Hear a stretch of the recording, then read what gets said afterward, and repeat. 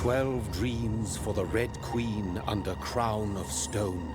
8 voracious beasts born from 8 restless nights. 4 nails piercing the flesh of the sinner.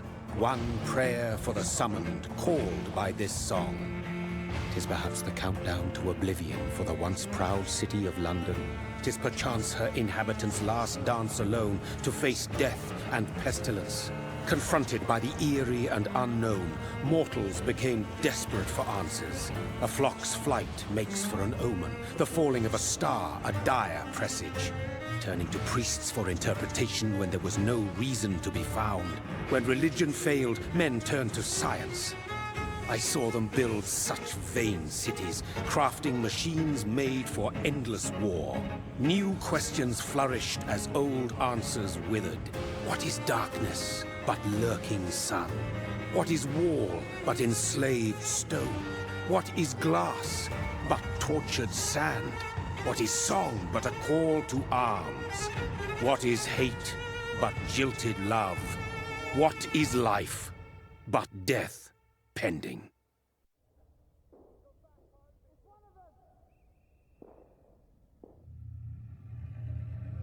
Death. Since the apple was plucked from the sacred tree, mortality was believed to be God's punishment. A righteous snare to keep mankind from ascending to the stars. They were all so wrong. Death is not a wicked thing, nor some holy retribution. A true punishment would be to never know its sweet kiss. Awaken from the harshness and be born once more.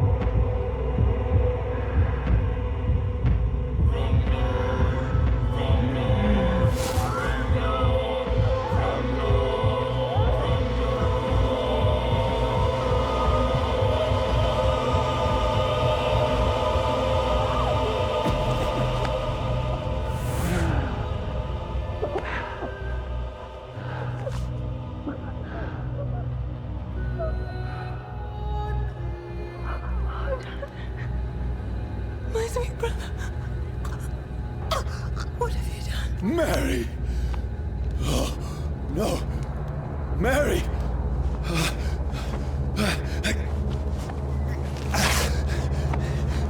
Hold on. Please, hold on. Oh, God. Oh, no. Mary. Mary.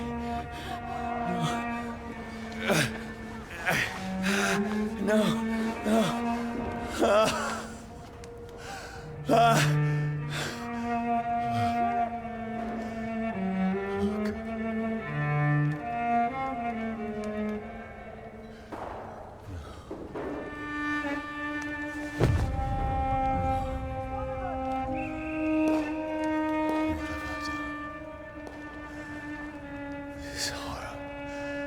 It's a nightmare.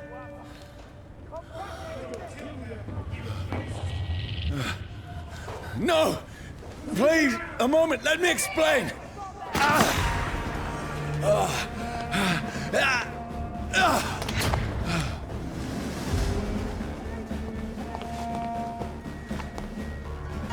These patrols are after me. No, don't shoot! This is a nightmare.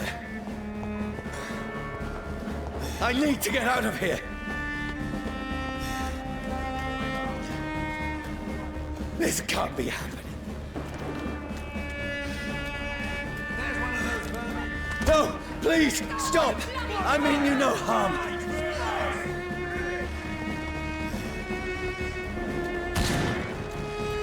What's going on? Oh, Mary. What have I done?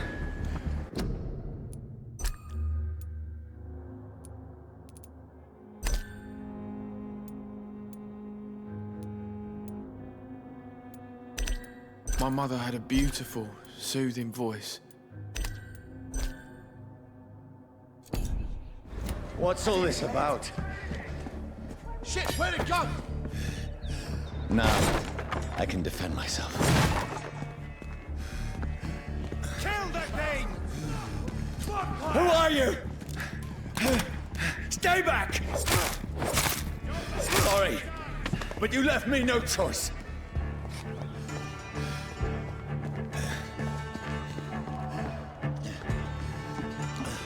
Who are you?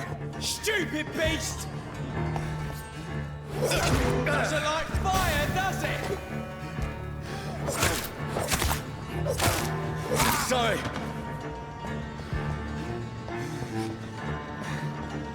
Team spotted! Watch No, out! please, stop!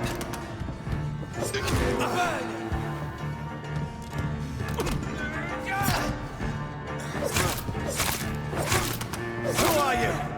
There's one of them vermin! What do you want?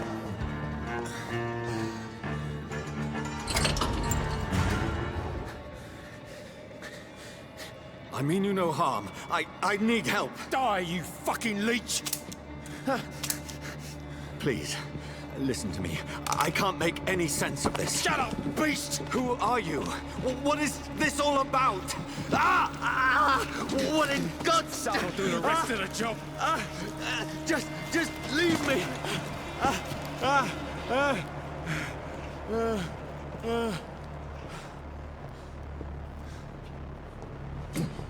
The sun. It feels like it's burning me to the bone. I need to find somewhere to hide. Over there! Right now! There's one of them vermin! Let me go!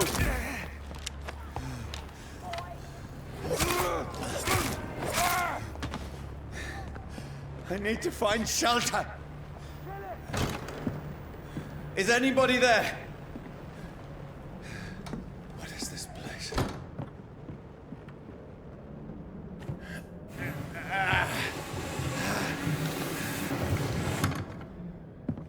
The place seems abandoned. I should be safe enough here.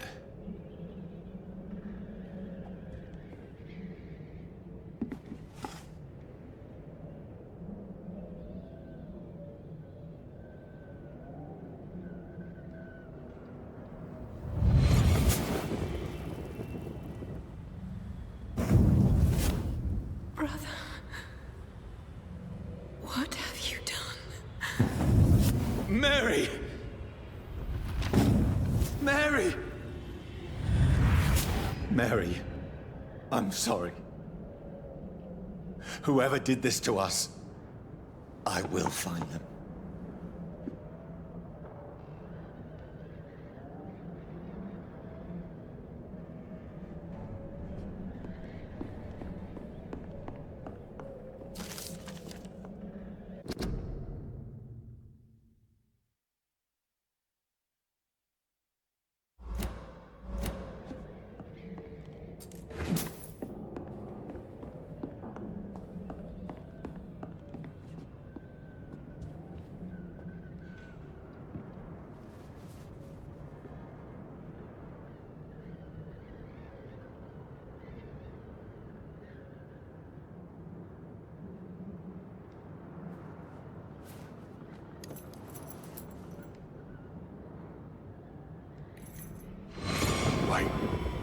This one's dressed up fancy.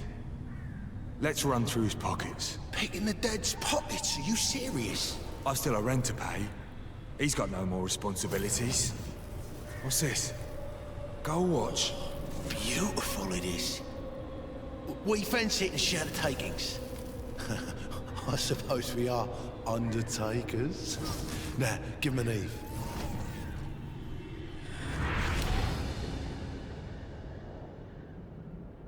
That's impossible.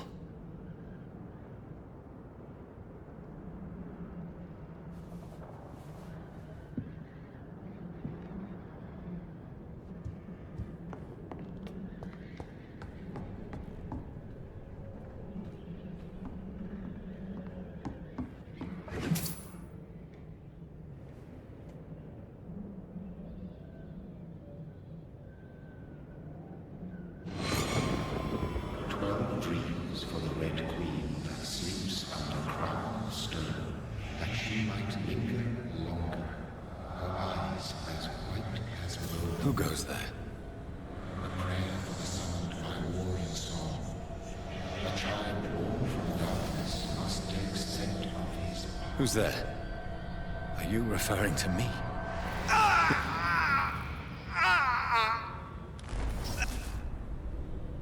No! No! I still have so much to accomplish.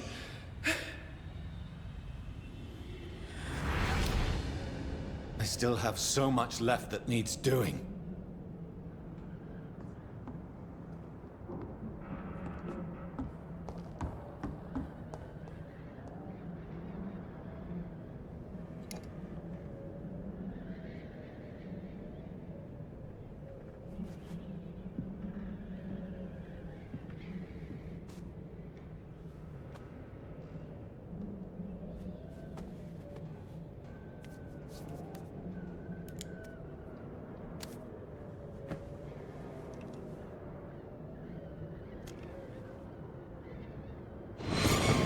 Johnny, this one's lost. We need to leave. And now! No! There's time. I can save him. That's the enemy coming! The orders are to evacuate the hospital! Done. He'll live. And now what? We fight. Killing is a hell of a lot easier than healing.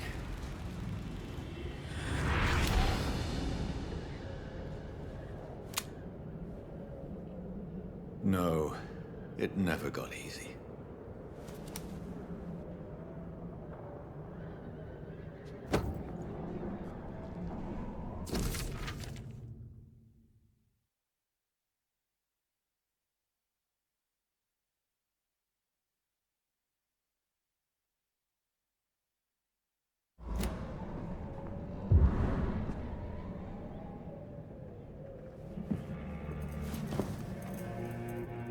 This makes no sense. None of it. No sense at all.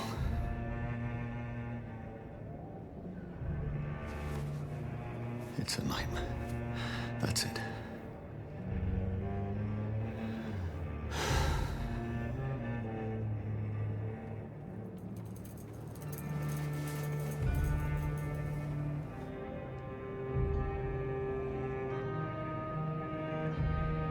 So be it.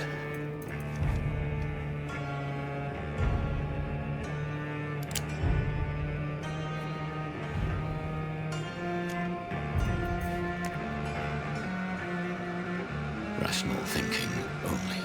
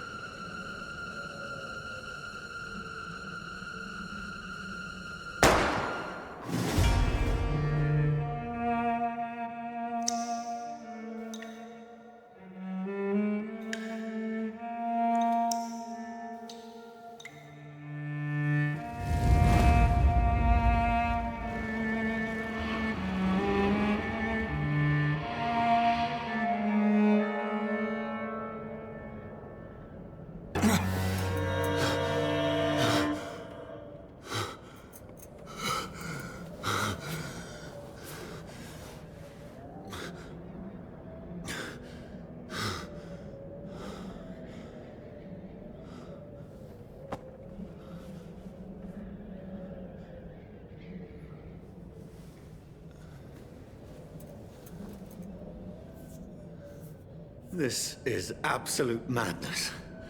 I've lost touch with the real.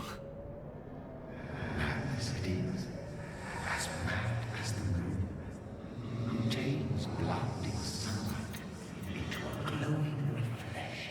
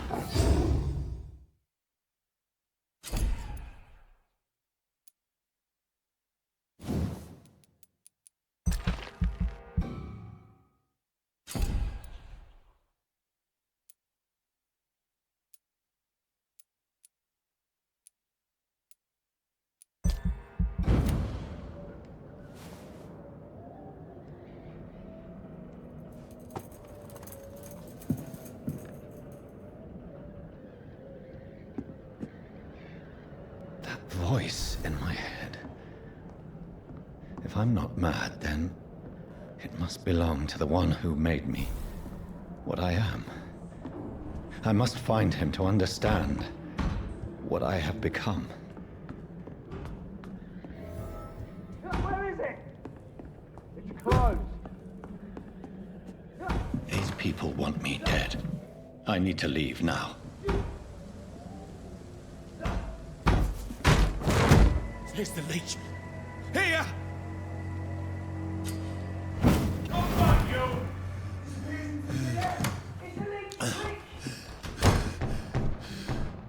My head's spinning. Oi! Come out, you coward!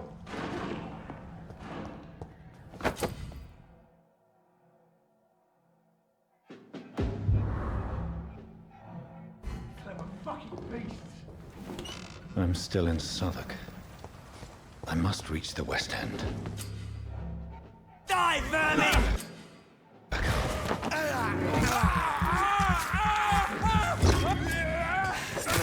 There's a strength I never knew I had.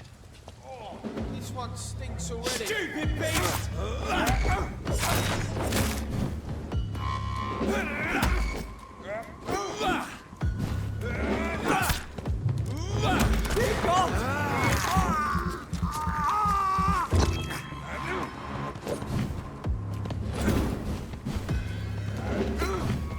This shouldn't be possible.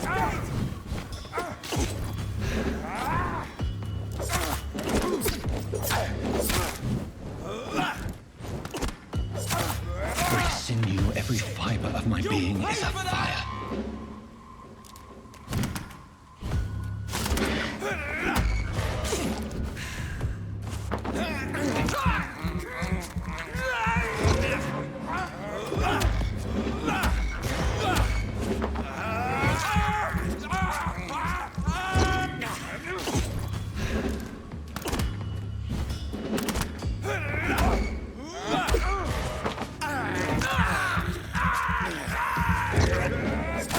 I feel like a child learning the limits of my body.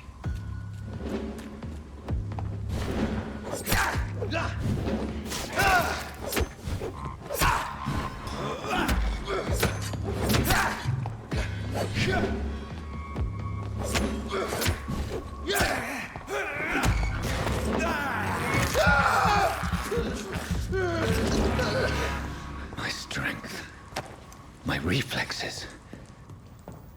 I'm not human anymore.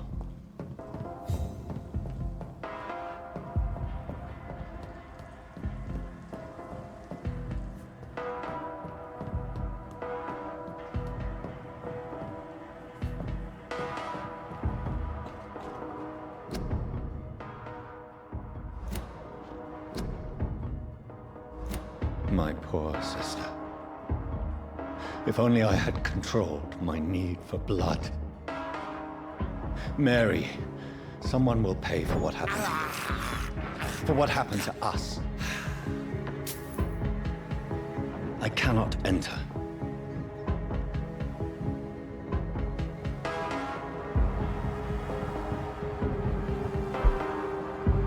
dizziness from the jump. I can now control it.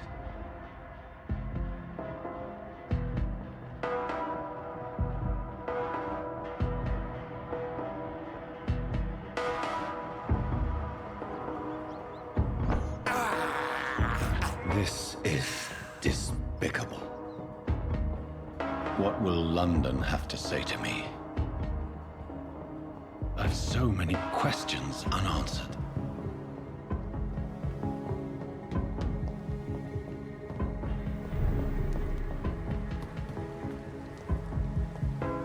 Another corpse. Have the very streets of London become a mausoleum?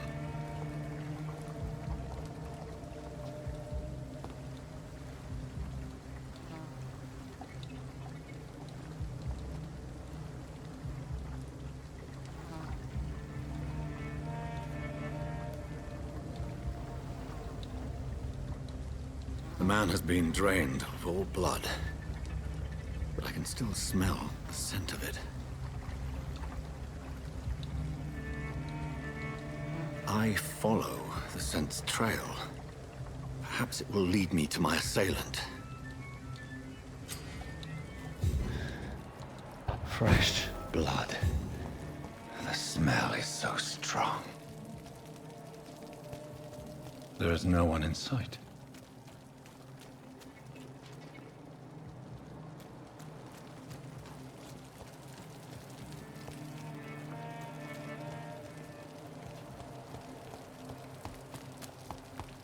Where has everyone gone? According to the blood patterns, that's where the victim was attacked. So that must be the killer's trail.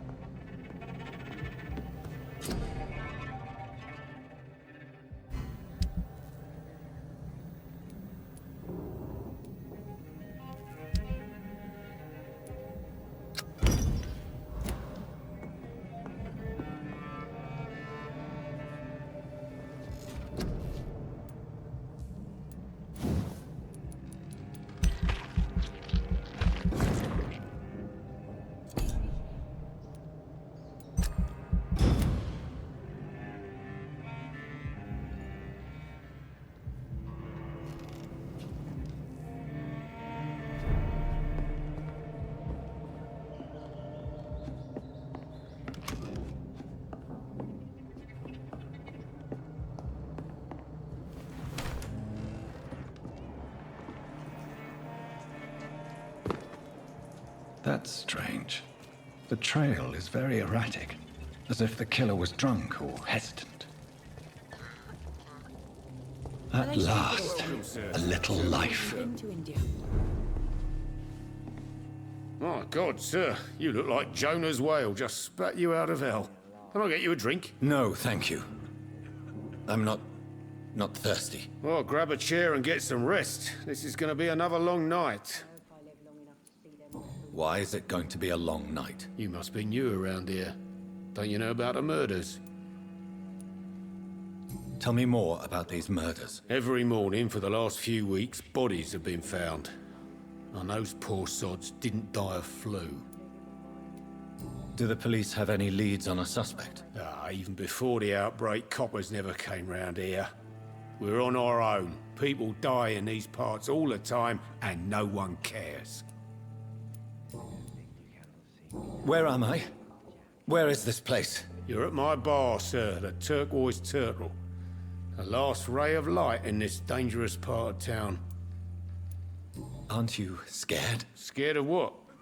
All the bad shit happens out on the foggy streets. And I never go outside. So you're open all night? Yep.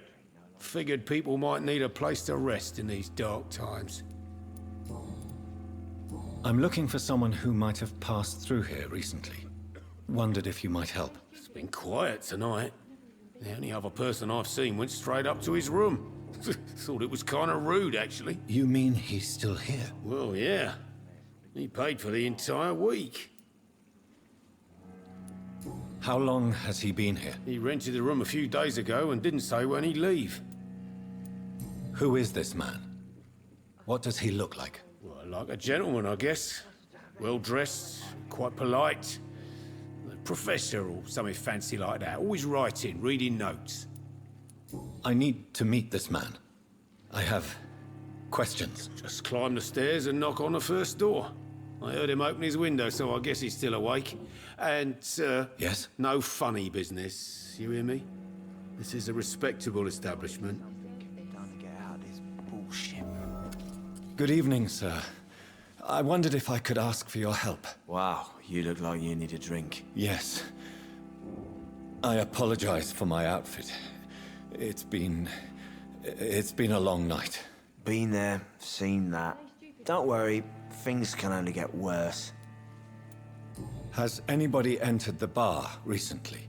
Can't say. Sorry. I spent the night making love to that gorgeous bottle, see? This is important, sir. Are you sure no one has come in here in the last few hours? I don't know and I don't care. This is a free country. People still have the right to come and go, don't they? What's going on around here? It's like everybody is hiding. You must be new here. Have you not heard about the murders? Everybody fears the return of the sewer dog. Who is this sewer dog? It's the local bogeyman. Convenient answer for every crime that happened for decades. You murdered someone, blame the sewer dog, eh? You make it sound like it's a fairy tale. People will always believe in monsters. It's easier than accepting their own darkness. We can all be monsters. I'll leave you to your bottle then. Hello, sir. Are you all right? Is there any way I can help you? I don't know. Maybe you could just talk to me. Maybe you prefer to speak with Tom, then. He's more agreeable talking to strangers. I just want to talk. I didn't mean to scare you. I'm not afraid, sir. It's just I've other customers to take care of. I only see one customer. Oh. Well, yeah, of course. I mean, I best check on them. I'll leave then. Thank you.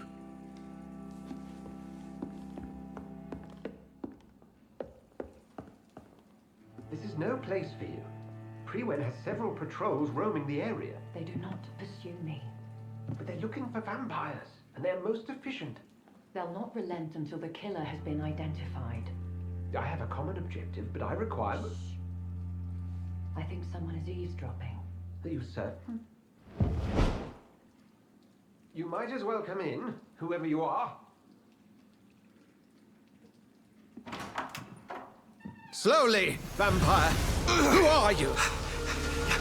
I mean you no harm, saith the vampire. Present yourself! I need a word. With anyone.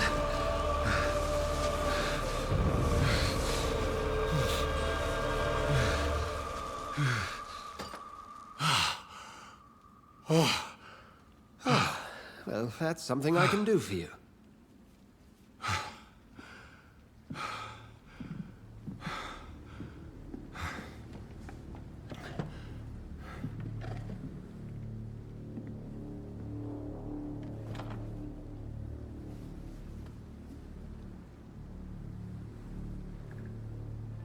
And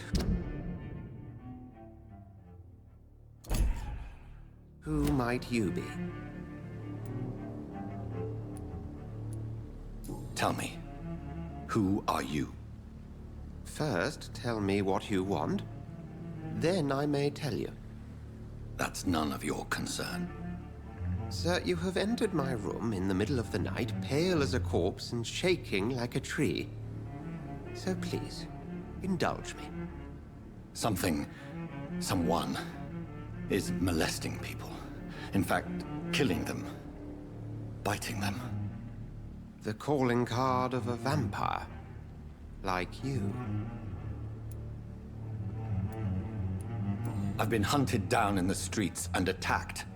I'm a victim here too. I believe you. Then if you are not a vampire, who or what are you? Dr. Edgar Swansea of the Brotherhood of St. Paul. I'm performing an independent investigation here in an attempt to understand precisely what is going on.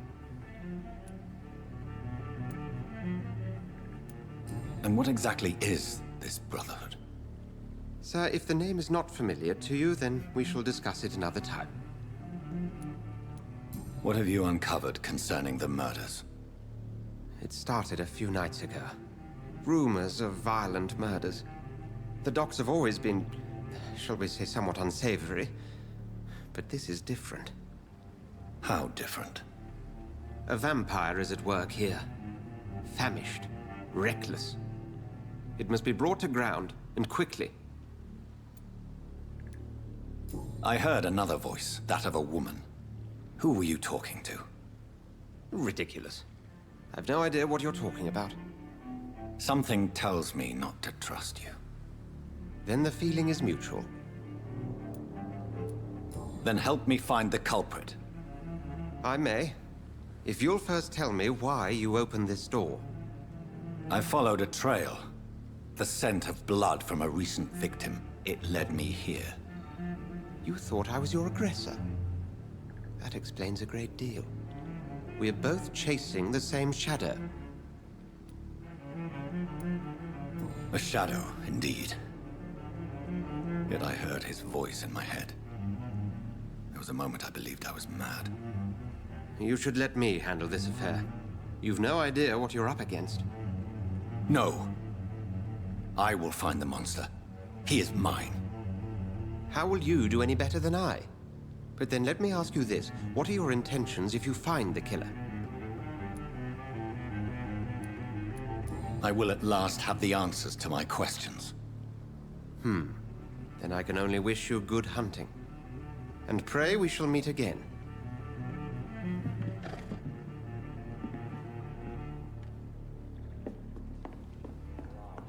If Swansea is not my attacker, it means somebody else came here tonight. Someone must know something.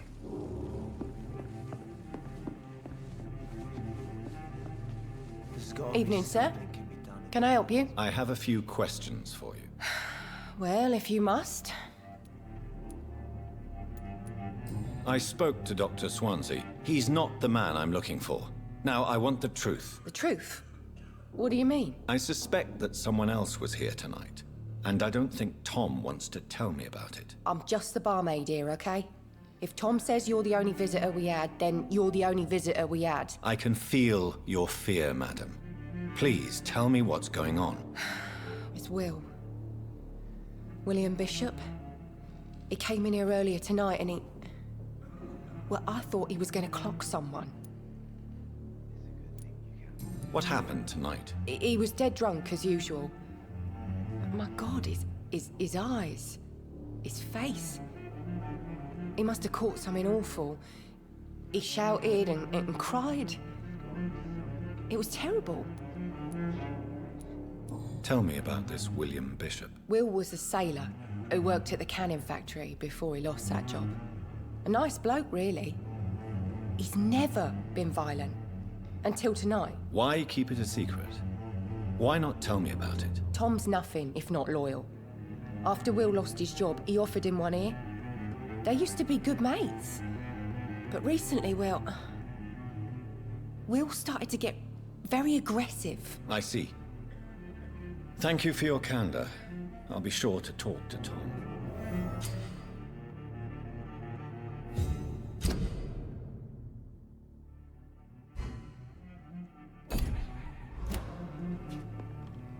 It's a good thing you cannot see me now, Mum. Hello, sir. May I disturb you again? And you're still ugly as sin. I'll leave you to your bottle, then. Are they stupid or something? I've never even been to India. Welcome back. Did you find what you were after? I can't say I have. Are you sure no one else came into your bar before I arrived? Hey, I told you, you were the only other stranger I've had. Tom Talk to me about the visit from your old friend, William. Yes, Will came by tonight, but he's not my friend anymore. Why lie to me if he is not your friend? I didn't lie. I said you were my only unannounced customer, and that's the truth. I need to find him. It's a matter of urgency. Do you know where he is? You could try his boat. It's up by the North Pier. He sleeps there when he's too drunk to get home. Please describe him to me. What'd you expect? He's a tall, sick bastard with a bad rash and torn old clothes. William used to be strong.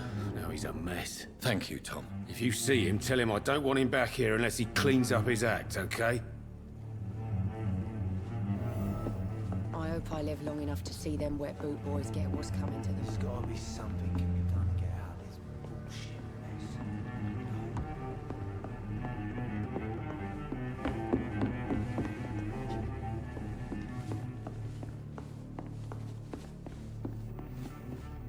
I think I'm losing my mind. I should just run as far away from this place as I can. I will get to the bottom of this intrigue. What's been done to me, to this city.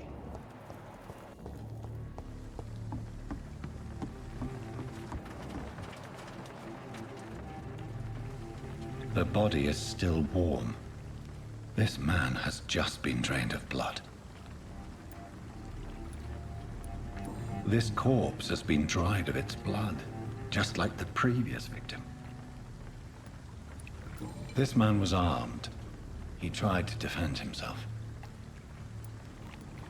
What's this? Some sort of note.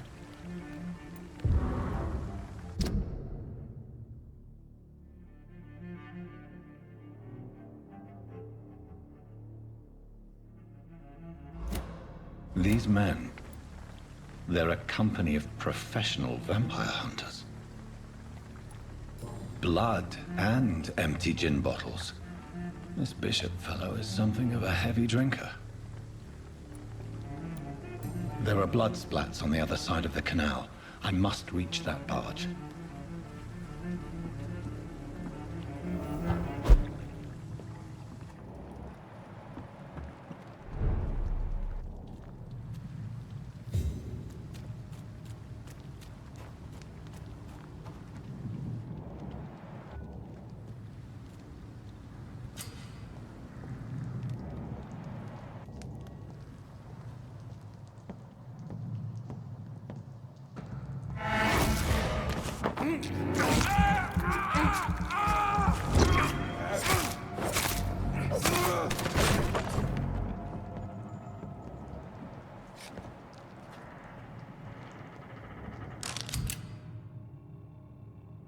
Ammunition crate.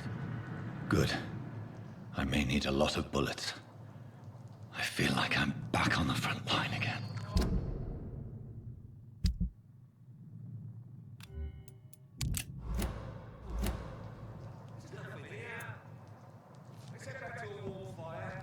Shut that foolish mouth of yours.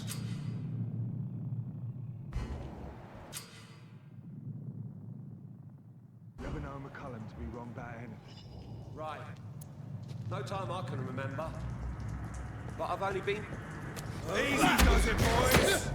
We can deal with this, Merlin. Steady, boys!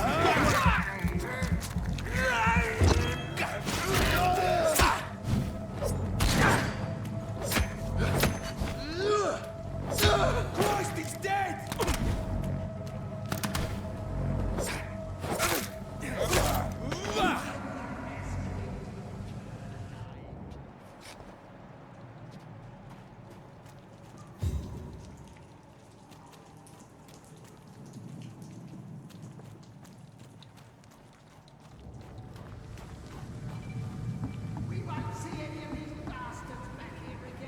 I'd head back if I were you, sir.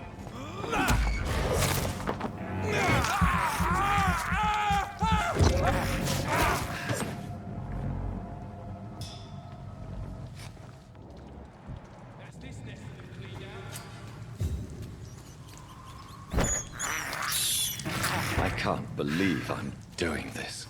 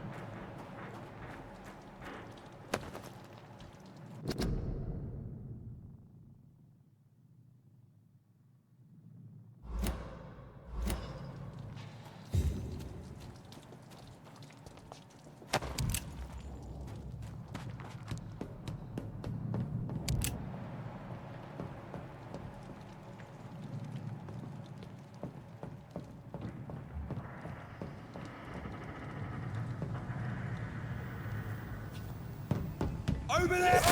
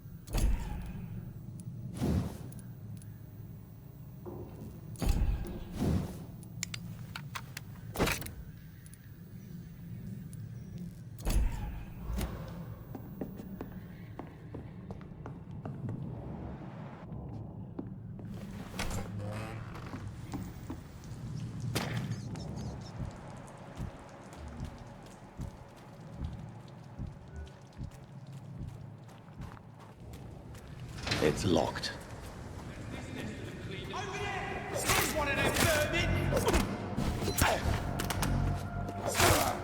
Fucking filthy piece of shit!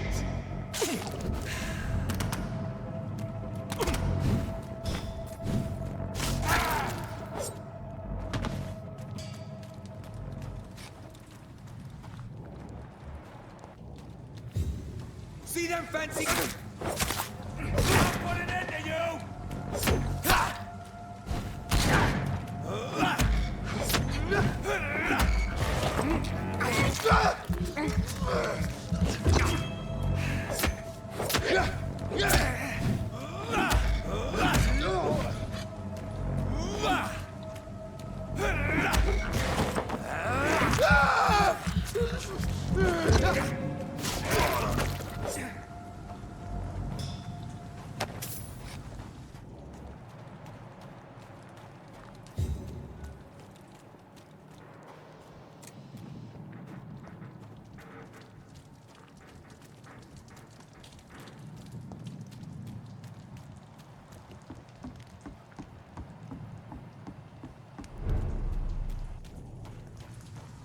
Fresh blood.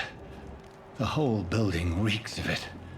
The scent is so strong it makes me dizzy.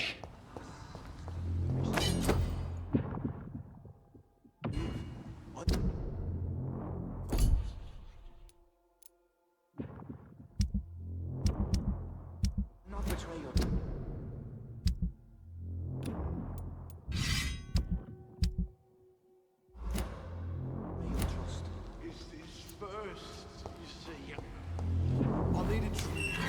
This place reeks of bloodshed.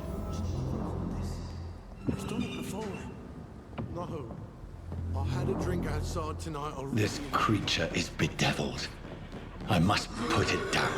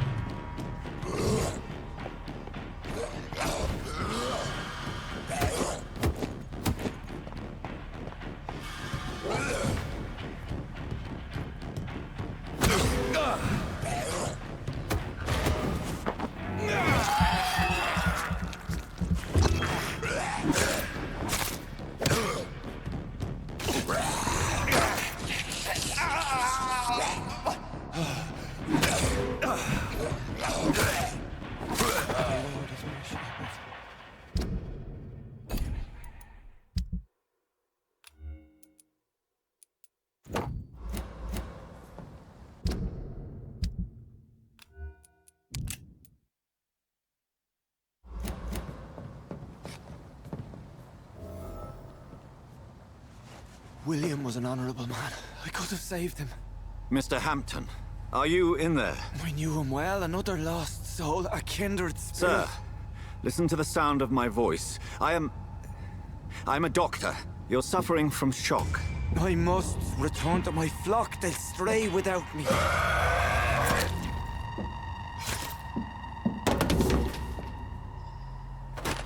Remember, certain skulls are every bit as resistant as we are. Who are you? What do you mean by skull? You truly are a newborn. I should have realized. Wait. You are the woman from the bar. Are you... like me? Can you help me? I believe, sir, I already have.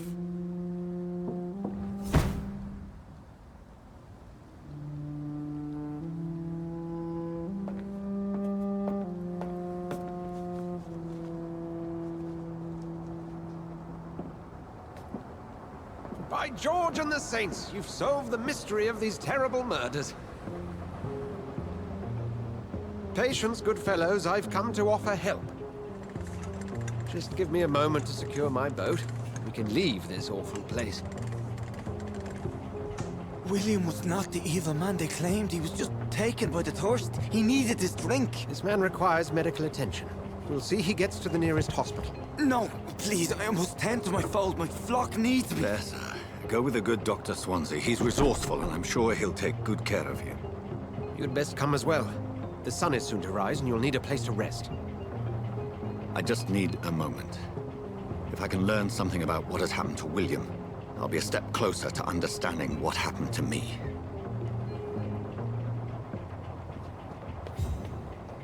This poor creature can't be my maker. Could it be some subspecies of vampire? I must find a place to analyze the blood.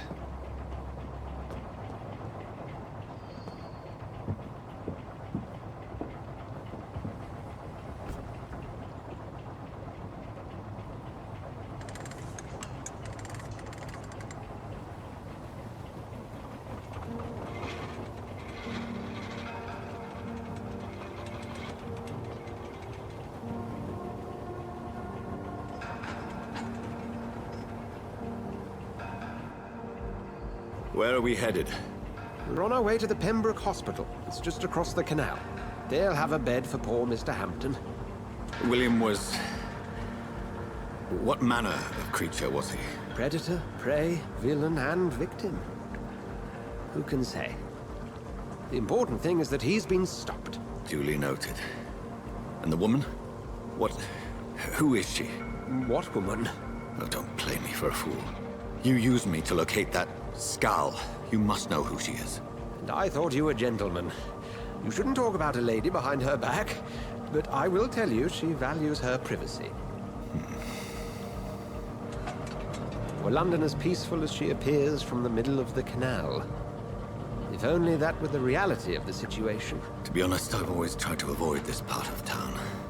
Pembroke Hospital is the last bastion between the rest of London and the epidemic. The flu has decimated the East End and the war still rages. Welcome to the front lines of a plague. This is where you work, Dr. Swansea? I am the administrator of Pembroke Hospital. I thought you were here in service of your mysterious order, the Brotherhood of... Of St. Paul's Stole, yes. But first and foremost, I'm a man of science. A physician, like yourself, Dr. Reed. How do you know who I am? No need for modesty. You are Dr. Jonathan Reed, a surgeon of some caliber and renown, if I'm not mistaken. You are correct, sir. I knew it! I had my suspicions. But when you took the blood sample from the corpse of poor William, I was certain.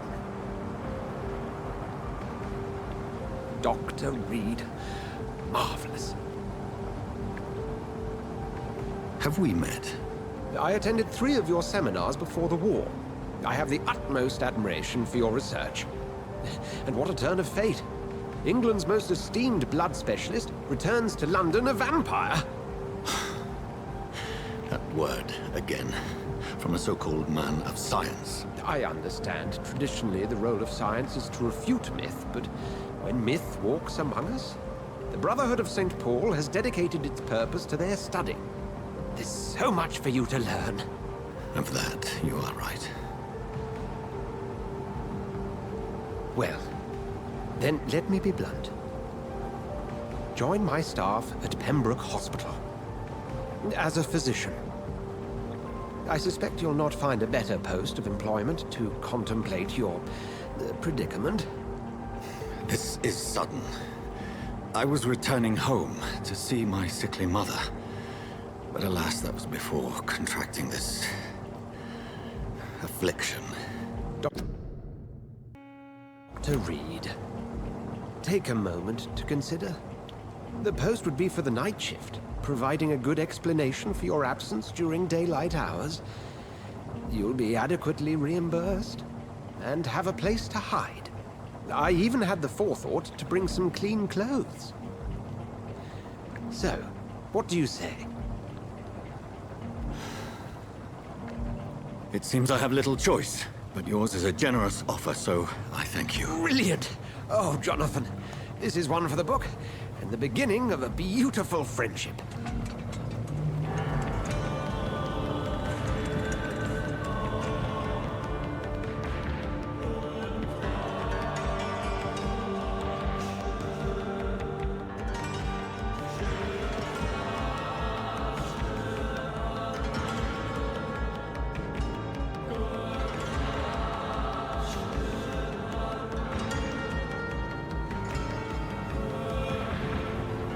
Dr. Swansea, thank goodness. I was beginning to be concerned.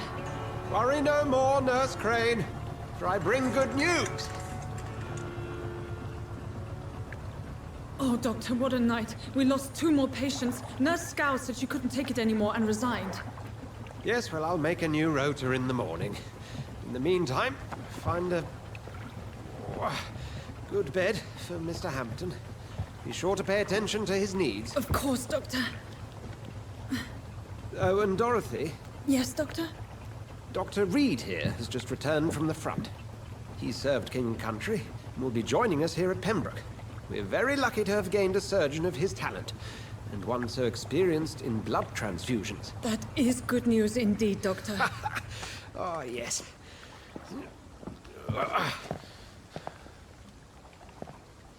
Here at Pembroke, it's not what we have, but what we haven't.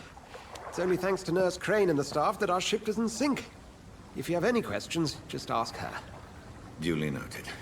Thank you. Your assistance is required, Dr. Swansea, immediately. Welcome aboard, Jonathan. We'll catch up after my rounds. I'm coming, Nurse Crane. I'm coming.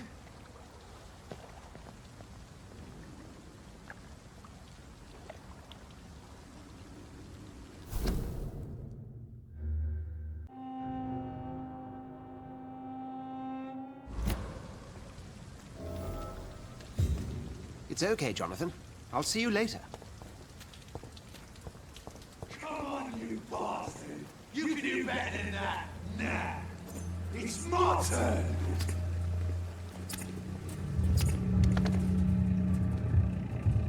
Rotten or pristine, each heart contains the seeds of life. Drink at this river, dry it all.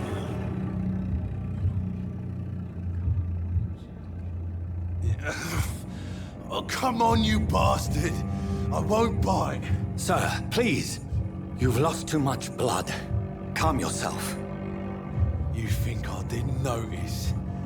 Stop your staring and get me to an hospital, you arse! I've a mind to let you bleed out. Good luck then, sir. All right, sorry. I am in pain here. My guts are spilling out onto the street and you're yabbering on. Yes. That's a very nasty wound you've got there. Take my word, I am a doctor. Dr. Jonathan Reed. Name's Clay Cox. I'd appreciate you helping me to a better place, Doc. Follow me, Mr. Cox. Let me assist you to that better place.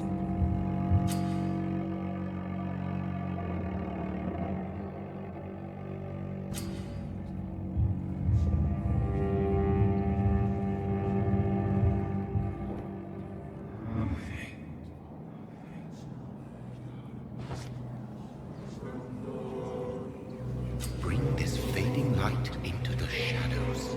Dance with him the dance of life and death.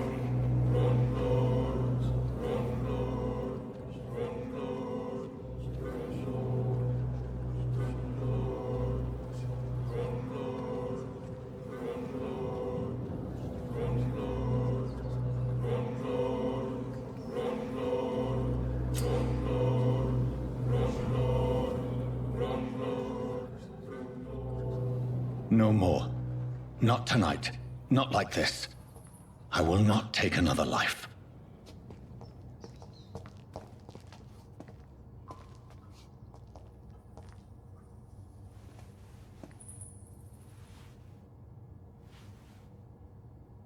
Whoa, I feel giddy.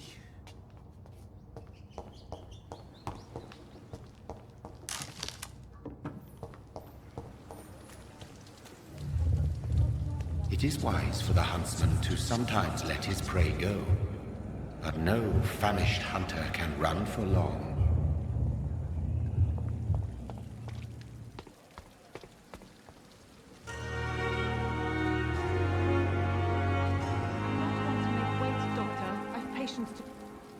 Doctor, where have you been?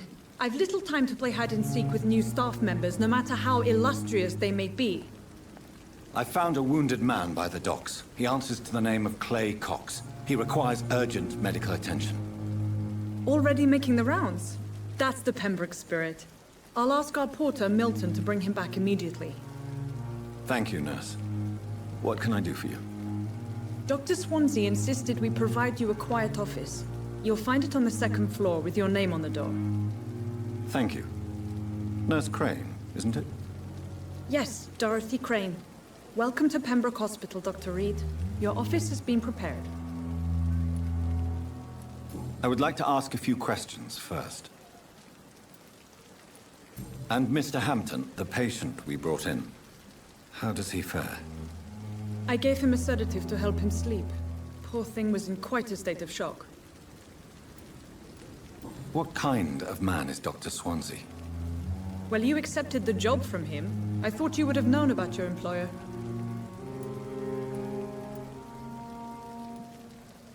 It's right to assume Dr. Swansea knows far more about me than I do about him. You'll get to know him soon enough, and better than me. The administrator has better things to do than mix with us.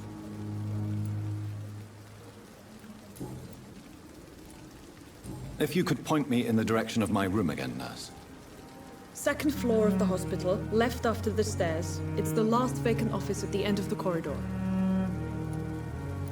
Thank you, Nurse Crane.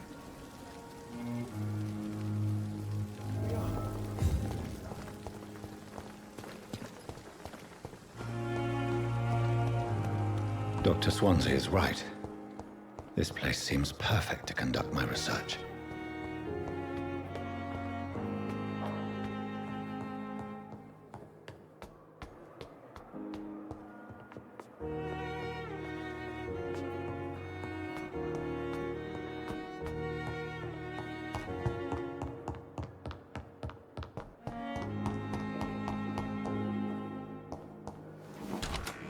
This must be the place. It's definitely away from prying eyes. Relegated to the shadows. A kingdom of my own.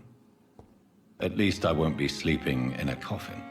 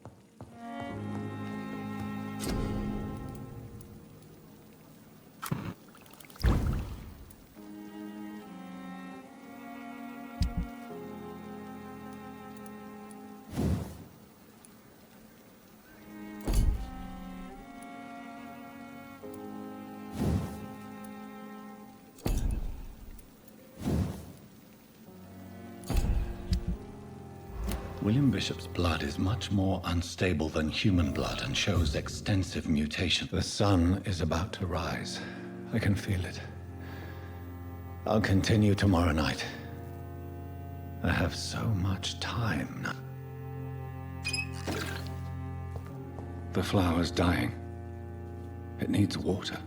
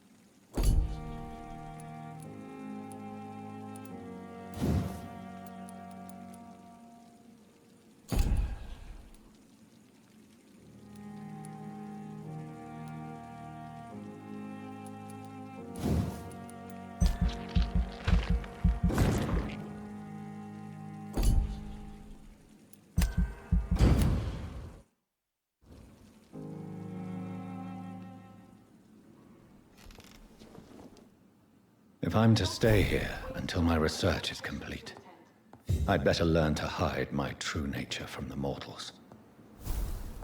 But what about my thirst for blood?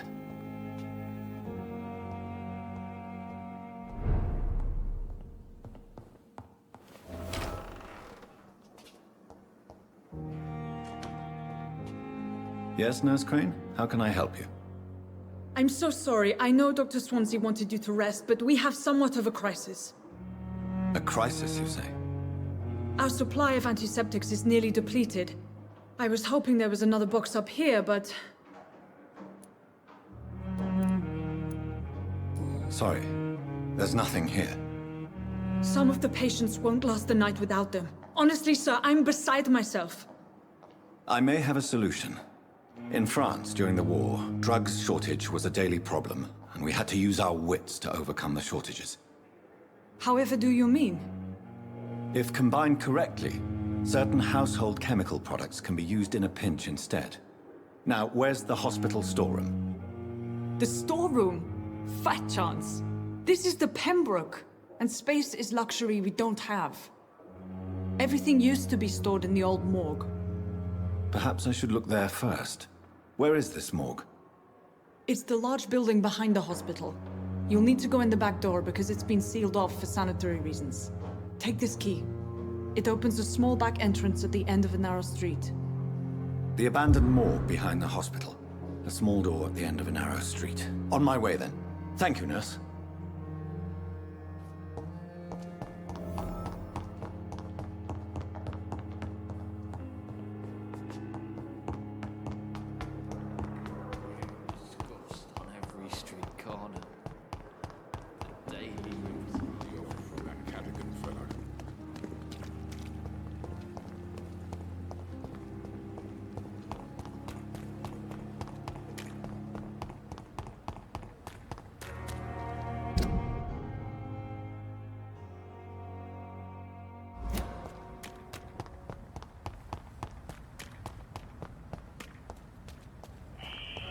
Scout. Voices in the garden. I should investigate. If they were to find somebody.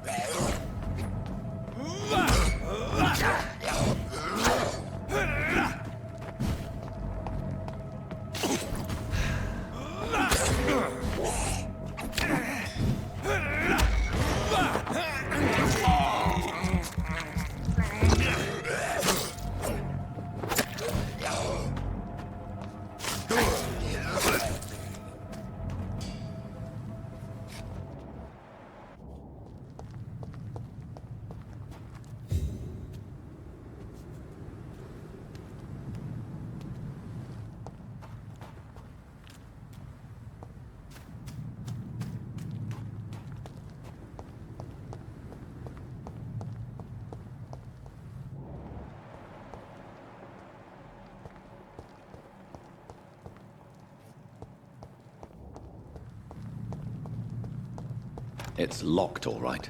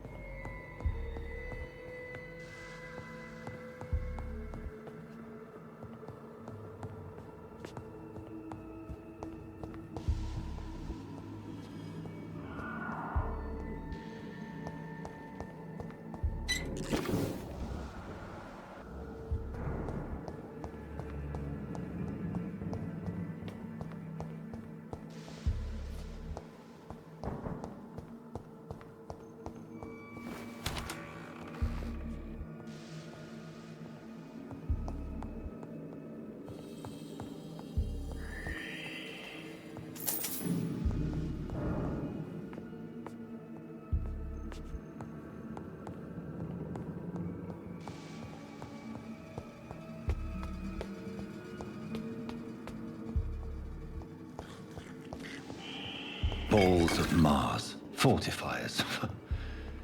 As popular as they are ineffective.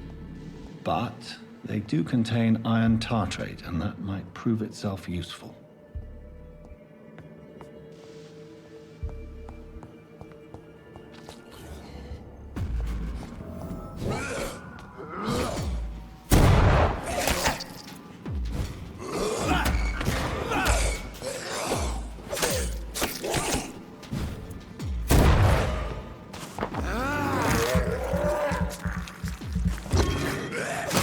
Behavior is similar to the infected William Bishop. Must be the same strain. This sickness moves faster than influenza.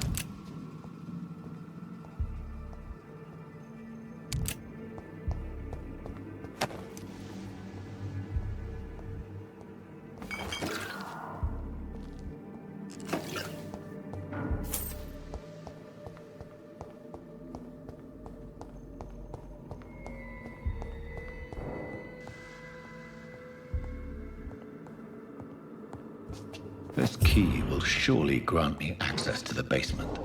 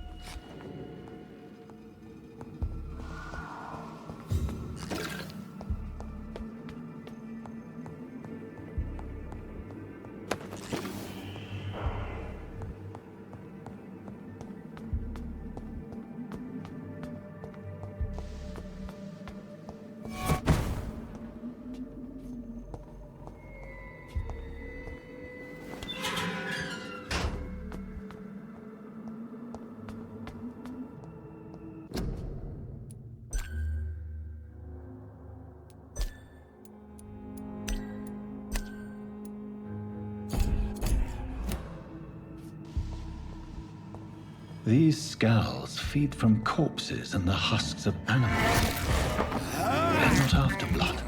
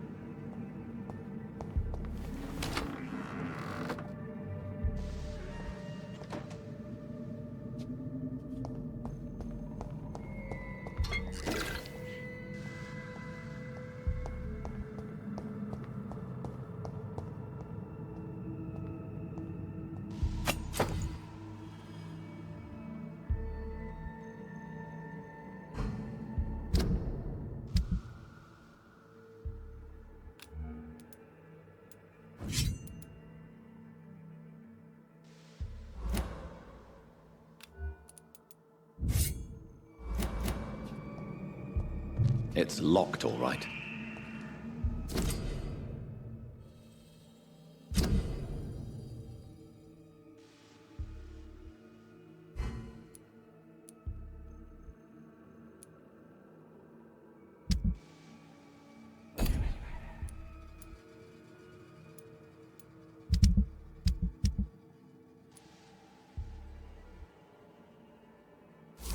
Mr. Connor's injuries don't match the report. Traces of a pinkish foam at the corner of the lips? Some sort of drug overdose, perhaps? Multiple abrasions and scarring on the arms and legs. Old and distinctive injuries of a sailor or a fisherman. The chest was originally opened to perform the operation. The sutures are clean, but the chest has been reopened.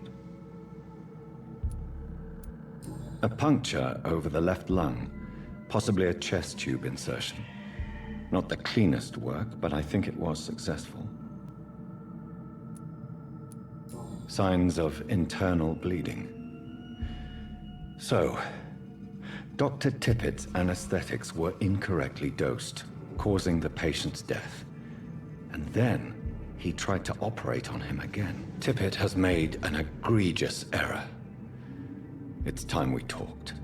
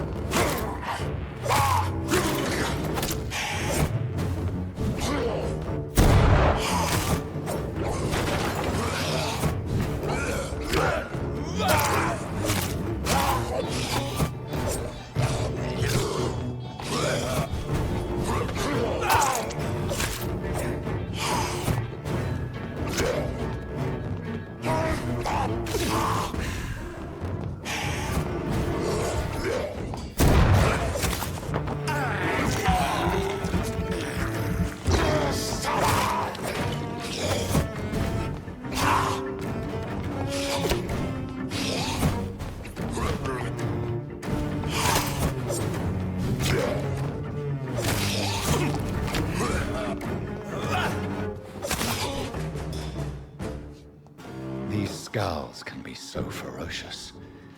I'm not sure I can defeat them without becoming stronger.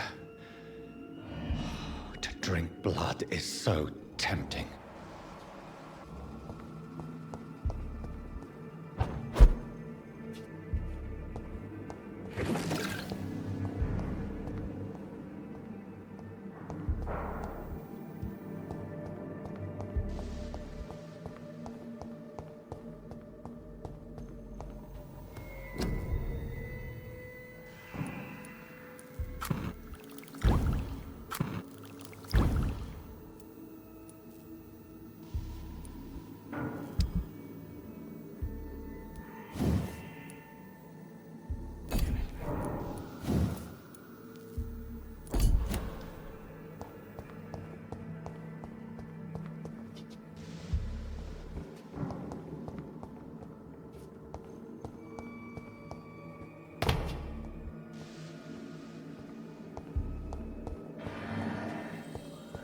Sodium hypochlorite.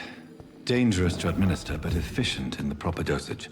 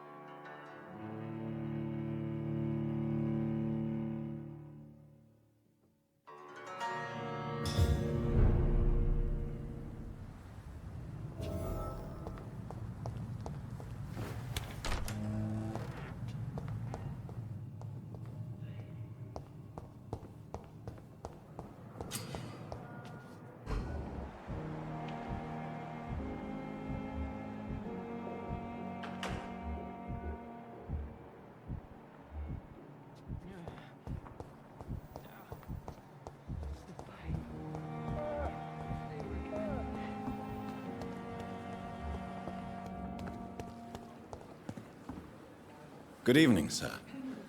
I'm Dr. Jonathan Reed. I'm new here. I've already heard about you, Dr. Reed. I'm Milton Hooks, the ambulance driver for this shithole of a hospital. That's quite a blunt introduction, Mr. Hooks. You can call me Milton. I like to speak my mind, Dr. Reed. Perk of the job.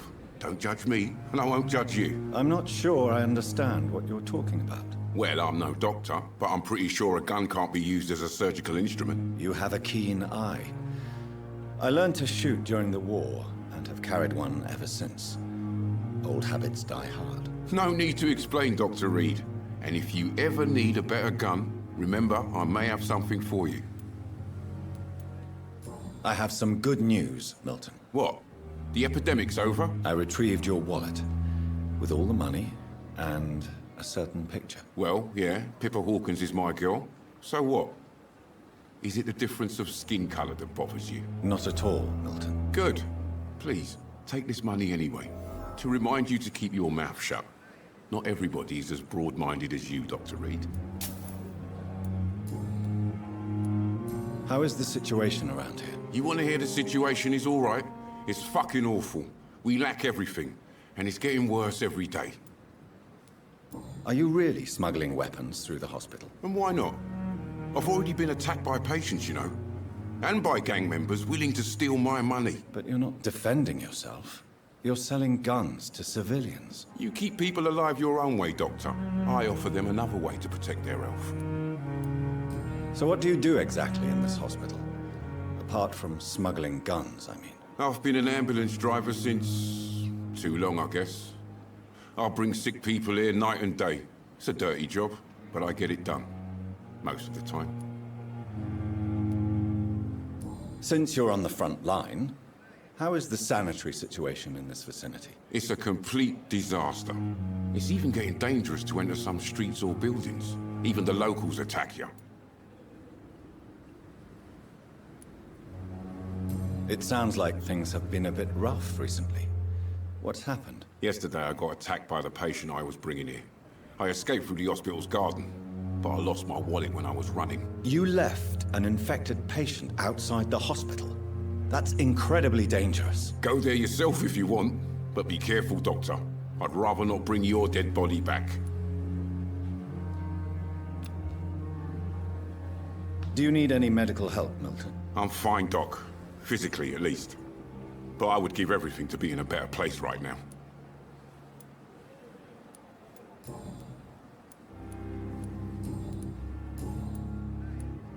What's going on between you and Nurse Hawkins? Pippa's tired.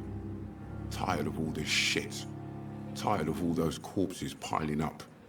She's as depressed as I am. During the war, I witnessed a few couples just like you come together in difficult circumstances. It can be very damaging. Maybe you're right. But we support each other. And that's all that matters. You do realize you could both get fired. Hospital staff are not meant to have intimate relationships with one another. Come on, Dr. Reed.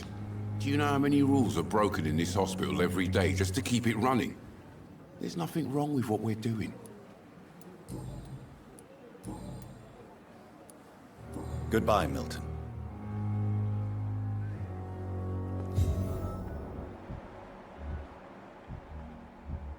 Another night with the glorious Britannia.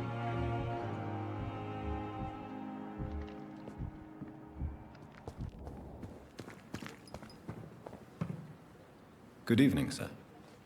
So it is true. The famous Dr. Reed has joined us. I can't think of any better news during these terrible times. Do we know each other? Actually, yes. We met once before, at the Rockefeller University in New York. Dr. Tippett, yes, I remember. I was assisting Professor Carell in his research about coronary bypasses. He had nothing but praise for you. He was also very confident about your future. And look at you now. Eminent surgeon and blood transfusion specialist. Corcoran, I want you to tell me about Mr. Connor. How did he die? What happened? He was my patient. He died because of my mistake. That's the blunt truth. Who was this patient? I don't know. Some sick man from the docks, maybe a fisherman. I had no time to talk with him. No one claimed a body. What was the nature of the mistake? It was a twofold error. My diagnosis was wrong, and the administered dosage was too strong. Why not stop practicing? Are you mad? I killed that man, I admit it, and it won't happen again. I have saved so many lives since then.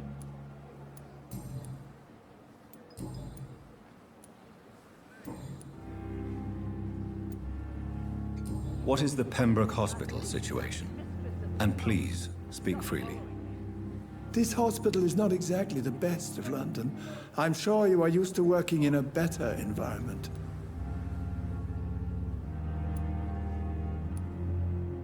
I can't say I'm thrilled to be working here, but to be honest, I didn't have much of a choice. Don't be misled by appearances, Dr. Reed. This hospital does not lack talented people. It just lacks hope.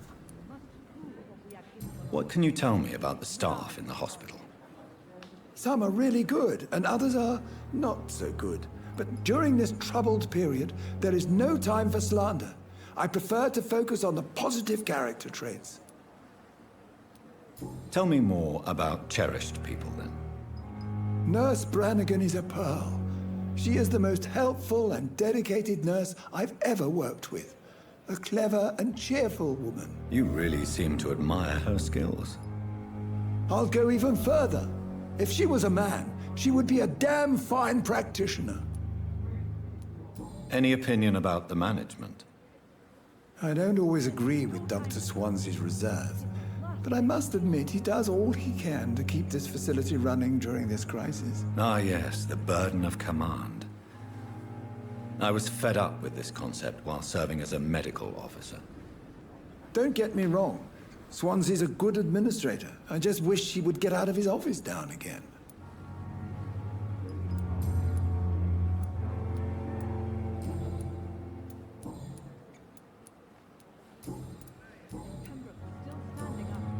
Do you need any medical assistance yourself, Doctor? Come on, don't be ridiculous, dear colleague. Goodbye, Dr. Tippett. Lost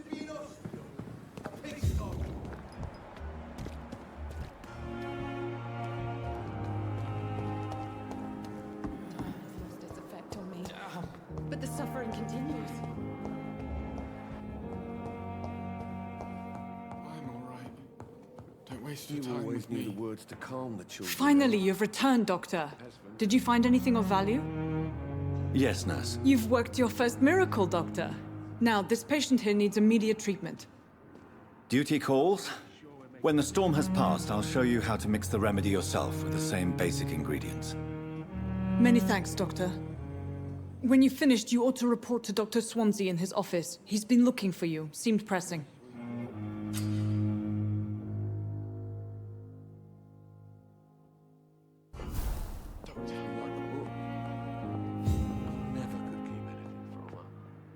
Good evening. I'm Dr. Reed. Can I help at all? No. Really?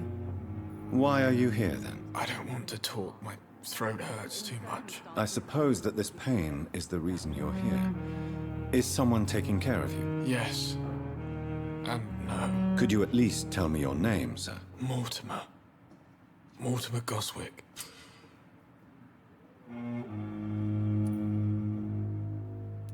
I have to go now, sir. But don't hesitate to contact me if you need any help. I'm all right. Don't waste your time with me.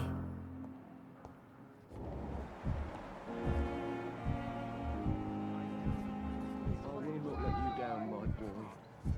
But in the circumstances, I'm willing to give you the benefit of the doubt.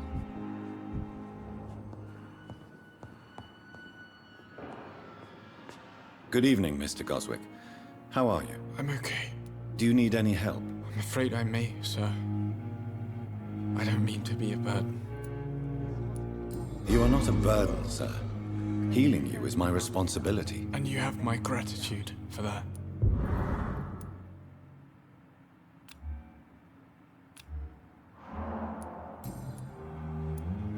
How painful is your throat, Mr. Goswick? So painful I'd rather not talk at all, Doctor.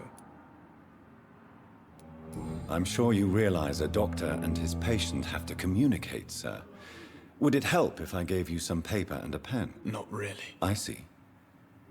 Then maybe it's not just your throat that hurts, Mr. Goswick. Perhaps your sore throat is just the consequence of something more hurtful. Yes, maybe. But I don't want to talk or even write about it now. Circumstances, I'm willing to give you the benefit of the doubt. Tell me about yourself, Mr. Goswick. I don't want to talk, Doctor. I have to go now, sir. But don't hesitate to contact me if you need any help. I'm all right. Don't waste your time with me. Good evening, madam. Can I help you? It's my son who needs you, sir. I'm Dr. Jonathan Reed. How can I help your son? I'm Beatrice Goswick, mother of Mortimer Goswick. Could you check on him, please, Dr. Reed? I've heard much of your talents as a physician. What can you tell me about yourself, Mrs. Goswick? Not much to say. Just take care of my Mortimer and I'll cover all the expenses. That's all that matters. Are you really that rich? Most of the patients here are of a more humble origin, if I may say so. Yes, thanks to my husband. May he rest in peace. I can cover any needed medical expenses. May I ask if you have an occupation, Mrs. Goswick? I'm a teacher by profession. I teach young women who are more ambitious about their futures than their families. What do you think of your reception here? Any complaints? I have had the uttermost reservations about this hospital since we arrived. But we had no other choice, considering the state of emergency. Is there something in particular that's bothering you? Some of the staff were not especially welcoming. I suspect they're not accustomed to dealing with patients of such social standing. Tell me more about your arrival at the Pembroke Hospital. What gave you such a bad first impression? The ambulance driver was quite rude, for a start. And that nurse, Miss Hawkins, seems to have quite a dubious attitude. What do you mean? She managed to secure a bed for my son despite the epidemic. It was a relief, but it wasn't cheap. She charged you for a bed? Yes, and I paid without question, considering the urgency of the situation. I share your concern, Mrs. Goswick. Be sure that I'll talk to the people involved. I don't expect compensation, Dr. Reed. But I'm aware such behavior would not be tolerated in other hospitals.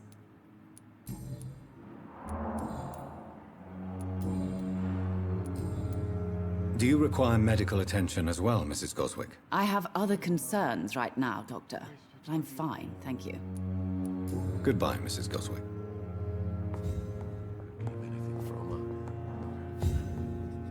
Dr. Reed, may I help you?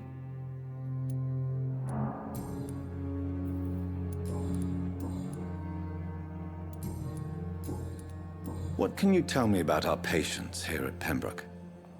This hospital was founded to help the East End poor and needy.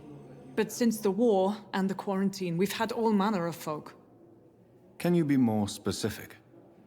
Well, veterans, the elderly, dock workers. We even have a few mental patients. If there's space, we take them. What can you tell me about the epidemic, Nurse Crane? I've been out of touch since I've come back to England. Everyday folk don't know how bad it is. The papers certainly won't tell them. Not as long as the war is raging on, anyway. News on the front stated that the Spanish flu was under control, at least in Britain. It seemed to be for a while, but that was only last summer. It returned with a vengeance just over a month ago.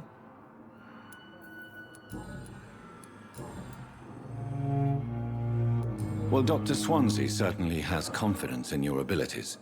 Are you in charge of the nursing staff? Not in an official capacity, but the Pembroke doesn't always work above board, so to speak. How is the duty roster organized? Everybody works until they can't. If there's time, they'll eat a meal and shed a silent tear. What about medical protocols?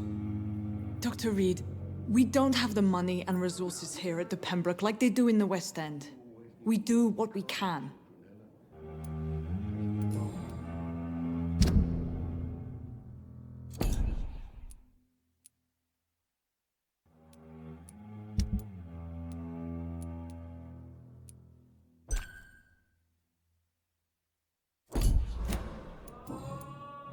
I'll see you later, Nurse Crane.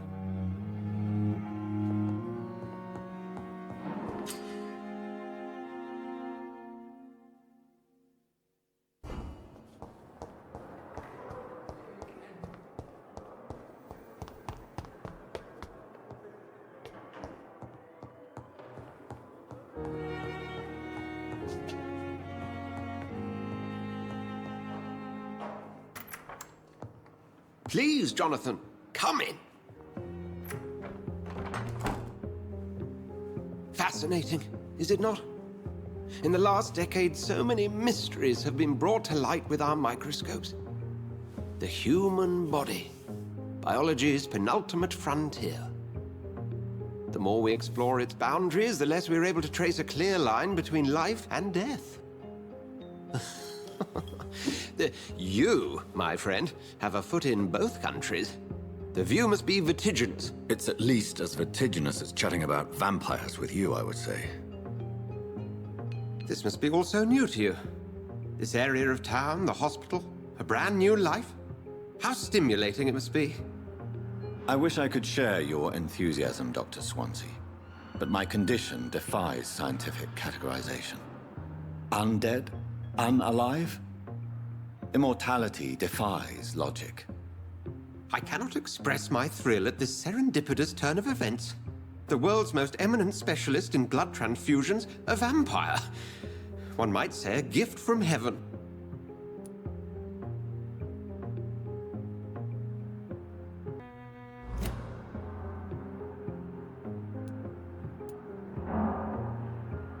There is an absurd poetry to my situation. Physician, heal thyself. Forgive me. I've been an admirer of your work for a long time, and now you are so much more than a brilliant physician. And please, call me Edgar.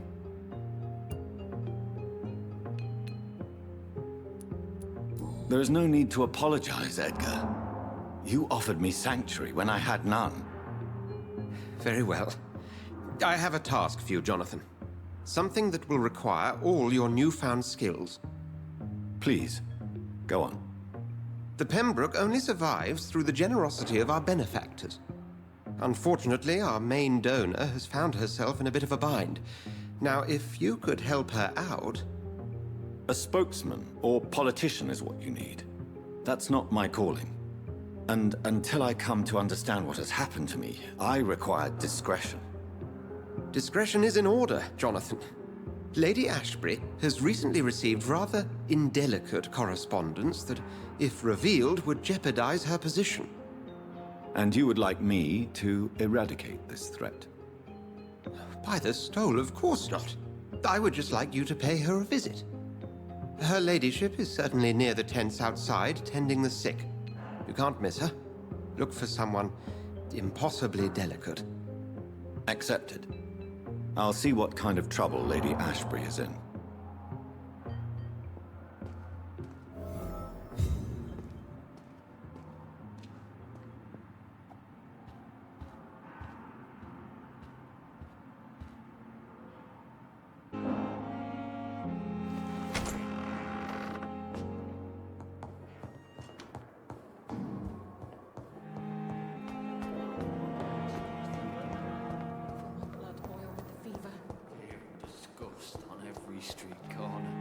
Good evening, nurse. Good evening, Doctor. I don't think we've been introduced yet. My name is Pippa Hawkins. And I'm Dr. Jonathan Reed. Dr. Swansea has recently offered me a position in this hospital. Well, it's a euphemism that your help will be appreciated, Doctor. Pippa, I know you're very close to Milton Hooks. Yes? Milton Hooks is my man. If you want to report me for that, just feel free, Doctor. I have no intention of reporting you, Nurse Hawkins. But are you aware of the risks? The rules say I won't be allowed to work as a nurse anymore.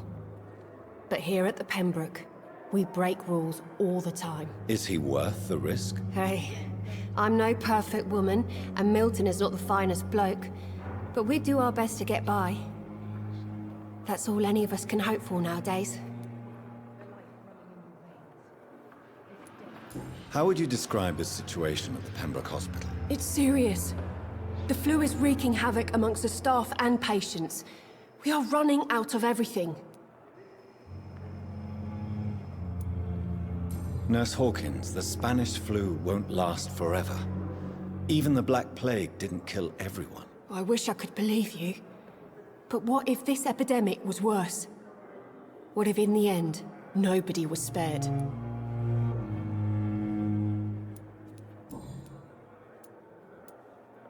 How long have you been a nurse? Well, long enough to see that the epidemic is winning. And no matter how qualified you are, don't tell me you'll change that.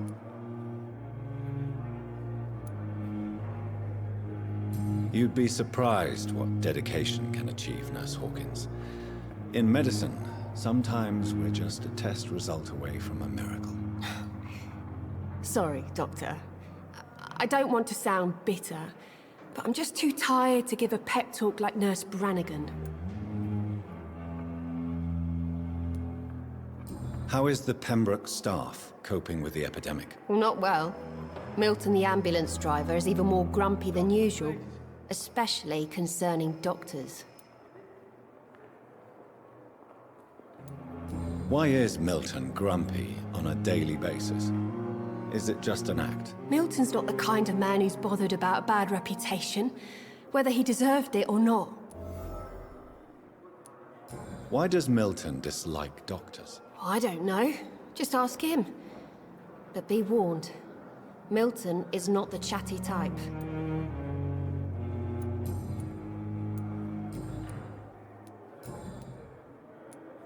Do you need medical help yourself, nurse? I'm fine, really. I just need to sleep. Goodbye, Nurse Hawkins.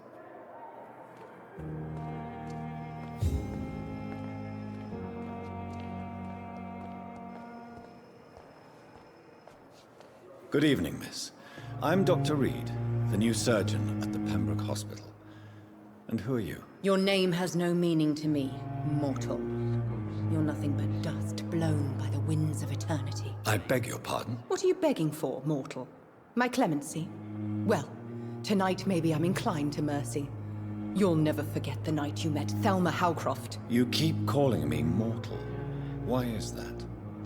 And if I'm mortal, what are you? Well, Dr. Reed, if you must know, I'm a vampire.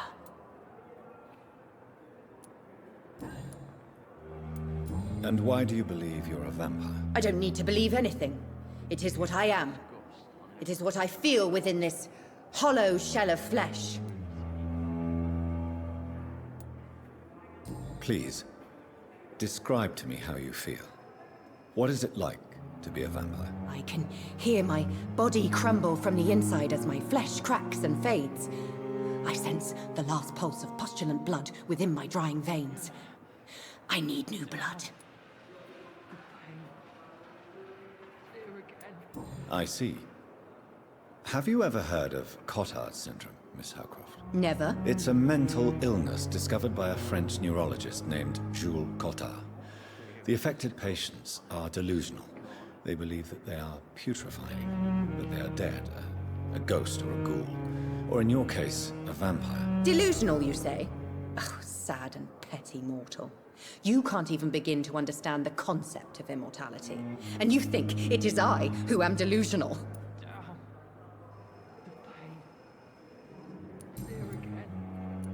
I'm assuming you must be a patient here. Am I right, Miss Howcroft? It's only a cover. To hide from my enemies. I can leave whenever I want. As a woman, a spirit, fog, or bat. The staff here are not your enemy. They're here to help you, to care for you. I'm not speaking of the doctors in white. I'm speaking of the men and women who hunt me. For I am a vampire. I see. Don't worry. These people will not find you here. I'll personally make sure they leave you alone. Thank you, mortal. But do not interfere with them, for you are no match for those that hunt me. Do you require my services, Miss Howcroft? I have no need for your medicine, Dr. Reed. Blood is the only drug I need. Have you heard of any blackmailing going on within these walls? I have no time for mortal games. My secrets are beyond their comprehension, Dr. Reed. I'll leave you, Mistress of the Dark, to your nocturnal activities. Damn. The pain.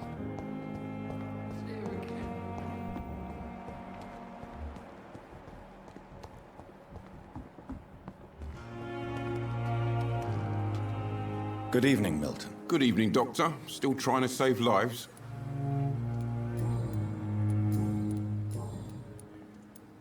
Why do you have such a mediocre reputation among your colleagues, Milton? Fuck them. Nobody knows the horrors I've seen since working here.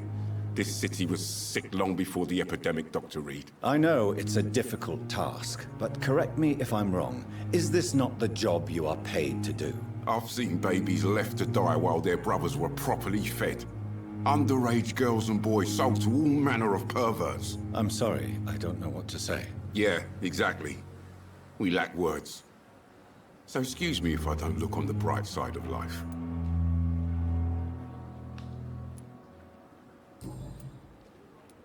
I'd like to see your goods. Wise choice, Dr. Reed. A reliable gun is what everybody needs these days.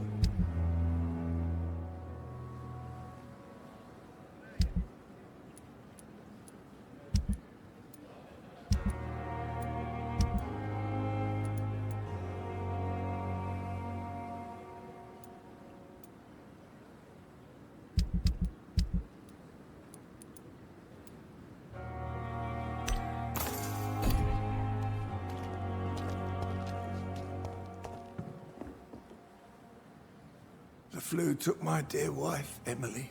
I take comfort knowing we'll soon be together again. Mr. Rainfield, that's no way to talk.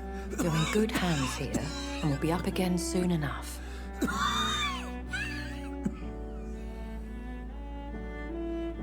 Now do me a kindness and get some sleep. I'll be back round later. Your words are kind, the blessings of an angel. You're the sweet, sweet Lady of Mercy.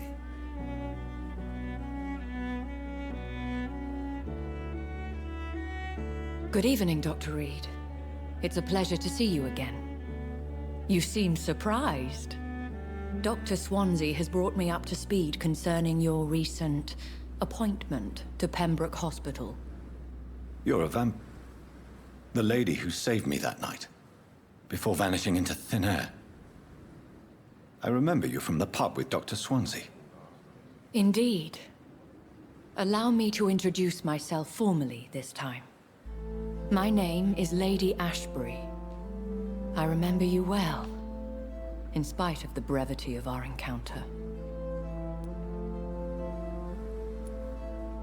Apologies. You've taken me by surprise. I'm very happy to see you. The pleasure is mine, Doctor. I hope you're more disposed to answer my questions now. You must have countless questions, but our rather urgent matter first. Swansea has explained. My cover, if you prefer, has been compromised.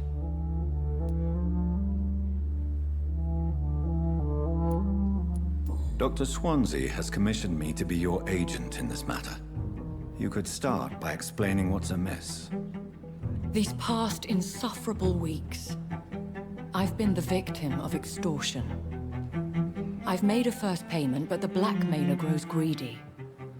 I must refuse his most recent demands.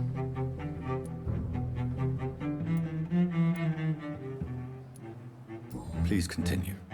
Every detail is essential. I'm your man. My embarrassment in this matter is eclipsed only by my shame at having put the hospital at risk. The threat from our anonymous scoundrel is clear. A list of dates. My visits coinciding with the dates of suspicious patient deaths due to massive blood loss.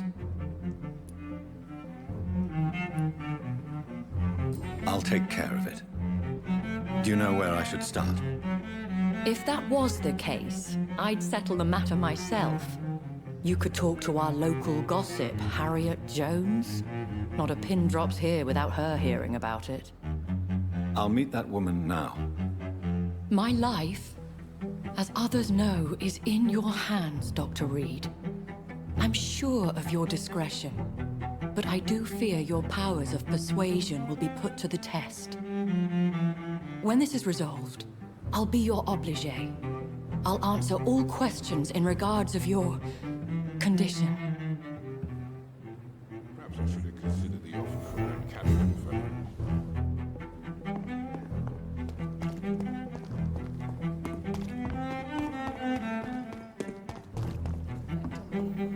But the suffering continues. Simpletons, these nurses. Bred with no respect. What? What is this? Who are you? Get out of my room. There's no need for alarm, madam. I'm Dr. Reed, the new surgeon. Preposterous. Dr. Reed, you say? I don't want some bumbling intern. Where's Dr. Swansea? Please, calm down, madam. I assure you that I am highly qualified. I'm just back from war duty. How brave. Threatening an old defenseless woman. You know how long I've been a patient here? You've picked the wrong fight. I'm Harriet Jones. Harriet Jones? Indeed. I've been meaning to have a chat with you. You know what goes on here better than any other patient, I gather. Oh, better than any patient, nurse or doctor. I've seen so many vile undertakings. I heard there have been some despicable goings-on. Was there a case of blackmail? Blackmail? Wait. You're investigating something. This isn't a social call. One of those incompetent cunts slit a poor sod's vein. If I didn't know better, Miss Jones, I'd be inclined to say you enjoy this type of idle gossip. God's honest truth, Doctor. It's just the way it is here. Most of these bitches would let you freeze to death before getting you a blanket. You seem to know more about the goings-on here than anyone else. Beware, Miss Jones, in case suspicion should fall on you. That's it. Blame the old and infirm. I see those little bitches' greedy little eyes. Just waiting for me to pop off they are. I assure you, madam, this is not an investigation into a possible medical error. Debauchery, then? Nurses Crane, Hawkins, Brannigans, whores, all of them. They can't keep their legs shut. I've seen them scratching slutty sores. Really? Well, if you have irrefutable proof, I'll not have the staff behaving in such a manner here. This is your business, Doctor, not mine. But I swear one of the nurses is cavorting with some man on hospital hours. Thank you for your time, Miss Jones. You've given me something to go on. See you on the next round.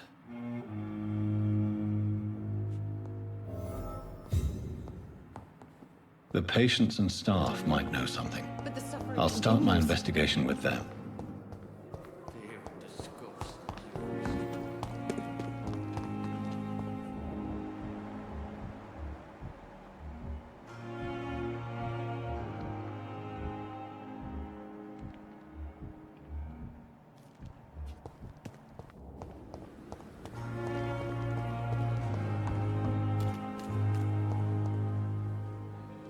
Good evening, Mr. Cox. Dr. Reed. Still working at night, I see. I like that. And why is that? People who don't sleep at night always seem more alive to me. More interesting, one way or another. Have you heard of any underhand dealings going on in the hospital? Blackmail? That's not my style. Too risky. The black market, though. Now that's where the money is. I'll leave you for now, Mr. Cox.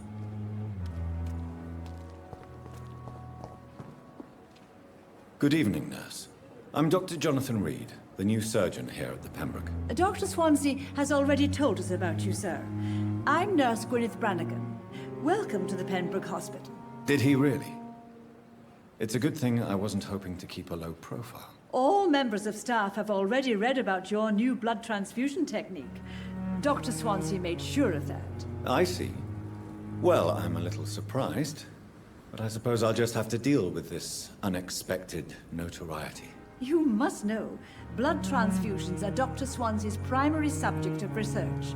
He is convinced it is the future.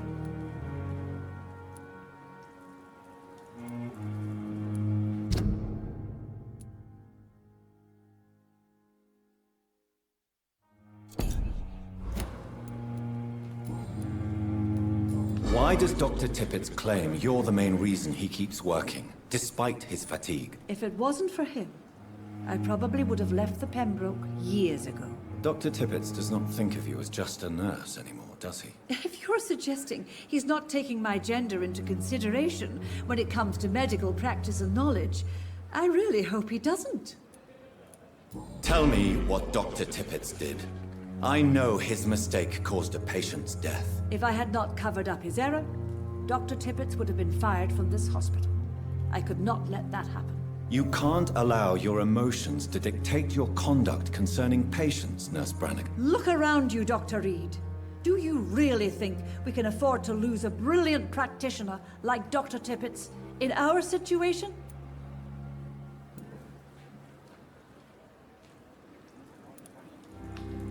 I can't say I approve of what you did. But as a field surgeon, I know that some situations require you to bend the rules. I'm not proud of what I've done, but to contain the epidemic must be our priority, so we can't afford to lose Dr. Tippett.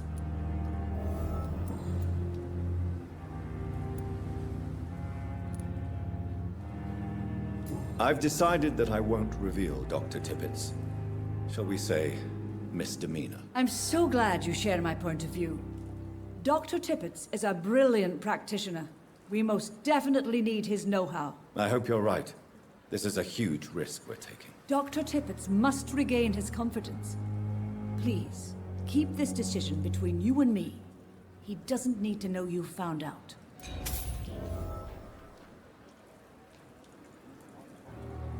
Have you seen a strange man visiting any of the nurses here? I've never heard of such a thing, Doctor. Do you know if any of the hospital staff have criminal backgrounds? The people who work here all come from very different backgrounds, Doctor. Just like the patients. Do you require medical assistance, nurse? Thank you for your concern, but I'm fine. Goodbye, nurse. Call me if you need assistance.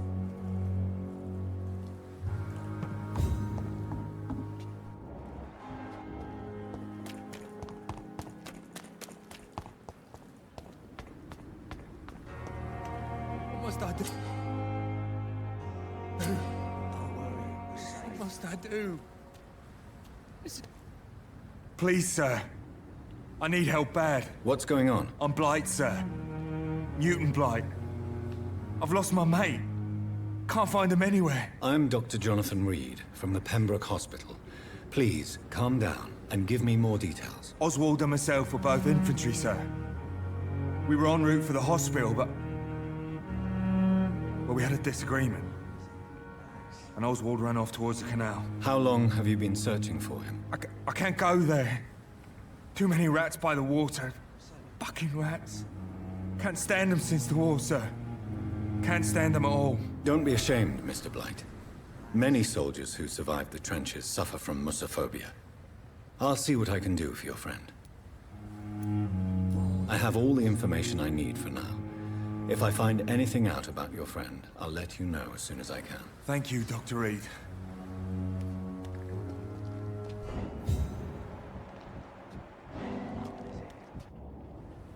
You're sure you don't come back with me?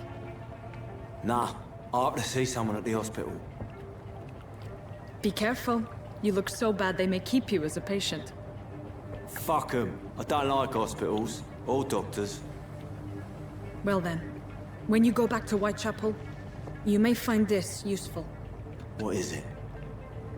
A pass for a free medical exam by the best nurse available. Just read it. I don't read well, but thank you, I guess.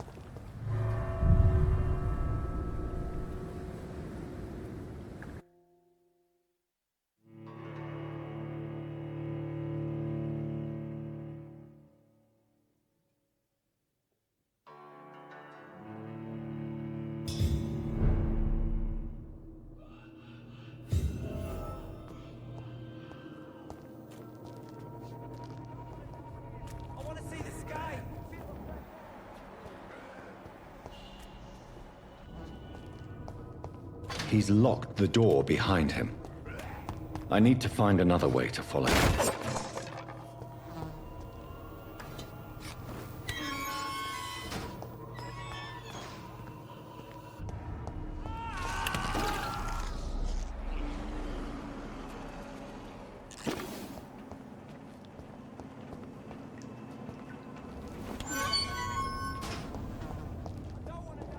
This man has been savagely attacked and dragged to the floor.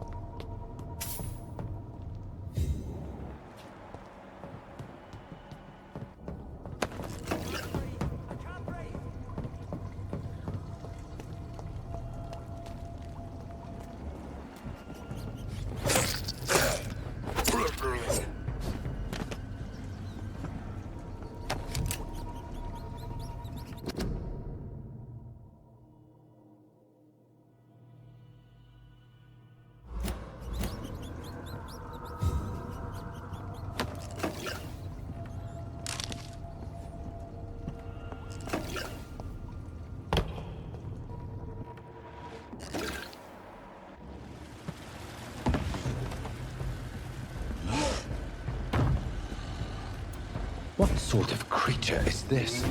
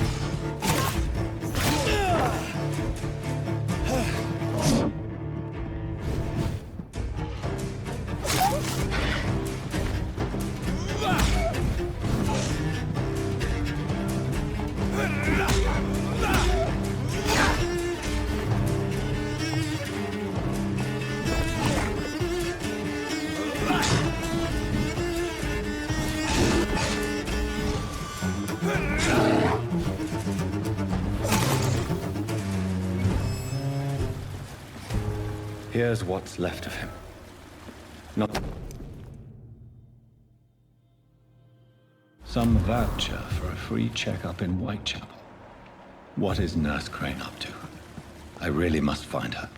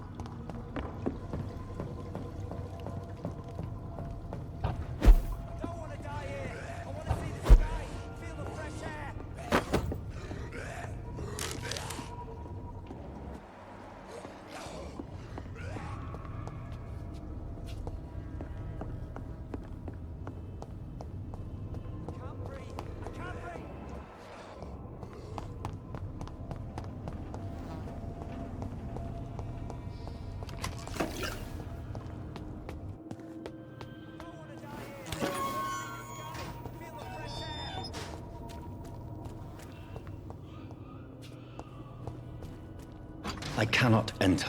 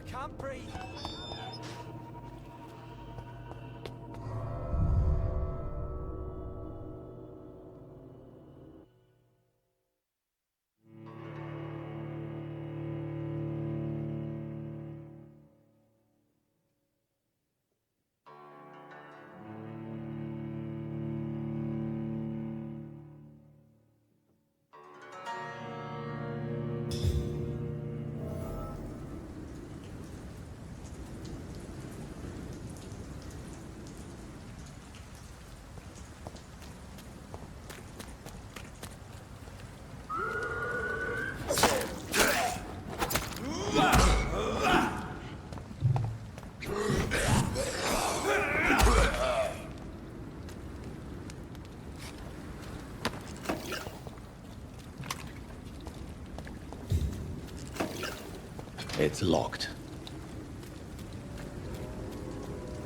I cannot enter.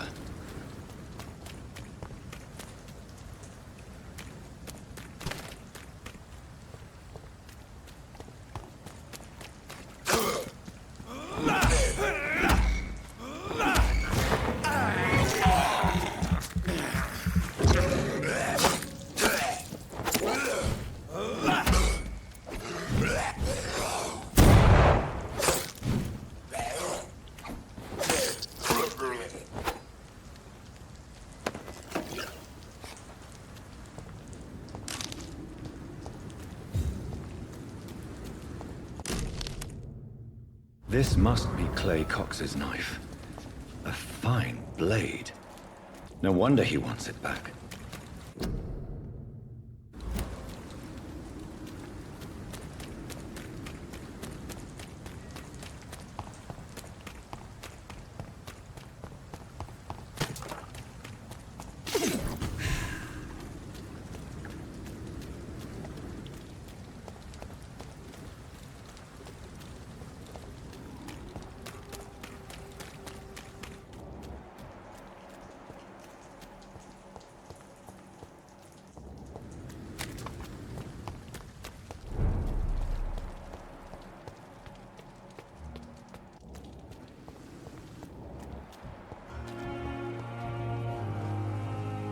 Hey, Doc. I have found the gift from your wife. In that case, you'll be properly rewarded, Doc. Clay Cox is a man of his word. I hope that won't make me an accomplice to your future crimes. Who knows what I might do now I feel invincible again? You're lucky to be alive, Mr. Cox. I hope you're starting to take better care of yourself. This place is full of sickness and decay. How could I get better in such a dump?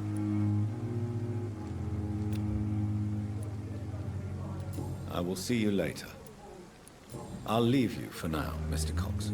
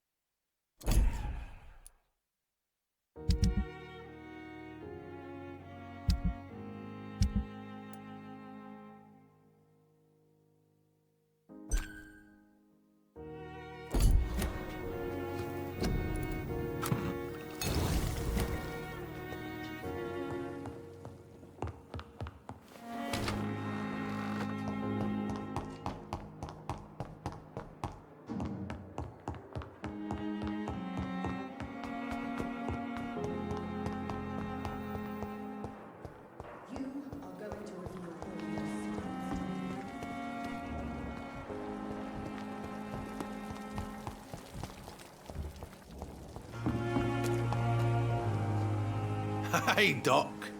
You're lucky to be alive, Mr. Cox. This place is full of sick. Consider yourself lucky that I'm treating all of my patients equally. But don't push your luck. Don't play the innocent with me. I'm sure you have good reasons to act this way. And also weaknesses that can be exploited. I'll leave you for now, Mr.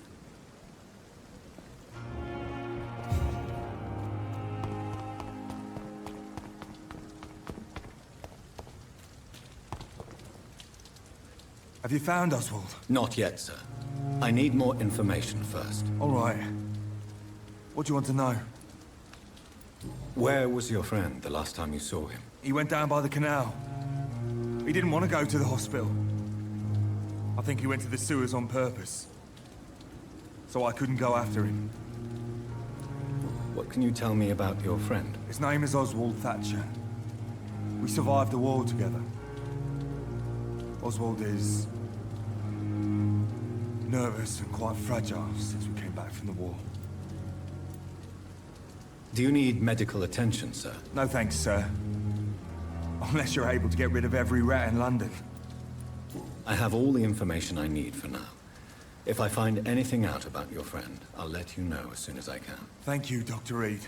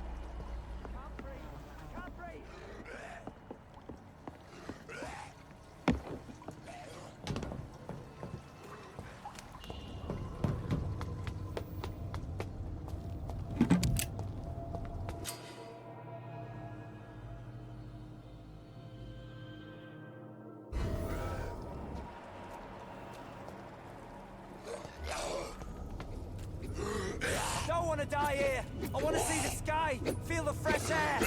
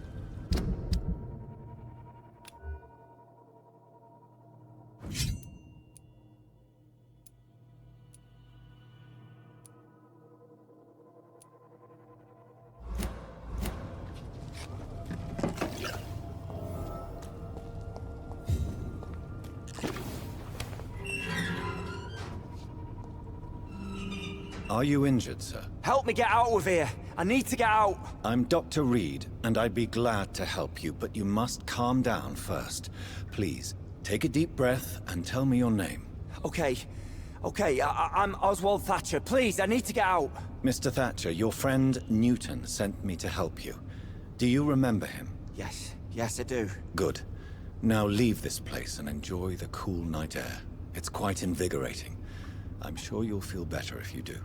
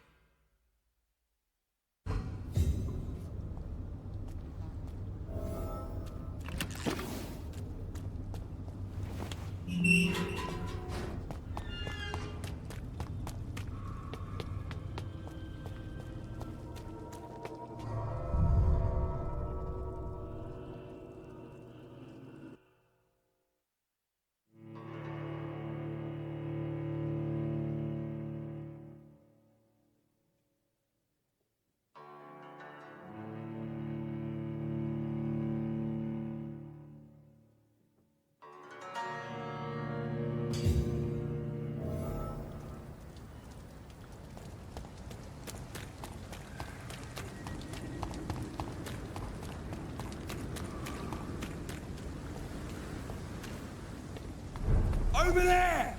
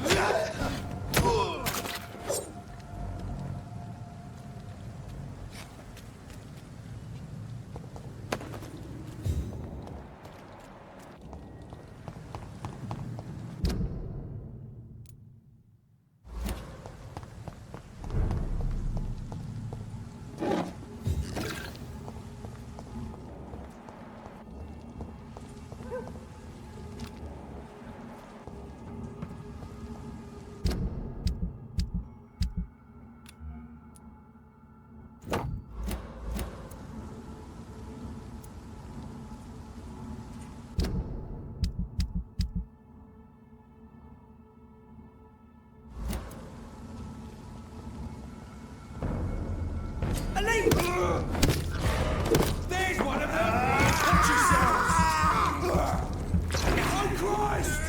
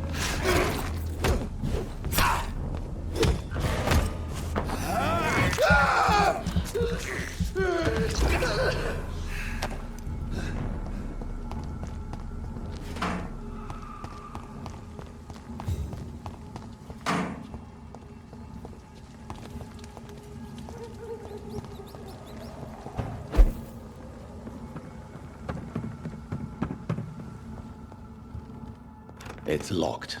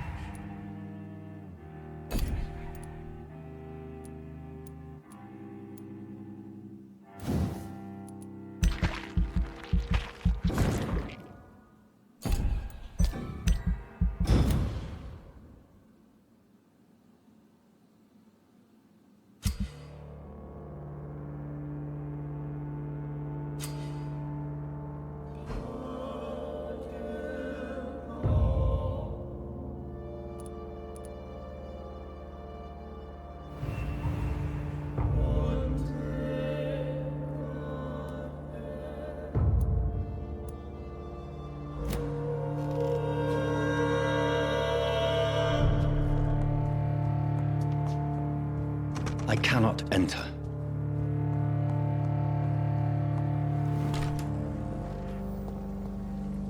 Let's pin it down!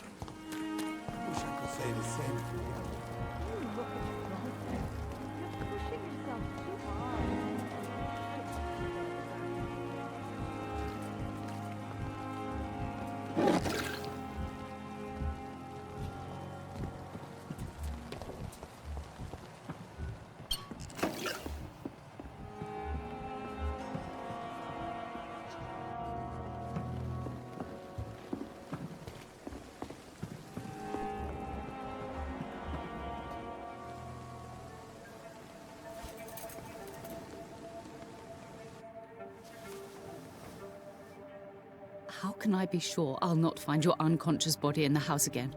I promise you, you'll not find my unconscious body. For God's sake, how can you say such a thing? How can you refuse to listen? I tried to warn you for so long. No, I won't let my only son die. You promised me you'll stay alive. Your son lied to you, like the whole world lies to us.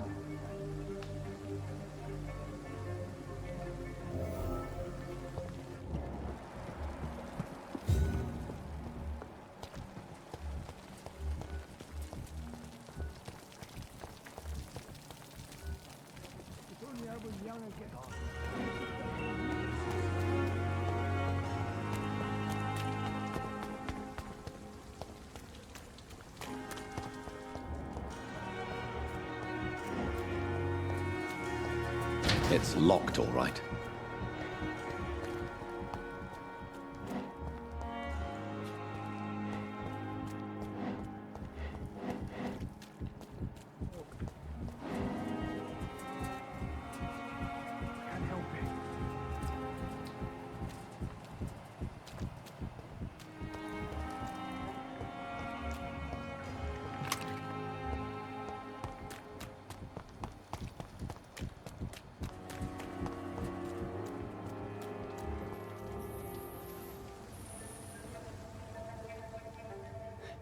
Sometimes you act like a real jerk, you know that?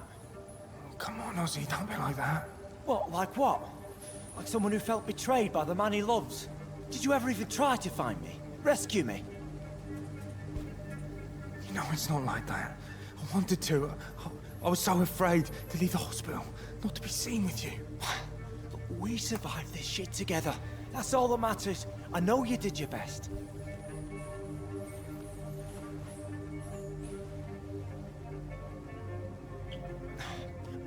Fuck the war, right? And fuck them all. Fuck the war. Fuck them all.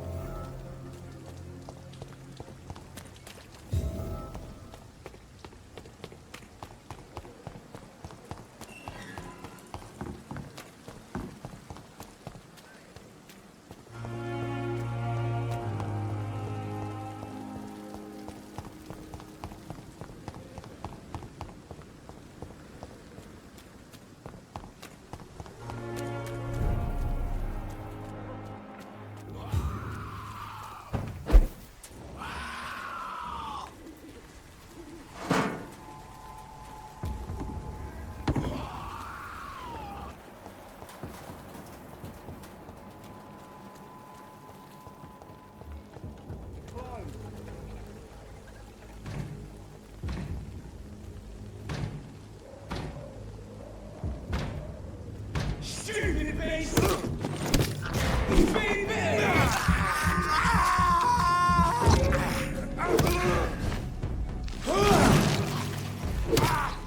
Stop it, Leech! Kill it, boy! I hate leeches! Crush the leech, boy!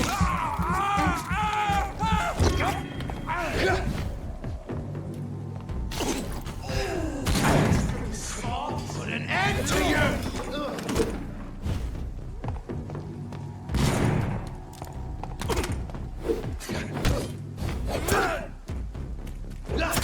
Snap it, Leech! Oh, mine, vermin!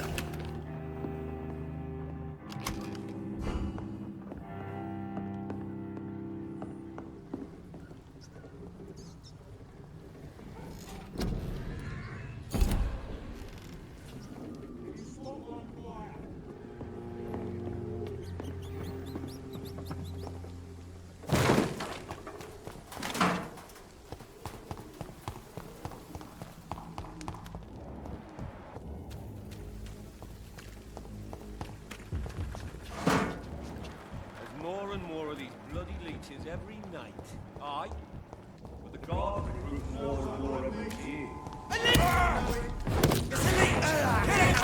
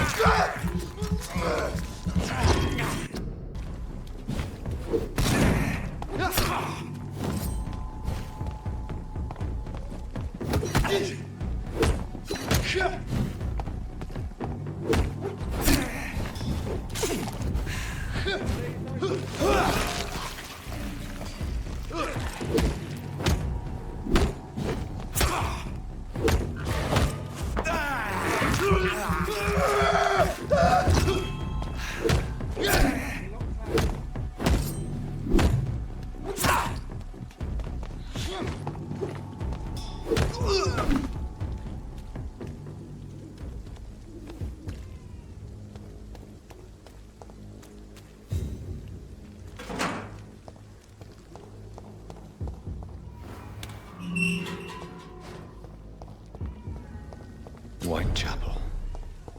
This neighborhood is linked somehow to the kind Lady Ashbury's blackmail. First, let's find this Petrescu fellow.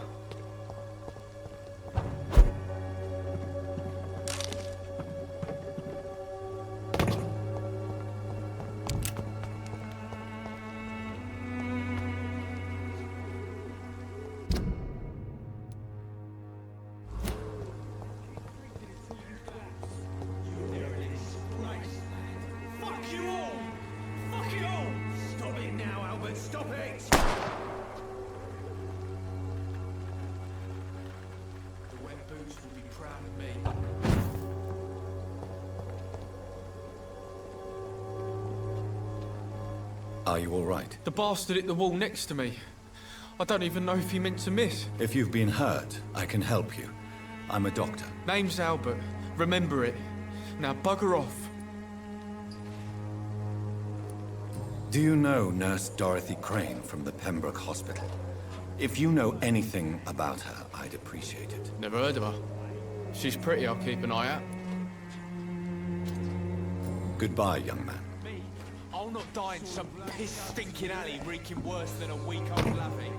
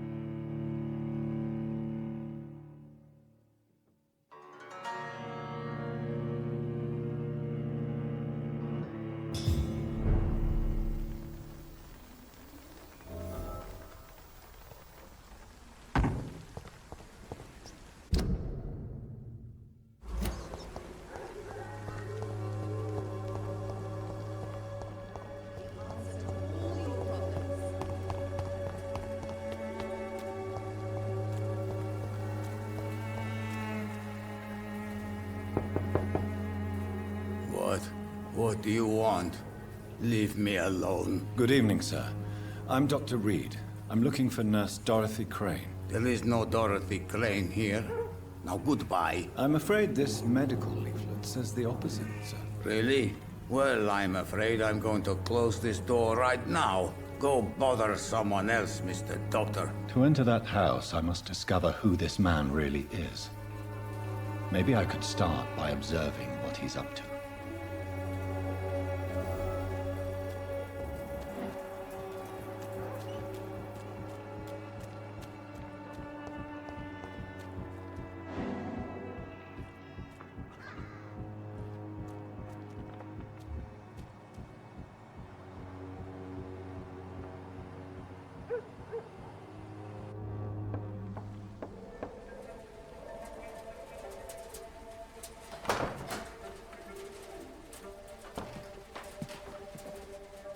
A strange man was at the door with a pass for our medical facility. I refused him entry. Darius, how could you know he didn't need our help? His clothes were too finely tailored to be for Whitechapel. Perhaps just a friend of that stray poet who is always about. Richard Nethercott? No, not of the same cloth, this man. I suspect some machination from that journalist. Clayton Darby. Is he still asking questions? Yes. I saw him drifting around St. Mary's Church. I swear he is tracking me, just downwind.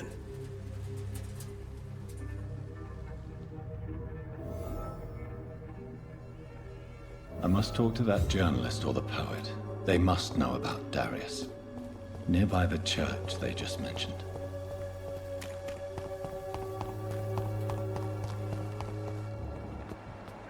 Please, I don't have your money. Come on, Barrett, you know the game. You Welcome, sir. Please, take a browse of my wares. I'm Dr. Reed. I would like to ask you a few questions, if you don't mind. Doctor? Interesting. I'm Barrett Lewis. Usually I don't have time to waste with talk, but at this hour of the night I can hardly refuse.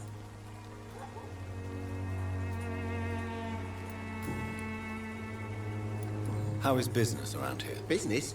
I have no business. Between this racket, theft, and customers getting scared, I'm losing money every day. I see.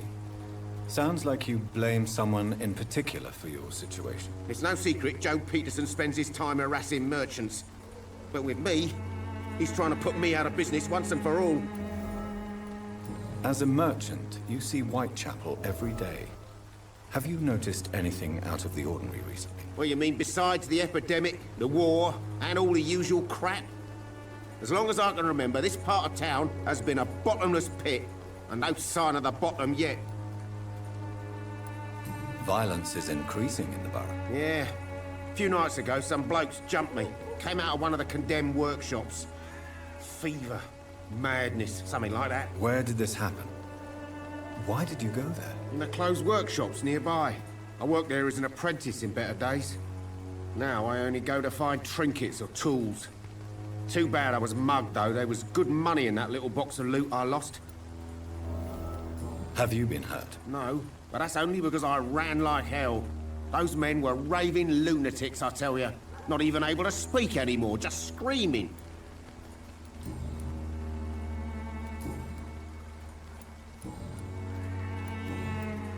Have you heard of a nurse called Dorothy Crane? Nurse Crane? So the bitch really is a nurse, then? Always thought she was just some crafty foreigner, that one.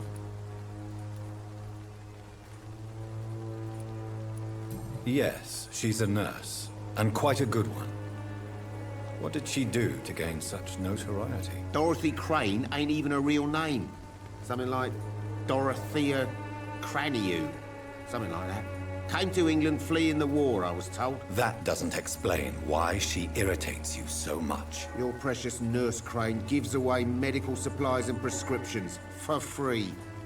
I offered to sell it for a fair cut, but no. Miss Crane wanted to play the quiet saint. Right then. Show me what you have.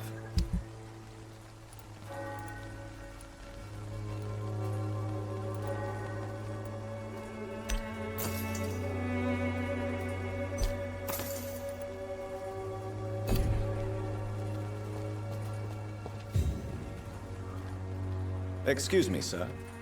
I have a few questions for you. Another journalist? I didn't answer the first one, so piss off! I'm not a journalist, I'm a doctor. A doctor, you say? It's quite a rare breed in this part of town. Really? But still, here I am. Dr. Jonathan Reed, at your service. I'm Joe Peterson to some, but Colossus Joe to most. And I don't remember asking for your service, sir. May I ask what you do around here? I do whatever I want, and sometimes even more. Now sod off. According to you, physicians are scarce in this part of town. Why is that? Not familiar with this neighborhood, are you? I guess your fancy colleagues are too afraid of being stabbed in the back. This part of town does have quite a reputation. Would you say it's justified? Totally. Look at me, for instance. I always look my opponent in the eye before knocking him out. How did you become the local bully everyone is afraid of, Joe? There's no pride in roughing up poor bastards. But this is the only job I've found. And it pays well, too. A job? So you're racketeering for someone else? I got enlisted by the Wet Boot Boys, a gang from the docks. I'm their muscle for their dirty work. You are a criminal who endorses criminal activity. The least you could do is stop hiding behind this pretense. I don't care what you think, sir. I do what I have to do for my own reasons, and that's that. I'm not sure Mr. Lewis would agree with your by all means necessary philosophy, sir. Oh, do you really think he's the poor victim here? Barrett can be as sneaky as anyone. Long ago, I even called the bastard my best friend.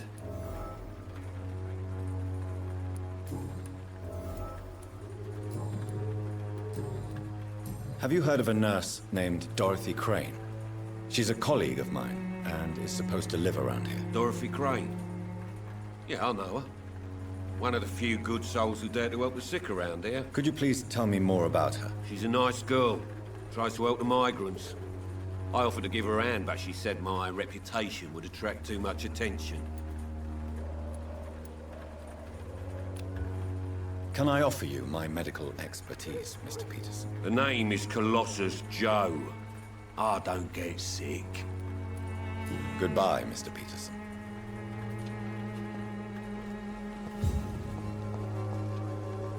Fancy buying something, sir? You never lose your focus, do you? Do you need help, sir? I only need you to purchase something from my shop, sir. Joe Peterson. He's the villain here, isn't he? But you seem to know each other. I've known Joe for years. I saw him box once or twice. He was a friend then. But these days, he's just another thug. What can you tell me about Mr. Peterson?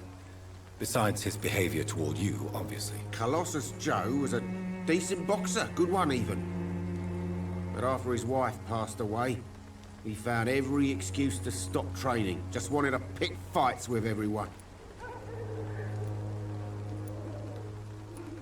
Without making excuses for him, it's safe to say that despair can poison even the sanest mind. We've all had some rough times, ain't we? But most of us don't use our fists to see us through. And no one has ever stood up to this thug. Nobody would be fool enough to stand against a wet boot boy.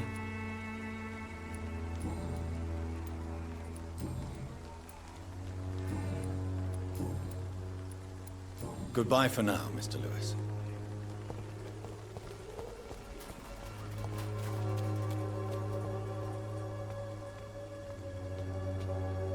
Excuse me, sir. Are you familiar with this part of town?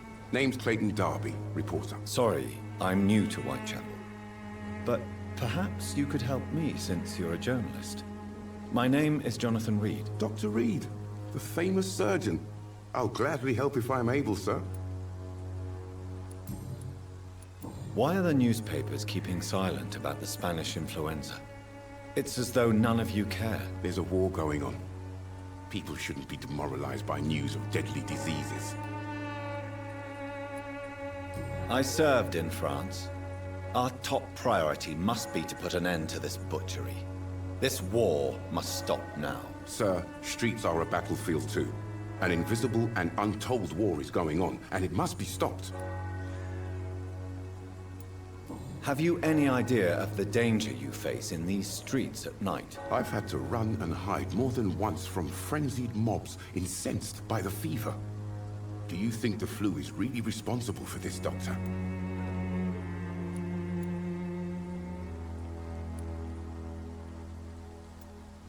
I'm convinced there is more at work here than a simple epidemic. Really? To be honest, I could say the same. Some of the sick I saw or heard of. My God, what happened to them? What is a journalist doing in this borough after sunset? He goes where none of his colleagues would dare to go, to inform the country. So you risk your life to reveal the truth. I saw many reporters do the same during the war. Whitechapel is the crucible of so many untold stories and tragedies. I want people to know them. That's quite honorable of you. But is the public interested? Not at all, sir. And that's why I'm an independent journalist, hoping to sell some stories.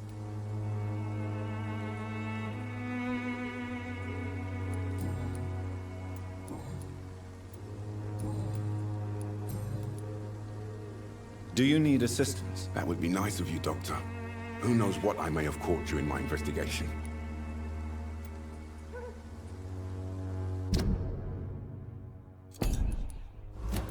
If you persist in investigating the most pox-ridden boroughs of London, you must accept the risks. Thank you, sir. I heard you're investigating an underground medical dispensary in Whitechapel. What do you know about it? Not much, I'm afraid. They are wary of strangers, and I'm not really an acquaintance of theirs. Why do you care? I'm afraid one of the nurses from the Pembroke Hospital may be involved with unsavory activities. Ah, could it be Dorothy Crane? Without a doubt, you are a damn fine journalist, Mr. Darby. What do you know of her accomplice, a man named Darius? I don't know much about the man.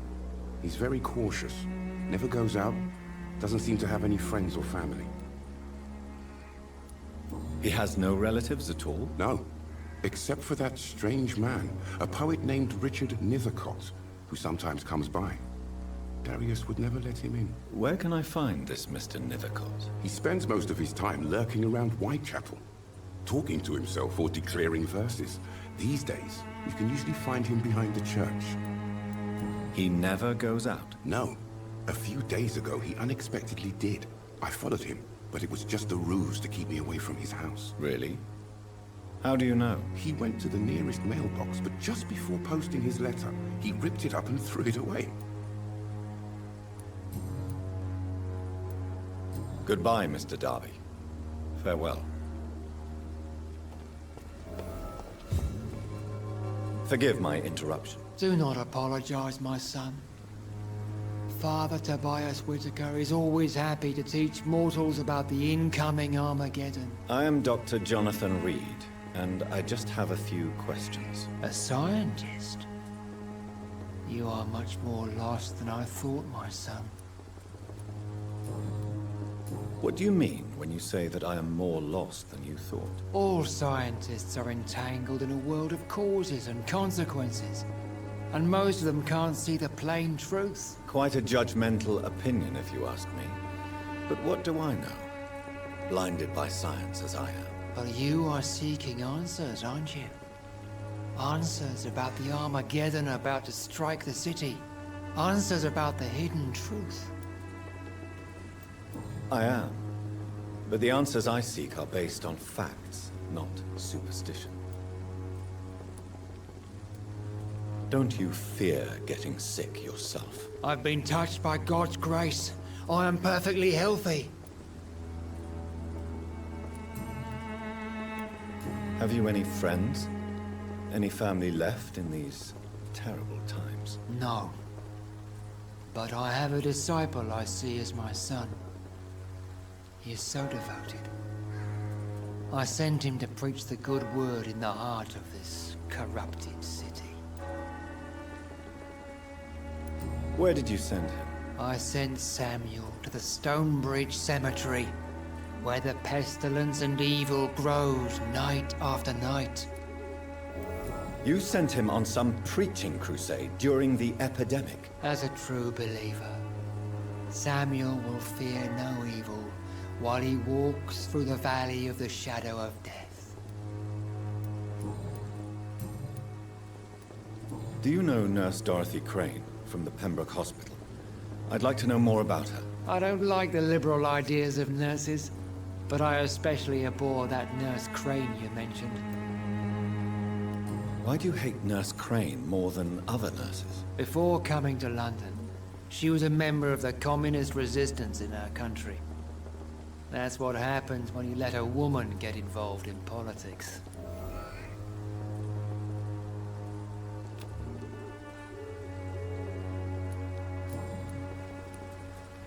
I have heard enough for tonight.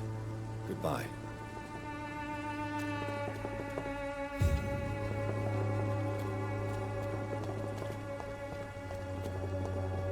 I'm cheap and I'm clean, I promise.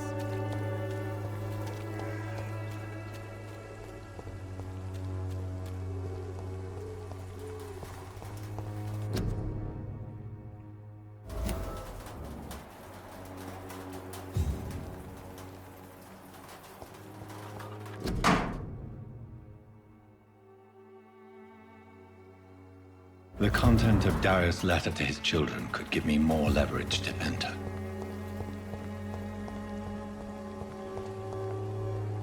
Good evening, miss. I'm Dr. Reed. I'd like to ask you a few questions. I know what you're thinking. A tall stranger who meets a girl in the street at night. It reeks of the penny dreadfuls. But I mean you no harm, truly.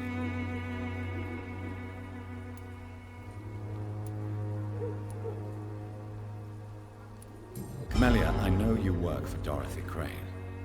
Please tell me about her secret dispensary. A stubborn and mute comrade. Nurse Crane and Darius Petrescu have been clever. I know you understand what I'm saying. Your silence has nothing to do with you being mute, does it? You don't seem to need my medical attention for now. Very well. Goodbye, then. It's locked, all right.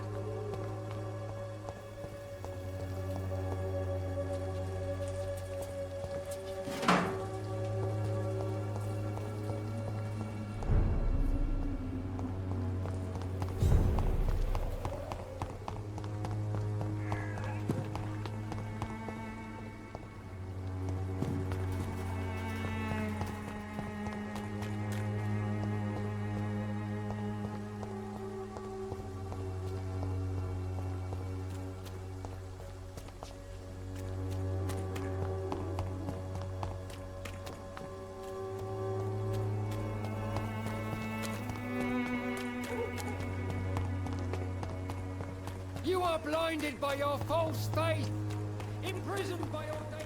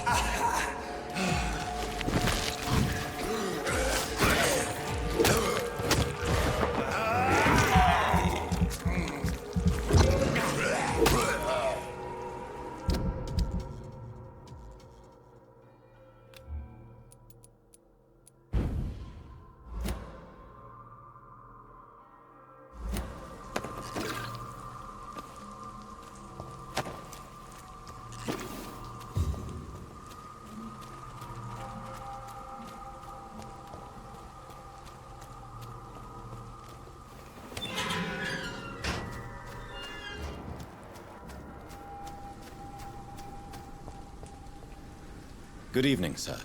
I'm Dr. Reed. I would like to ask you a few questions. Please be my guest. Although I may not be the best informant regarding this part of town, my words speak about that which the eyes cannot see. Really? Are you an artist of some kind? I'm a poet, sir. Richard Nethercott, at your service. May I ask what you're doing at this hour of night, sir? Do you live here? Not at all. I'm just enjoying the pleasure of a quiet walk. Though night talks are always preferable, if you ask me. Especially with strangers. But are you not afraid of the epidemic? Oh, why should I? I see some equity in the Spanish flu. No flesh should be saved, say the scriptures. Good or evil, rich or poor, all are equal in the eyes of the flu.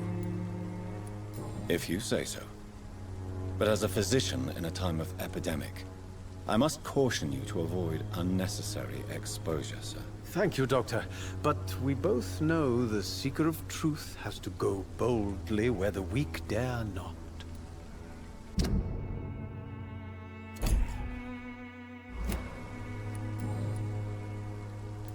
What are your thoughts on the terrible situation in this city? Terrible, you say? No. Of course, the death of so many innocents is a tragedy. But the scourge has not been all bad for the city. Oh, no, sir. What are you talking about? Do you remember London before the flu? Noisy, cacophonic, quiet nowhere to be found. And now, listen to this oddly peaceful silence. Yes. The enjoyable silence of the grave. You have a unique perspective on the situation, I must admit. Most people fail to understand my perspective.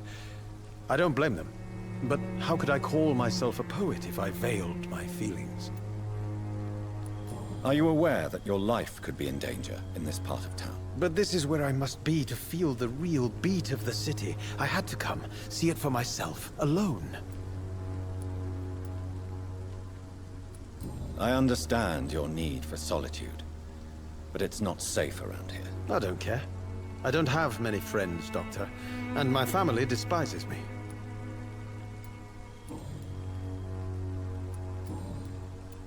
May I ask you a few questions about the district? Extraordinary part of town, is it not? I'll be glad to help you, if I can. What can you tell me about an old man called Darius? Darius Petrescu? Yes, I know him. At first, I thought he was only a small publisher. I invited him to publish my work, but his reaction was pretty clear. Not interested in your talent? Darius is an old political activist who takes delight in printing tracts and lampoons. Those communist activities only require mediocre writing skills. I'm looking for Dorothy Crane, a nurse who lives in this vicinity. Dorothy Crane. Oh, I love the name. The Crane of Whitechapel. Sounds very mysterious. But, sorry, no, never heard of her. I'll leave you alone, sir. Darius is a bit less of a mystery now. It should not be that difficult to incite him to let me in.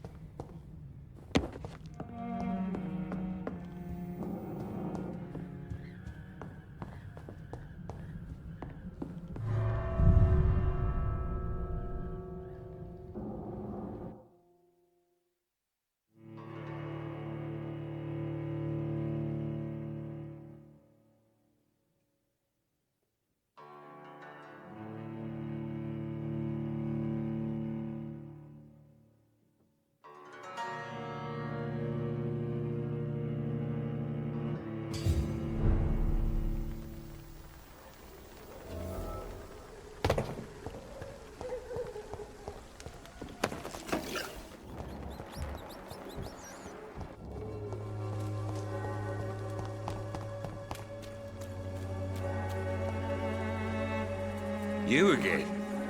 What do you want this time?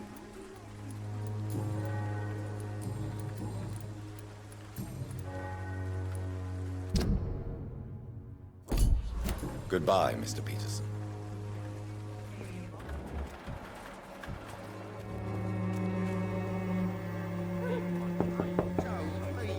Hello, young man. I'm Dr. Reed, and I would like to ask you a few questions. May I enter, please? Sorry, no, sir. My father does not like people entering our house, you see. Your father is worried about you, boy. He asked me to look for you. So my father actually worries about me then? Okay then. Come on in. I'm Harry, by the way. Is there only pain and suffering in this world? So, may I ask you a few questions? I'm not bothered. What could be worse? Do you need any medical help, young man? Yes, I do. I feel so tired. I don't know if it's the epidemic, but everything seems so hard.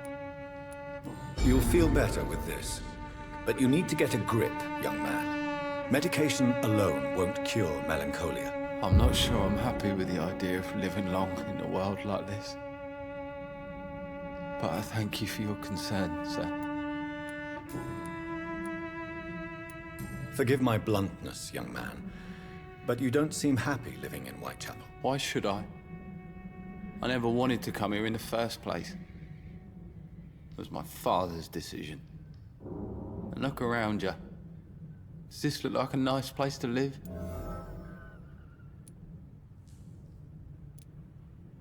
This place is awful, I agree. But does that not mean your situation can only improve? That's exactly what my father says.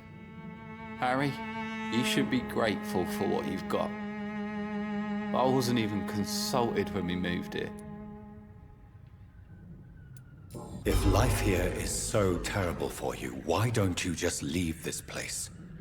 Have you ever spoken to your father about it? I don't go outside. It terrifies me so. I went outside once without my father noticing and I saw terrible things. Bloody and frightening things. So that's why you stay at home all day? For fear of the epidemic? I'm not afraid of disease or death, Dr. Reed. It's the living I'm afraid of. How do you feel? I'm fine. I mean, it's not easy every day, but I'm fine. I'm just tired of being sick all the time. If only I could be tough like... well, you know. Speaking of which, what can you tell me about your father? My father is an idiot who makes idiot things. That's all I have to say.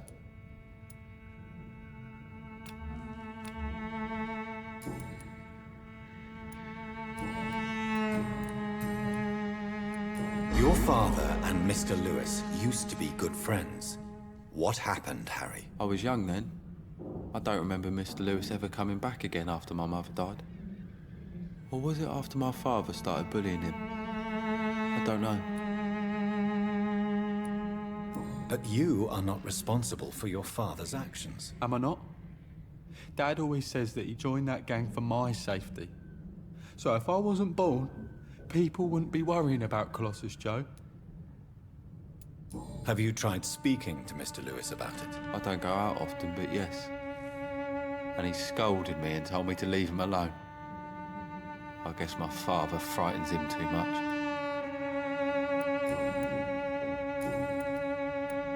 Goodbye, young man. Take care of yourself. Even my dreams are soaked with gloom.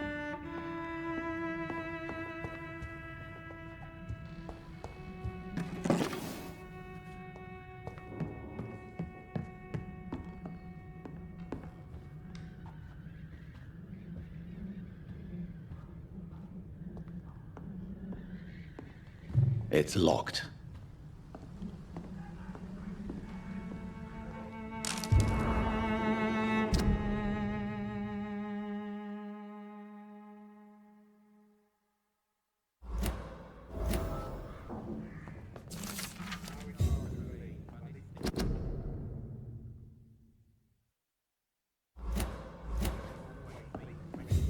It's locked, all right.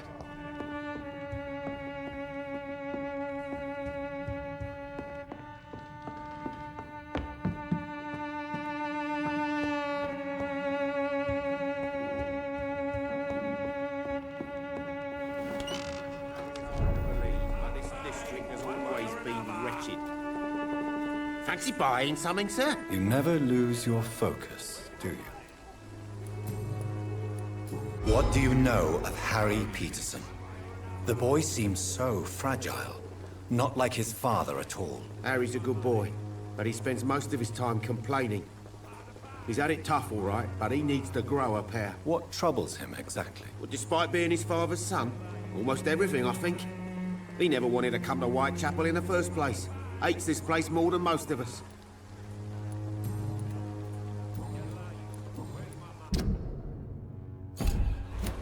Goodbye for now, Mr. Cheap price, good quality. Come on, take a look. Don't be afraid. Where's my money? Cheap price, good quality. Come You on, again? take a look. Don't be afraid. What do you want this time? Why do you keep on working for the gang, Joe? You know it doesn't suit you. It's true, I hate this job. And I know I made some bad choices, but I'm a wet boot boy now. And people won't forget it. You could leave tomorrow. Start another life in another town. That's easy for you to say, Doctor. We are poor. My son's weak. And there's no way he'll endure another disappointment. Harry doesn't seem happy living in Whitechapel. Why did you make him come here? I've always put my son's interests above everything else. Whatever he may think. Our house is small but affordable. The walls are thin, but the door is solid. You really love your son, don't you, Mr. Peterson? He's my pride and joy. Even if he hates me for the choices I make and pushes me buttons more than he should.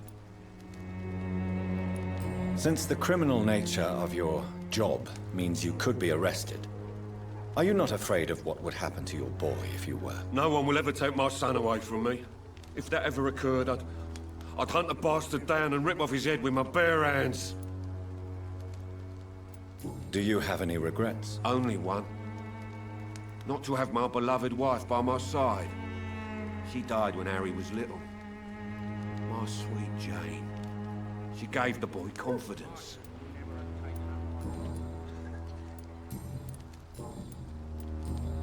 Goodbye, Mr. Peterson.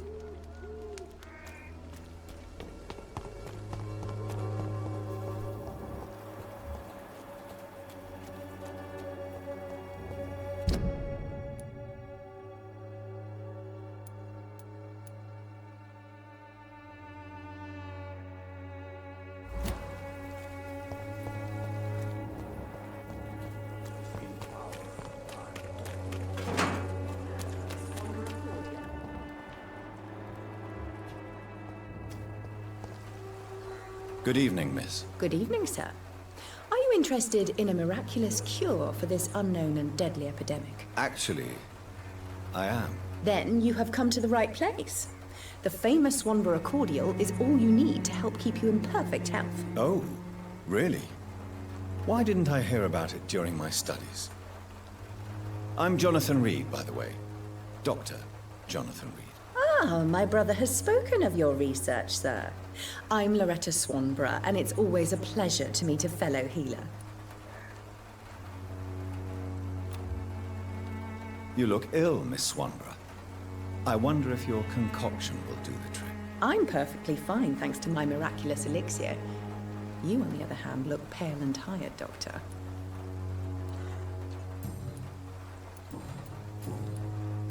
Tell me, who intrigues you most in Whitechapel? The region itself is something to see, but I would say Camellia the mute florist who gives away her flowers. Is there anyone I should avoid? Cadogan Bates, without a doubt. The bloody bastard remorselessly exploits poor migrants as soon as they get here. What do you think of the locals? Most of them are afraid or desperate. They all come to me eventually for my remedy.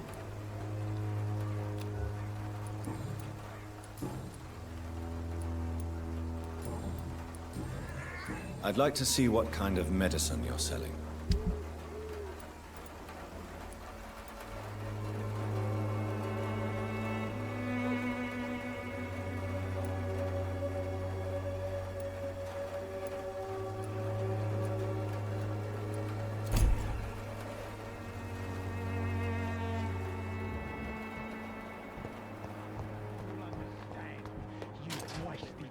wife away. Not me. How are you, boy? I'm not your boy, all right? Now piss off. Do you need assistance? Please. Feeling tired these days. I will see you later. What happened? Did you really steal that man's medication? Hey, I didn't do anything. It ain't me. Medication and drugs are a rare commodity in East London. So you picked an easy target, didn't you? Sod off, mister. You ain't got no clue what's going on here. Bastard was a soldier in the war, so now he's got the right to shoot me. It's true. I'm not familiar with this part of town. Perhaps you could help me. I said sod off. Go find yourself another guide.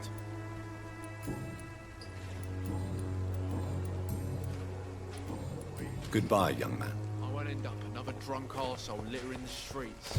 Not...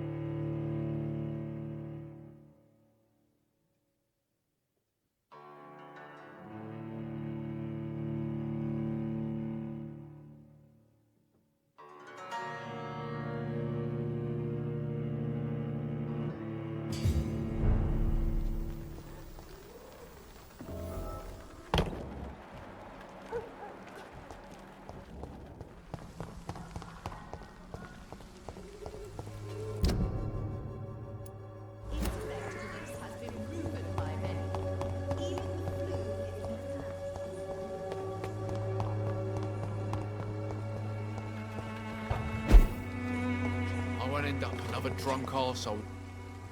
How are you, boy? I'm not your boy, or... Do you need assistance? Please. There you go. Let's hope nobody steals it from you. Very funny. Goodbye, young man. I won't end up another drunk arsehole littering the streets. Not me. What? Shooting a boy in the middle of a street. Not the best thing to do, wouldn't you say? What? You saw what happened? Who are you? I'm Dr. Reed, and I'd like to ask you a few questions, if you promise me to set your gun aside. No. Look, I'm not a violent man. I'm Benjamin Palmer, doctor. And no one can help me. Not even you.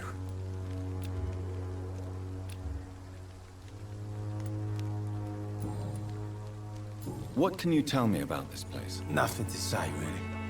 This is where I used to live, and this is where I live now. You don't have anywhere to go?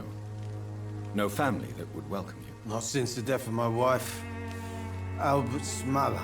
She was sick, you see. Long before the flu and all this shit.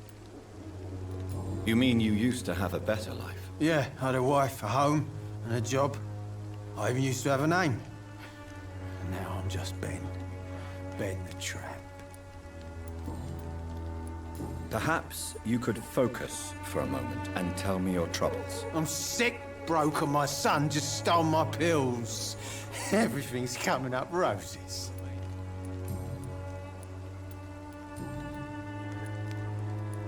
What is it, Benjamin? It was the war, wasn't it? Your nerves are shot, aren't they?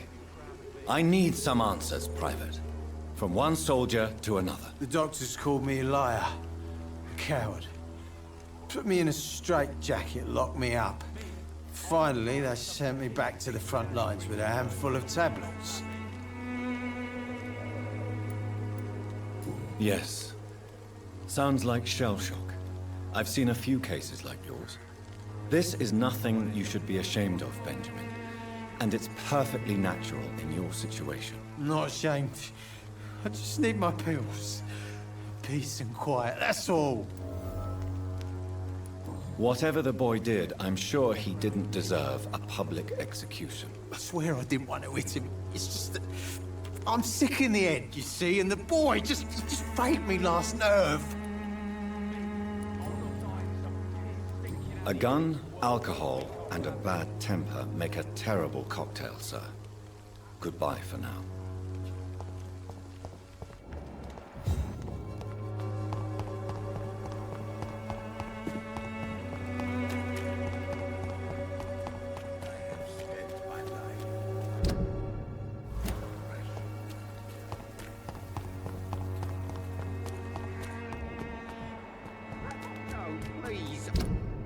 I don't have your money. Come on, Barrett, you know the game. You pay. For there is no protection against malevolence and trickery.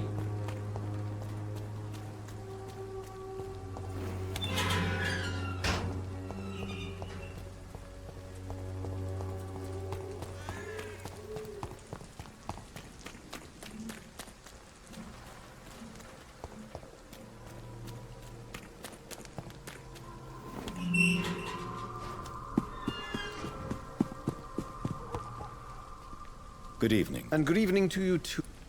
Do you need It may be wise to let you prescribe me something. I don't feel like I should. I understand your appetite for words and macabre beauty, sir.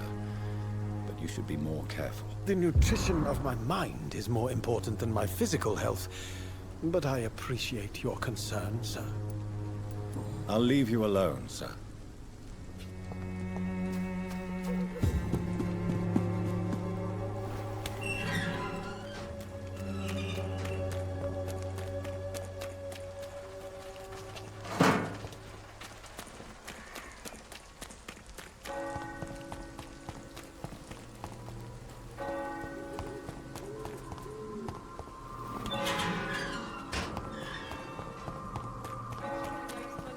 And trickery. Cheap price, good quality. Come on, take a look. Don't be afraid.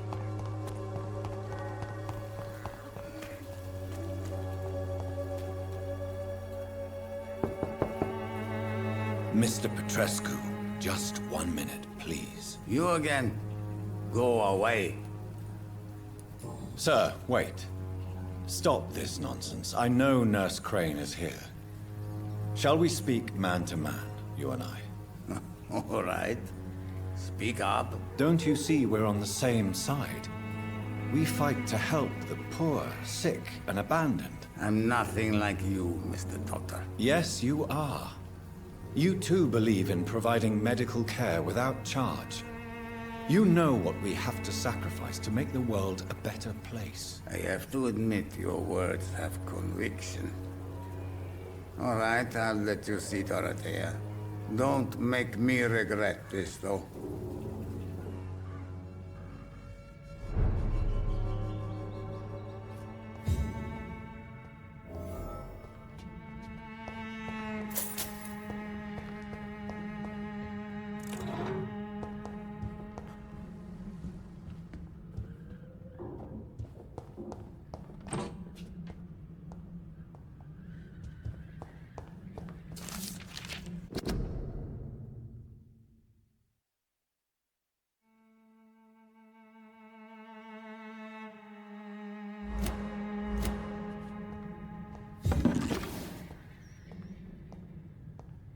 It's locked.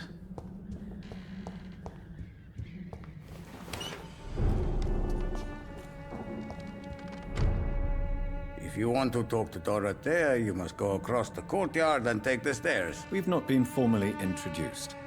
May I ask your name and occupation, sir? I am Darius Petrescu. I'm here to keep snitches and spies away from Dorothea. And I also run this little print shop. Do you need some help, Mr. Petrescu? I am very tired, but that is all. I don't need you, Doctor. Well, I think you do. Take this, and you'll feel better. Free drugs from an English doctor? It must be my lucky day. Tell me everything you know about Camellia, the mute florist. I do not believe in the afterlife, Doctor, but I'm almost convinced Camellia is an angel. She volunteered to give out our medical leaflets. Who is she, really? Do you know where she's from? She's not from around here, that's all we know. Camellia is not even her name. It's her favorite flower. You say she has no close family? Well, there's that awful poet who constantly follows her around like a lost puppy. A good man for sure, but a very poor writer. Are you not worried for her safety? She is as brave as she is tough, and clever too. If only I had met her when I was younger. Are you in love with Camellia, Mr. Petrescu? Don't be stupid. If I had met her when I was younger, we could have won our revolution. So Dorothy's real name is not Crane? Like myself and many people in this area. Dorothea is from occupied Romania. That's all you need to know. She seems important to the community. More than you can imagine. The West End does not want to hear of Whitechapel's misery. Dorothea is one of the few doing something about it. Tell me everything you know about Camellia. I do not believe in...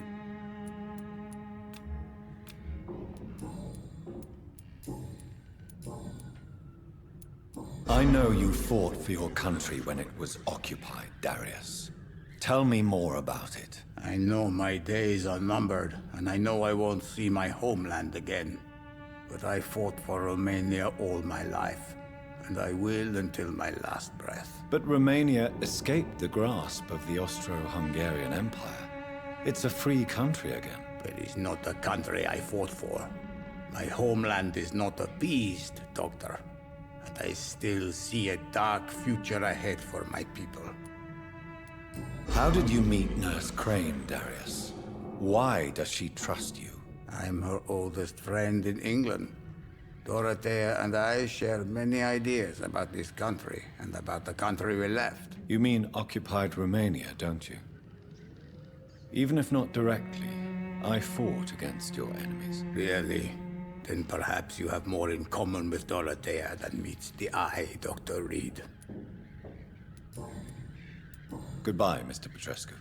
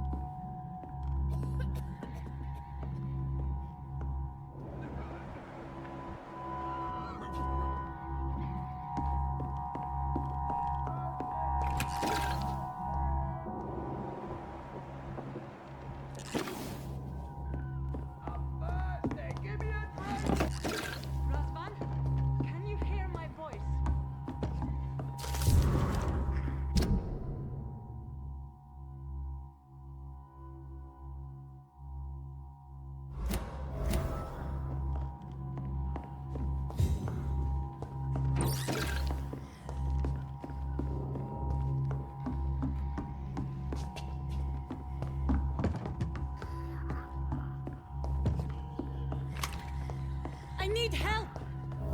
What do we have here, nurse? Patient Raz van Vasily. High fever running on 3 days. Complaints of dizziness, muscle aches, and head pain, diagnosed with influenza. Treatment? Aspirin and salicin for the fever and discomfort. Liquids for dehydration, but he's having trouble keeping even water down. Thank you, nurse. Anything else I should know? He did lose consciousness this morning, but he's never had convulsions like these. He's not convulsing, he's choking. He's not getting any air. Scalpel! Hand me that scalpel! What can I do, Doctor?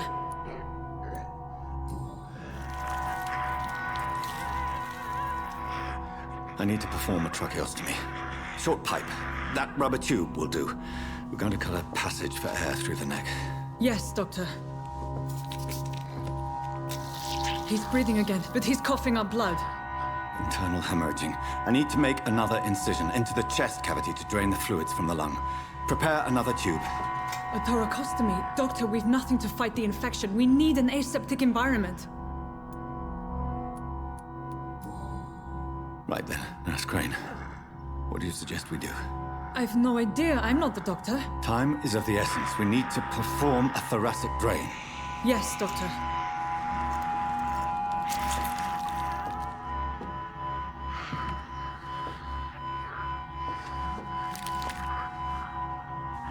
He's still bleeding, Doctor. I'm losing his pulse. The drain must have punctured the intercostal artery. There's too much blood. Are you all right, Doctor?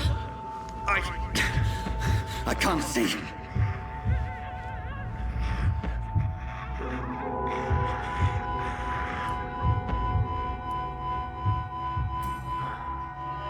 I must first suture the artery. Find the wound. The source of the blood. Needle and thread, Doctor. Good. The stitches are holding. How's he doing? We're losing him. We've lost his pulse. He's dying, Doctor!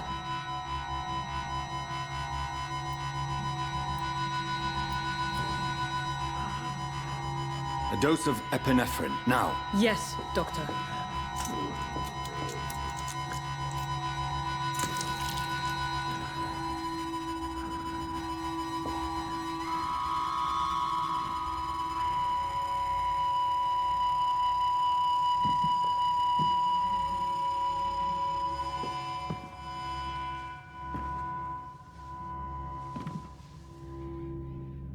We've lost the pulse.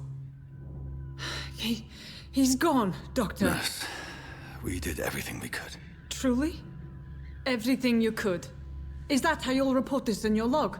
Is this how the war went? Piling up one poor corpse beside the next? This was not an influenza-induced seizure. I've never seen symptoms like these on the continent. Neither have I. But the previous symptoms leading up to this attack were the same, indistinguishable from the epidemic. No. There was something more vile in these reactions. Something primitive. There have been numerous reports of mental breakdowns caused by the fever that accompanies the flu itself, Doctor. Yes, but I'd best take some samples of the blood for analysis.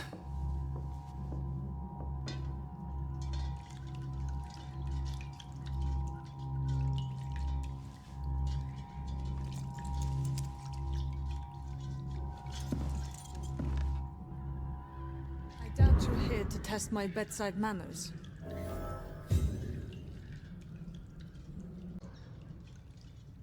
To what do I owe this courtesy?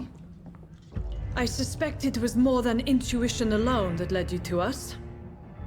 So, how might I be of service, Dr. Reed? I've come to put an end to this insufferable blackmailing, Dorothy. Doctor, you think your warnings scare me? I've stolen and plied, blackmailed and lied, but what else am I to do? I'm all these people have. But why Lady Ashbury? Why her, of all people?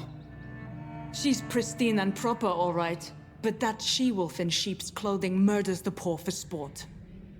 I have her where she belongs, and I'll milk her for all she's got. Dr. Swansea is a sensible and honest man. He wouldn't have refused your friend's care at Pembroke. It's easy for you to say, Doctor. These people cannot go to the police, nor to the hospital. They don't even speak English. They depend on me for everything. So, the end justifies the means. Is that your defense? I know you're kind, Doctor. Just another fine-heeled, silver-spooned gentleman who was given the world on a platter. You know nothing of poverty. Nothing of the shame, the hunger, the loneliness. You've convinced me of the sincerity of your actions and their noble justifications. But all the same, blackmail is a crime, and it will stop, Nurse Crane. So, are you going to turn me over to the authorities?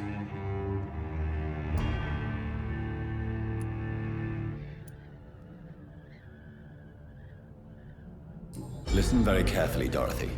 You will erase from your memory everything you pretend to know about Lady Ashbury and Pembroke Hospital. Let that rich bitch off the hook over my dead Nurse body. Crane, enough. Listen as if your life depended on every word. I know you've a generous heart who gives freely to those in need, but you shall walk away from the shadier streets of your business. I will never abandon... Dorothy, the discussion has come to a close. Your clandestine activities in the Resistance are over. Let it go. I'll let it go. Yes. All gone.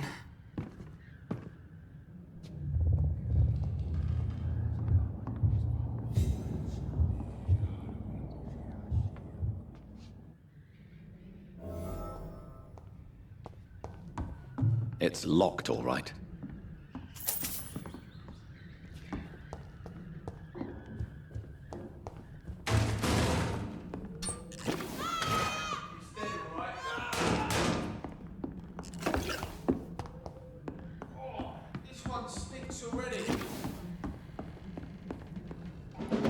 It's a leech! It's a leech! He's dead! Take a breath!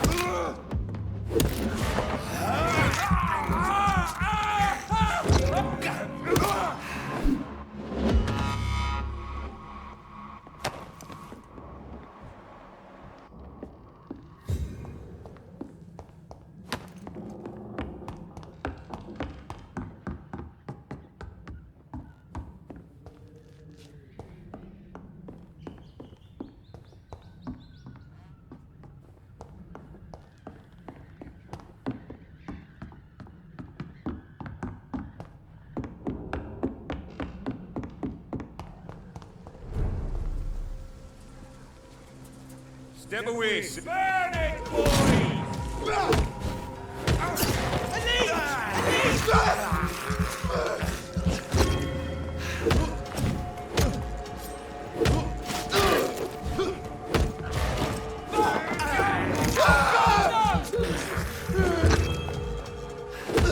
Christ, he's dead! Where'd he go?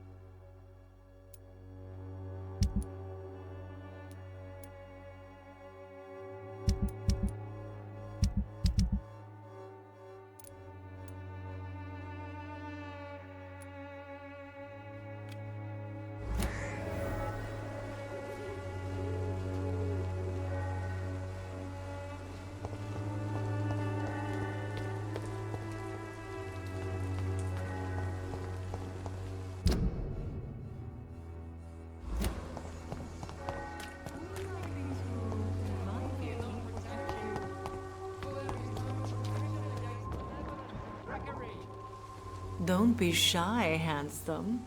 What can Christina do for you? I'm not looking for what you're selling. But I'd like to ask you a few questions, if I may. I'm a doctor. Dr. Reed. All right then, but be quick. Though I usually get paid when I open my mouth.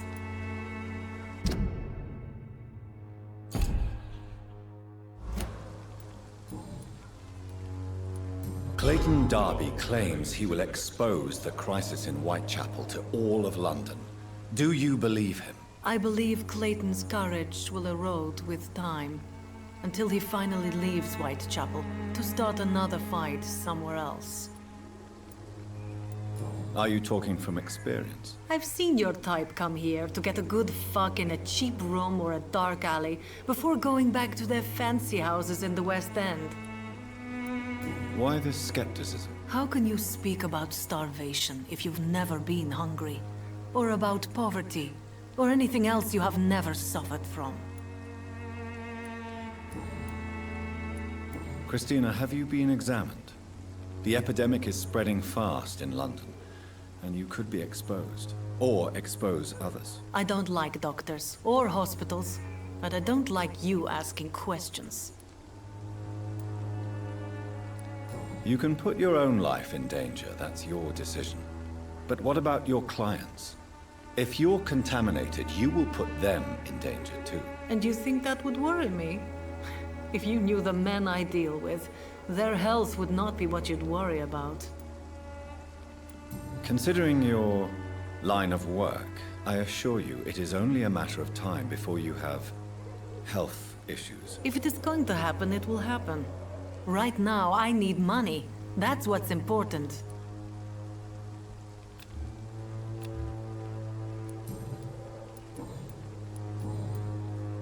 Tell me about yourself. Are you joking with me?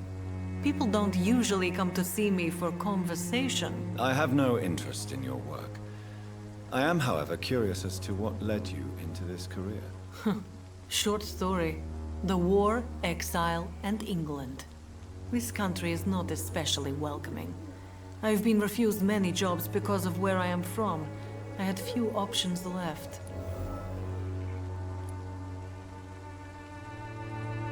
I always thought I was the master of my own fate. But now I know we don't always have control over our lives. I don't judge you. You know, this money is not only for me. I have good reasons to need this money quickly. But it is not your concern, Doctor. Do you need any assistance, Miss Popper? It depends on the price of your medicine. I will see you. Goodbye, miss. Take care of yourself as best you can.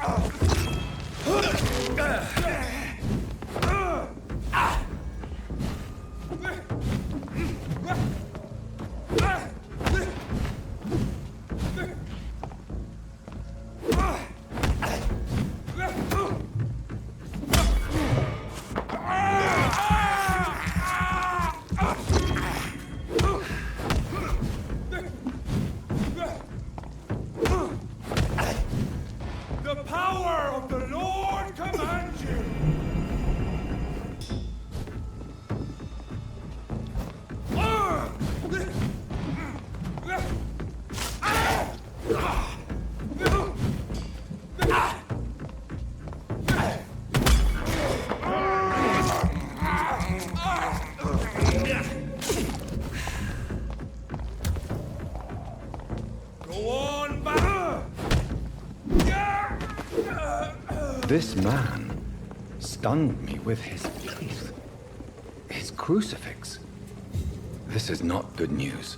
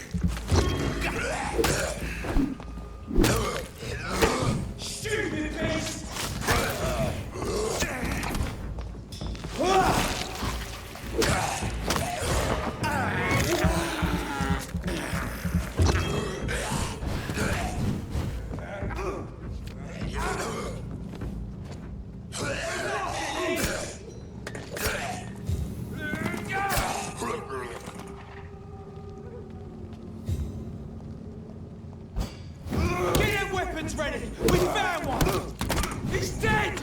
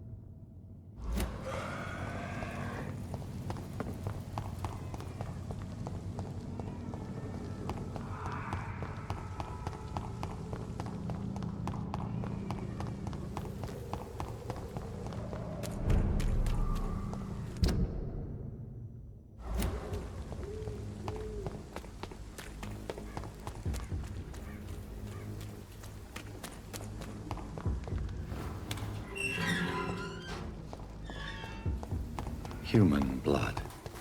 Whoever left these marks did so deliberately.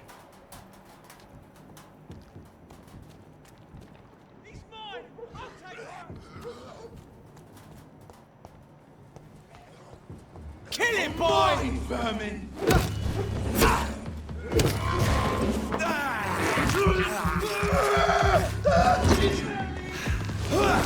Crush the leech, boy!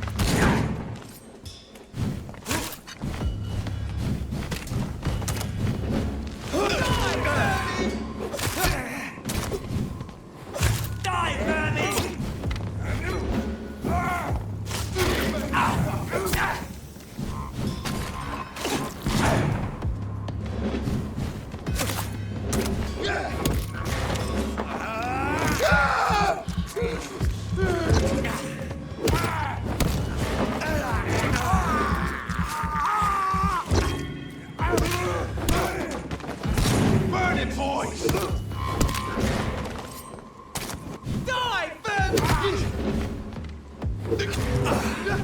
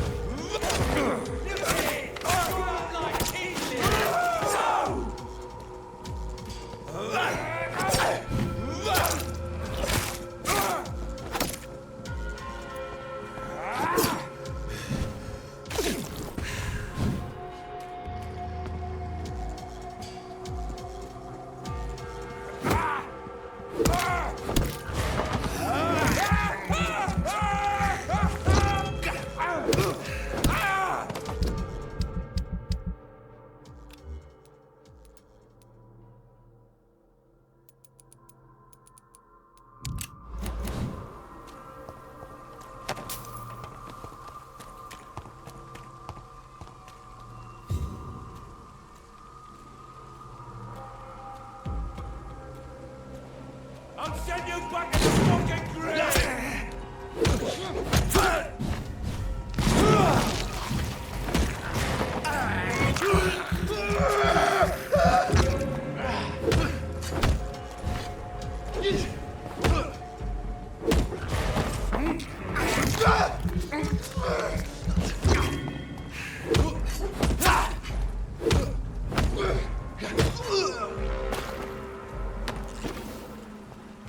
See them fancy clothes? This one's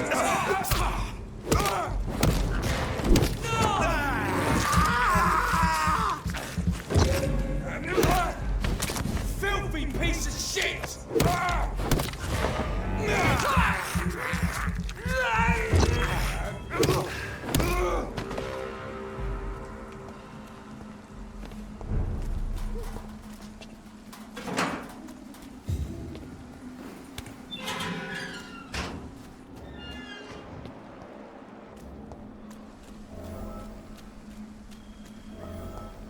Somebody help!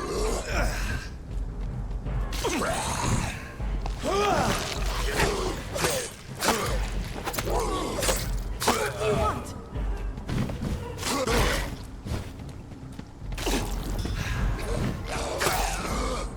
Somebody help!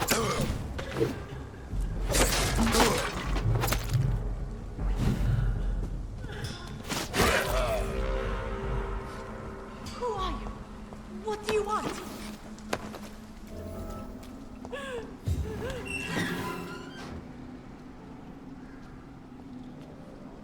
Are you all right, miss? I don't know. Who were those people? They wanted to kill me. Why? They've lost their minds in the epidemic. They won't come back for now. You seem to know a lot about them, sir. I'm Dr. Jonathan Reed. I'm investigating this disease. I am Xiaoxun. Thank you so much for helping me, Mr. Reed. I must go to the cemetery now. Goodbye.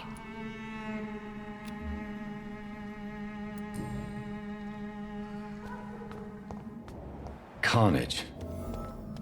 Is Father Whitaker's disciple among the bodies, I wonder? This man's far too old to be Samuel. No. By the look of his clothes, this man's a docker. Samuel isn't here. I had better follow the blood trail.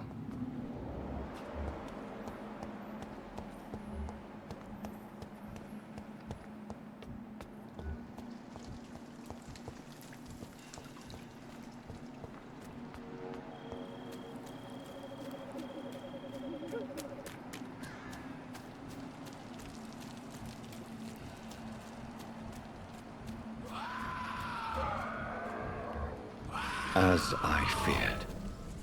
Samuel no longer preaches the good word.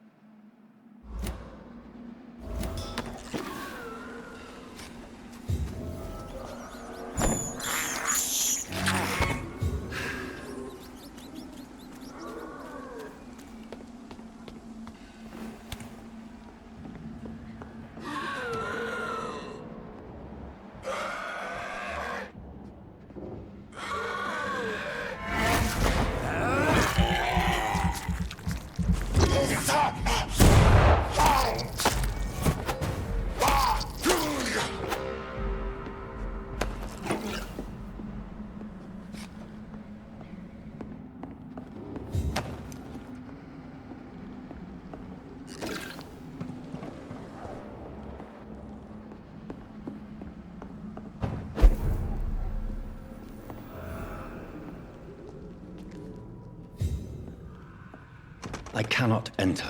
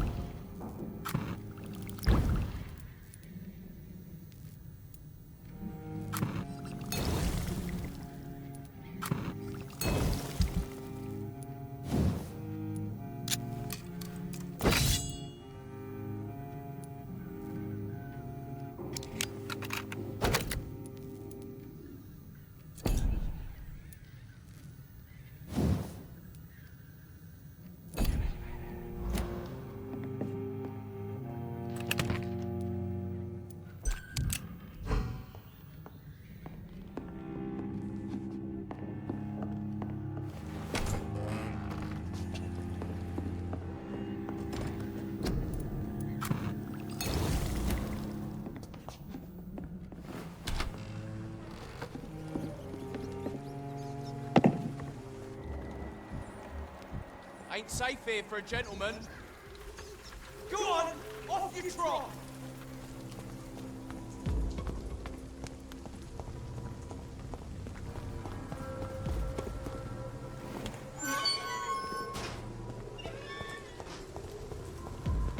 Stop right now! Over there!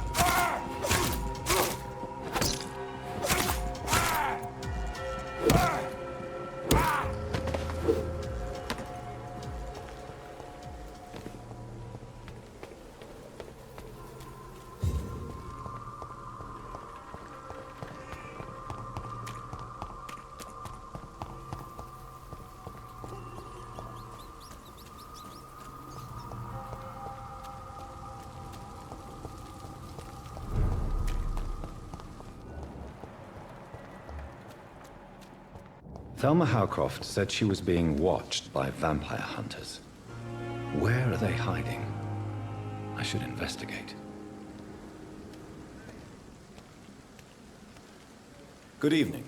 I'm Dr. Reed. Always a pleasure to meet a colleague, sir. Especially when he was supposedly dead. A colleague? Are you a doctor too? Not anymore, sir. I used to be Dr. Rakesh Chadana. Now, I'm just Mr. Chadana, pawnbroker and humble guardian of this morgue. What do you mean, you used to be a doctor? Was your license revoked? No, sir. It is just that I like to be precise. I run a little pawn shop while taking care of the dead. But I used to be a real doctor. Please show me what you have to sell. Of course. It's just trinkets and curios, really. but I'm sure they can be useful.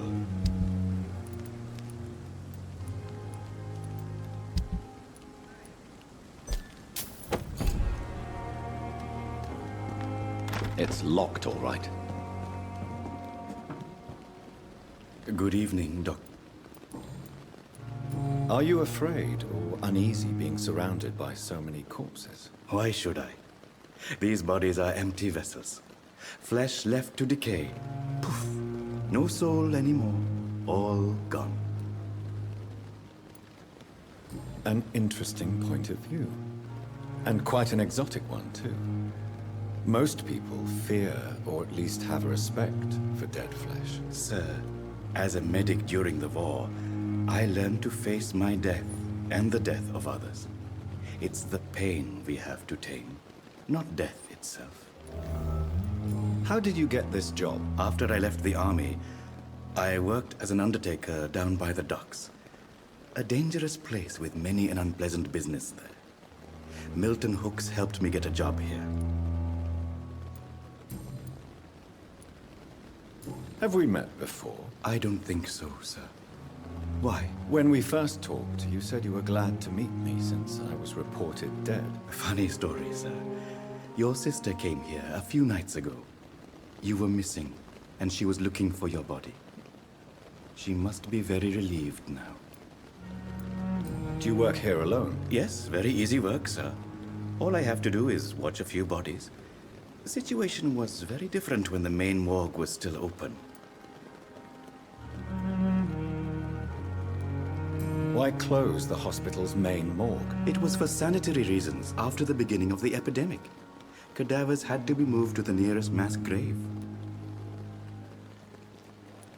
Why do you have to watch these bodies? Because these poor fellows have no names. We keep them in case someone comes looking for the missing. Sadly, very rarely happens.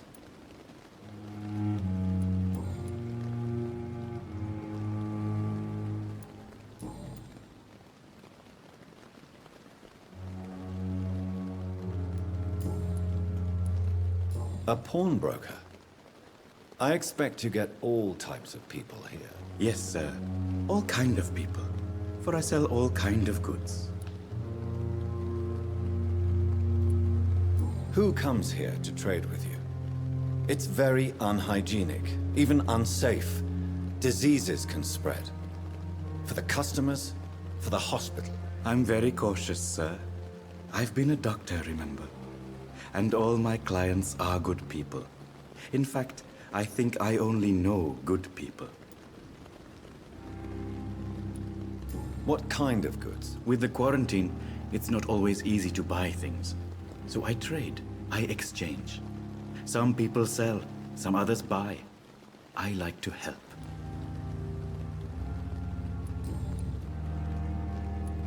Since you're not afraid of dying, do you believe in life after death, Rakesh? No. I believe we must do all the good we can while alive. For our time is short, and the obstacles are endless. Do you think you would enjoy immortality as a concept? I don't think so. Don't mistake me. I love life, and I'd like to live a long life. But everything has to decay, sir. Even goodwill. Do you really believe goodwill cannot last? As I said, sir, everything decays. If I was to never die, goodness, I would be bored or worse. And I like to be helpful, sir.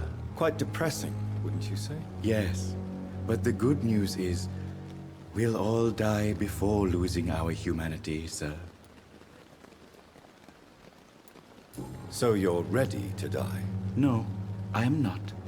I don't fear death, for I won't see it. What troubles me is the pain my death will inflict to those I know. You're a wise man, Mr. Chidana. No, Dr. Reed. I am a foolish man. But I like to think otherwise.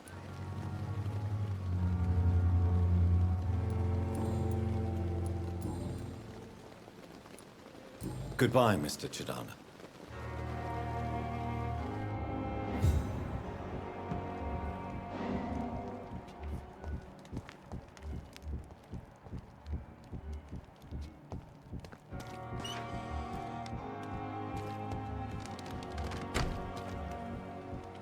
I cannot enter. Medical bench, sir. I understand.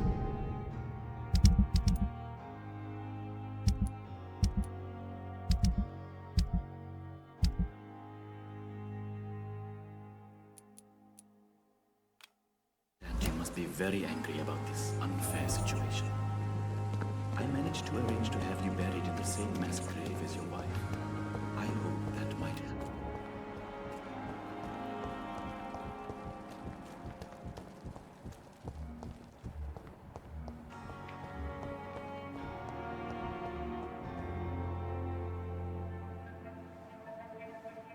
You don't mind if I search your pockets, do you, sir? You won't need any of these anyway. I'm not stealing from you, mister. I'm only redistributing your belongings to people who need them more than you. You see, no one has claimed your body, sir, so it would be such a shame to bury you with your valuables. I will not forget you, sir, and I thank you for your generous donation.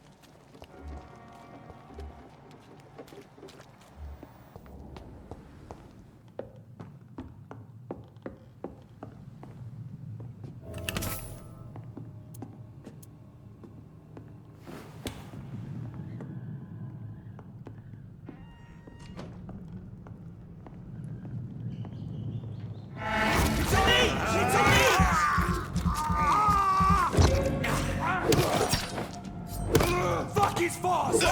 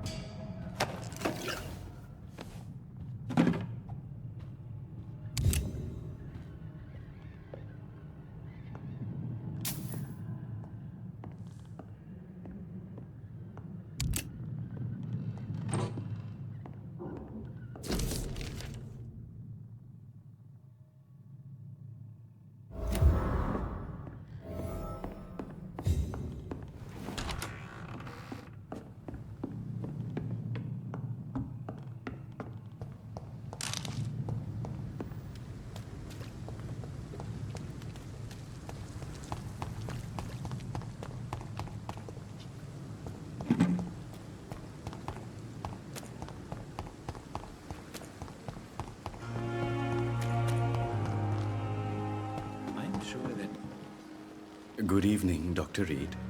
Such a pleasure to see you again. How dare you steal from the dead, Rakesh?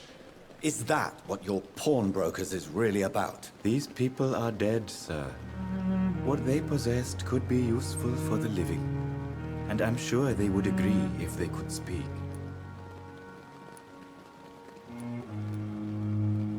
You should show respect for the dead. What about their loved ones who may treasure these items you sell? The bodies I watch over are the unwanted and undesired, sir. I would never deprive anyone of their family artifacts.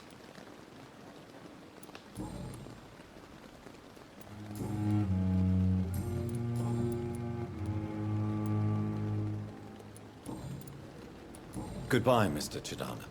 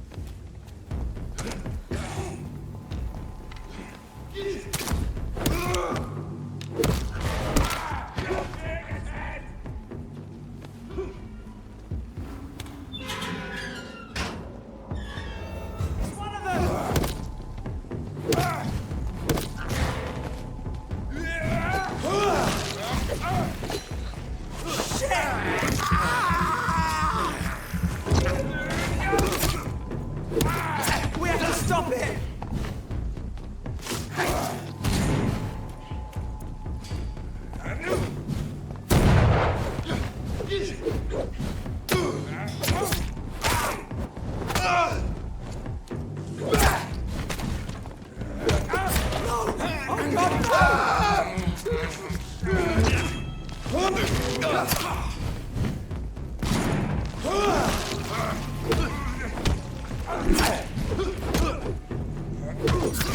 It's too strong!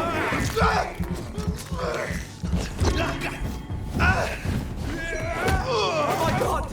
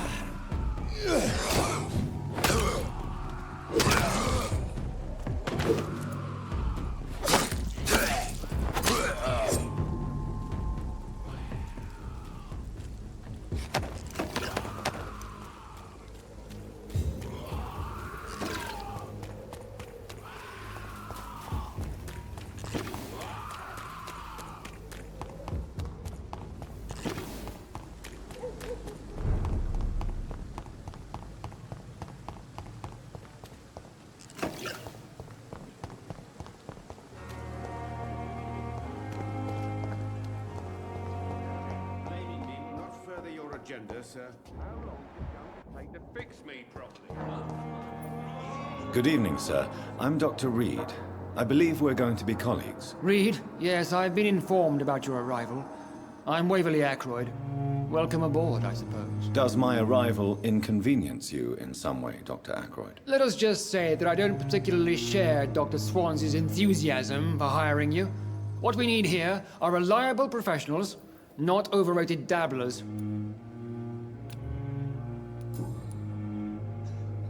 I don't know what you've heard about me, but I have already proved my value as a practitioner. I don't question your skills, Dr. Reed, but your motive. Is it money, fame, or are you truly dedicated? And what exactly is that supposed to mean? I served in the war just like you.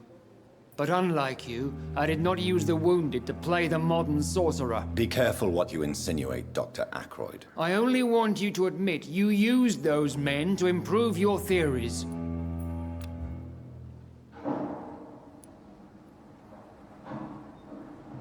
Knowledge has always been and will remain our main weapon, and it has always come at a price. and personal initiative. It is not a question of initiative, it is a question of integrity. These men and women have put their faith in us, Dr. Reed. It seems you have bad memories of your military service. I refuse to see this industrial slaughter as scientific progress. War only reveals the worst in men. We can at least agree on something, Dr. Ackroyd. Since your tenure in this hospital is longer than mine, perhaps you can tell me more about this place. Let's just say I'm tired of the carelessness around me. I have always respected the skills of Dr. Swansea, but over time his enthusiasm has become displaced. Carelessness? Exactly what are you talking about? We're here to save lives. The people who trust us are not volunteering for experimentation. They're here to be healed. I don't intend to run any radical experiments, Doctor. Even if I, as any good practitioner should, express an interest in pushing the boundaries of medical research. Modern medical methods were created through audacity and ego. But there are rules in our line of work, and they're here to protect our patients. If you have a problem with me, Dr. Ackroyd, please feel free to tell me. Dr. Swansea has imposed your presence on this hospital without asking anyone's advice. The benefit of his position. But I don't agree with it. I know we've never met before, but I believe this hospital could use all the help it can get. You will agree with that, I'm sure. Oh, but I have heard about you, Dr. Reed. Of course, you can't say the same about me, since I have not wasted my time courting the press. There is no need for such animosity between us. Don't you think the epidemic is already enough to deal with? That is one point we could agree on. And that is precisely why I want to be sure that you will be of help to this hospital, instead of a burden. Thank you for your time. We'll talk later.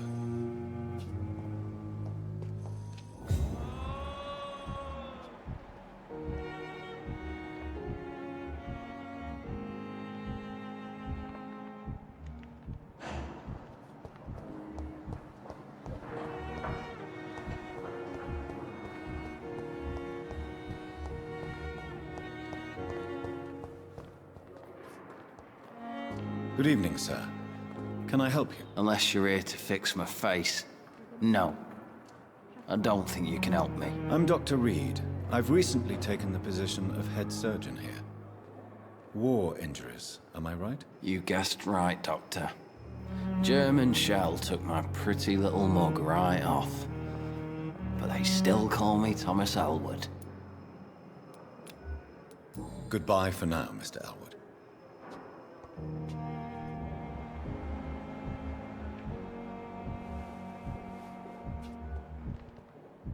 Fear and disgust on every street corner.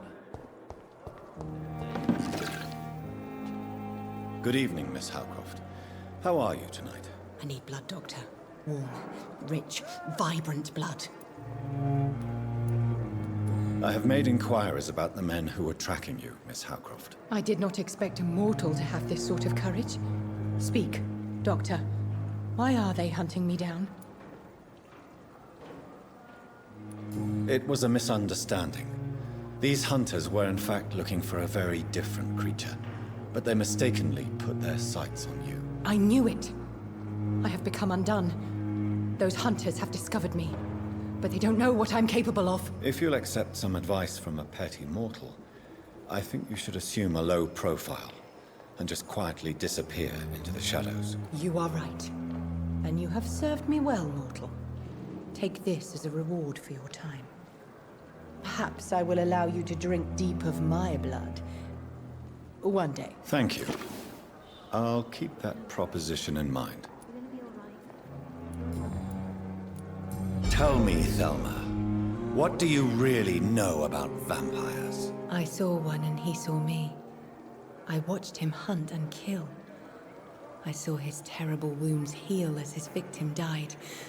And then I knew I was saved. You mean you actually saw a vampire? Here in London? Yes. And it has been the answer to my pain. I must drink and kill to regenerate my decaying body. I am a vampire too.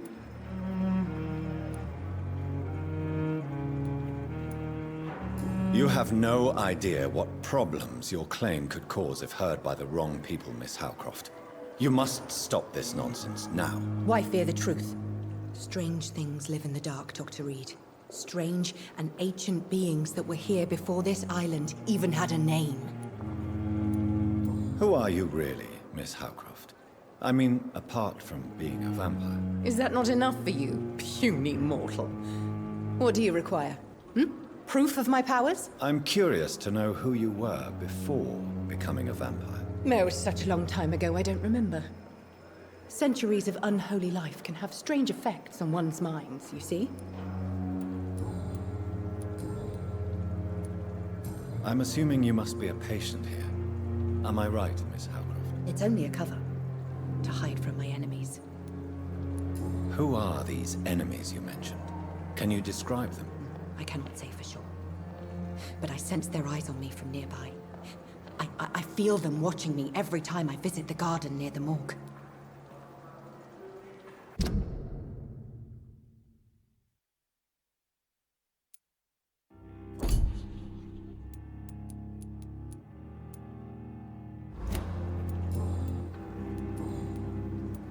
I'll leave you, Mistress of the Dark, to your nocturnal activities.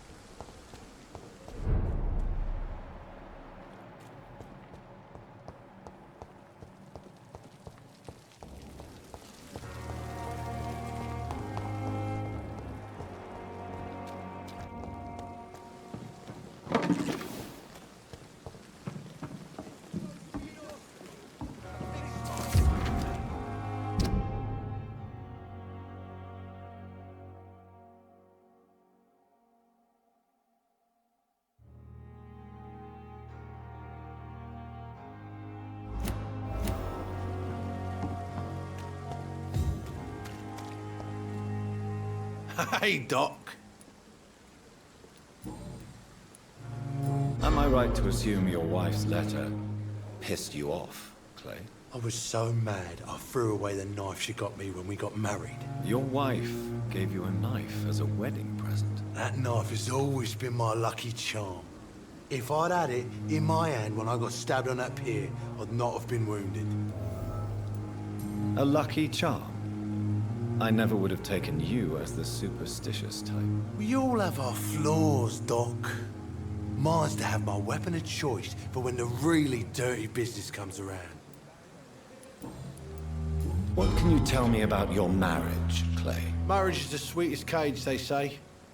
Well, I found myself locked in one with a wild animal. You mean your wife keeps you on your toes? No, I mean, we both have claws and we both love to bite.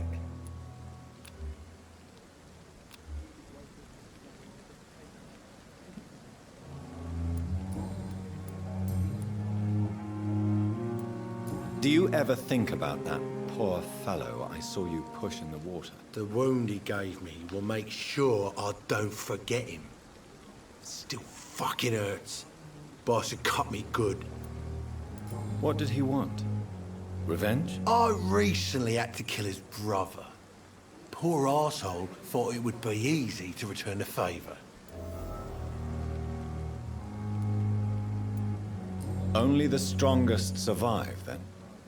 Survival at all costs. Is that all you think about? I'm the toughest bastard you'll ever meet, Dr. Reed. And I don't give a fuck what you think of me.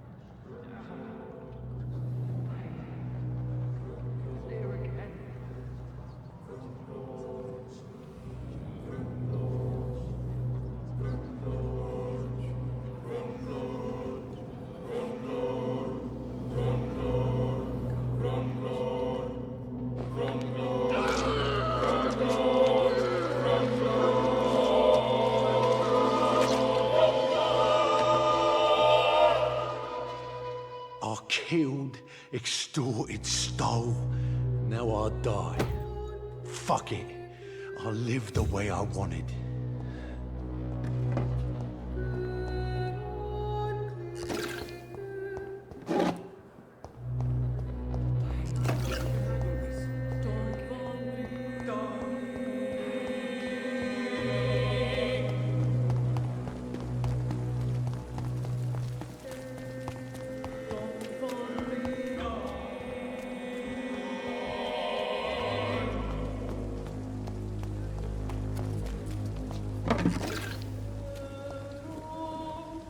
Hello again, Mr. Thatcher.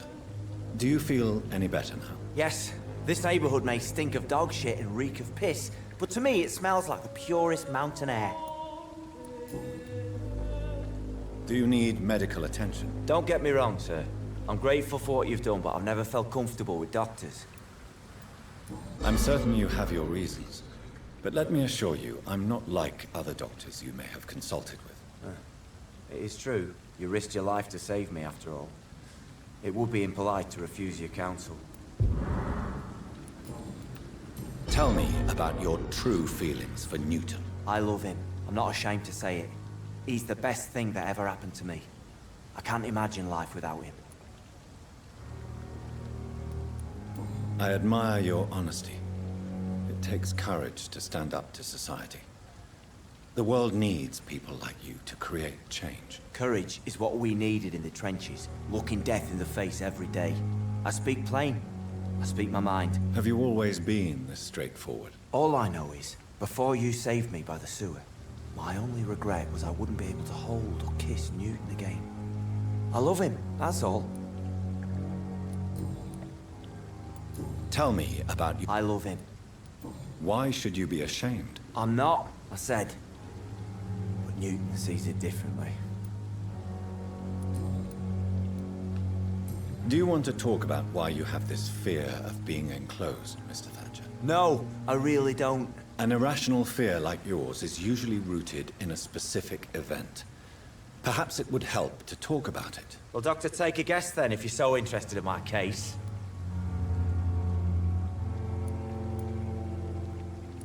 When I rescued you, you expressed joy at seeing the sky again. So I'm inclined to believe you were trapped or buried somehow.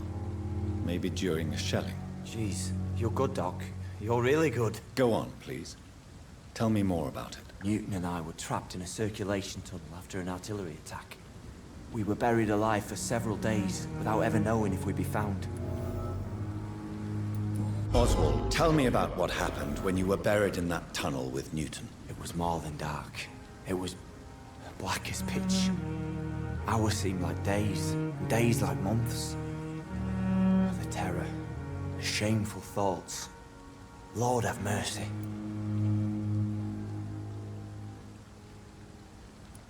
What you endured was terrifying.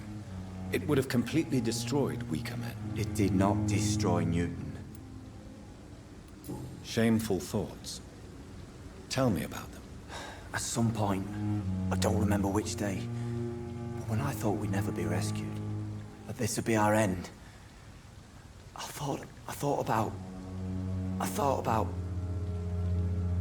Say it, Mr. Thatcher. If you ever want to heal, you have to say it. I thought about what I could do to survive. Just for a few more days. I thought about killing Newton. Killing and eating him. The man I fucking love.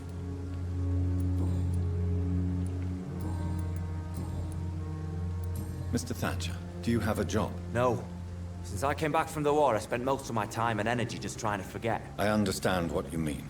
I was a soldier too. No. Nobody can truly understand what I've gone through. Why were you locked in that sewer? What happened? I went by the canal after an argument with a friend. Got chased by these fucking wankers and had to barricade myself in, despite my claustrophobia. Why did you run? What was the reason for your argument? Newton wanted me to go to a hospital, but I can't stand being closed in. Makes me feel like I'm suffocating. Tell me about your claustrophobia.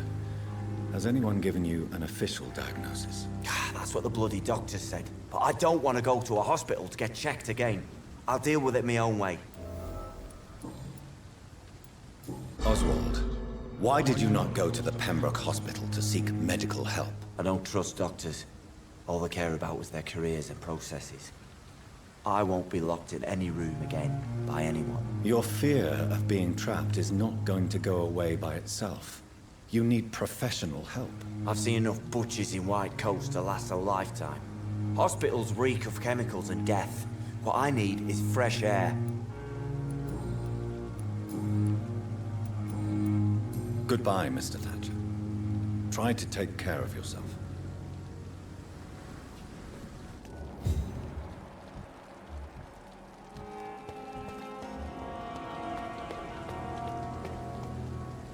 Hello again, Mr. Blight. I'm happy to see Mr. Thatcher is safe, for now. I'm eternally grateful, Doctor. We were total strangers and you helped us anyway.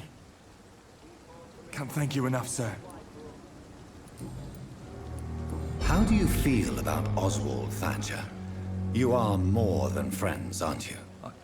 I love him. I love Oswald. We knew we wouldn't survive the war without each other. But I am terrified, Doctor. What frightens you so much? What if people find out? Oswald says I'm ashamed, but it ain't that. It's more, well, you know, I never thought I'd love a man. Enjoy your love. And enjoy life as long as you can, Mr. Blight. Don't let anyone tell you who you should love or how you should love them. I appreciate your kind words, sir. But it ain't that easy. It's all so new to me. What caused your phobia of rats, Newton? It happened last year following an artillery attack.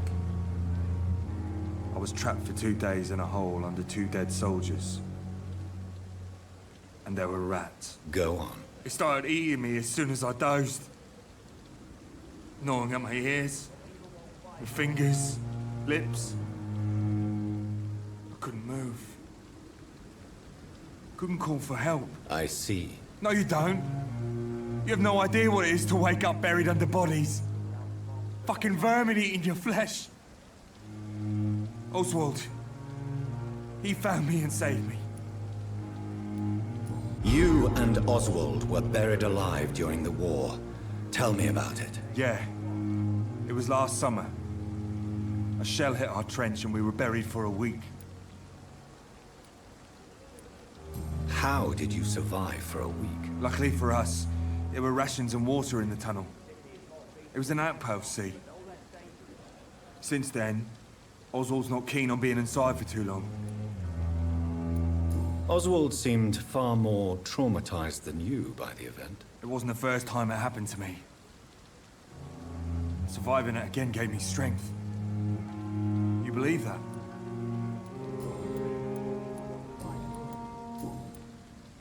Why do you stay here now that Mr. Thatcher's back? It's complicated. Since the war, Oswald's been really nervous with the idea of entering any hospital. And me, I've got my own issues. Can you speak about them? Rats, sir. Even seeing one, they turn me. Just want to run. It's that fear that stopped me from going after Oswald when he left. What can you tell me about the war, Mr. Blight? If you want to speak about it, of course. War was... well, you know, sir. The stench of death everywhere. Your mates lying bleeding in the mud. Just praying to make it through and get home. Bloody nightmare. I fought in France, too. I served as a field surgeon. But it was not uncommon to repel an assault, especially at night. Yeah. The first time I was wounded, I had to protect the infirmary from hostiles. Twice. Did you know Oswald Thatcher before the war? No. We met in the battlefield. I think we were in the same boat to France. We've stuck together ever since. You are always welcome at the Pembroke Hospital. As a former officer, I'll be honored to welcome a fellow veteran. I'm not giving up on bringing Oswald back to the hospital. I just need to convince him that he needs some help. Perhaps he needs to reach that decision by himself. Could you speak to him? He doesn't usually listen to doctors, but perhaps because you've been through it, you can talk him round. Goodbye, Mr. Blight. Take care of yourself.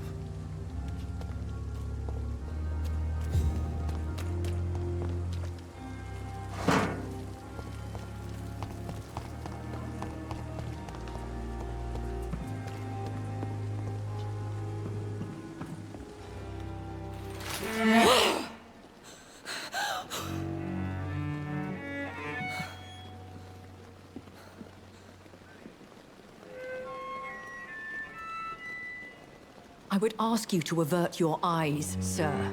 Or did you not know it was rude to stare? I knew it. Speak up, Dr. Reed. I like a man who speaks his mind.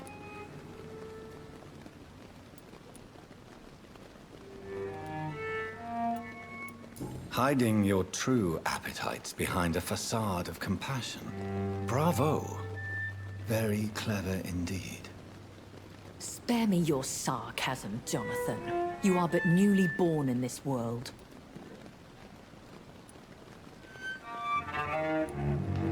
We are vampires. We live by leeching the blood from weaker prey. We are Darwin's next chapter. His cynical and perhaps ultimate expression. The situation is somewhat awkward nonetheless. I have not been observed sustaining myself for many decades. I have to say I'm a trifle embarrassed. Anyway, I have concluded my inquiries concerning your blackmailer. I see. Please excuse my agitated state. Under normal circumstances, I wouldn't let anyone see me in this condition. The case is closed, your ladyship. The person who took advantage of you has, shall we say, seen the error of her ways. So who was it? My lady, the blackmailer was dealt with using the utmost discretion. The culprit's identity is of no relevance. Thank you, Jonathan. That is exactly what I needed from you. You have proven your loyalty, so, as a friend, please accept this small token of my appreciation. Thank you, my lady.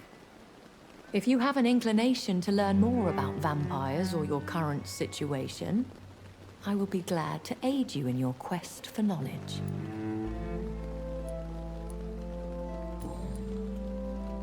I've been away from London and England for 3 years. This isn't the city I remember. Things have gone from bad to worse here, Jonathan. I've lived in this city for a long time, and I've never seen it like this.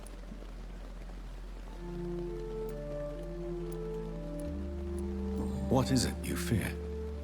Fear has long since flown this form. But there is something malevolent circling us. I feel fear is merely waiting in the wings. The Spanish flu has hit London that bad. Yes, but it's not just that. I've heard things. Things I've not heard for a very, very long time. There are whispers in the shadows. Something far worse than the Spanish flu is here in the city.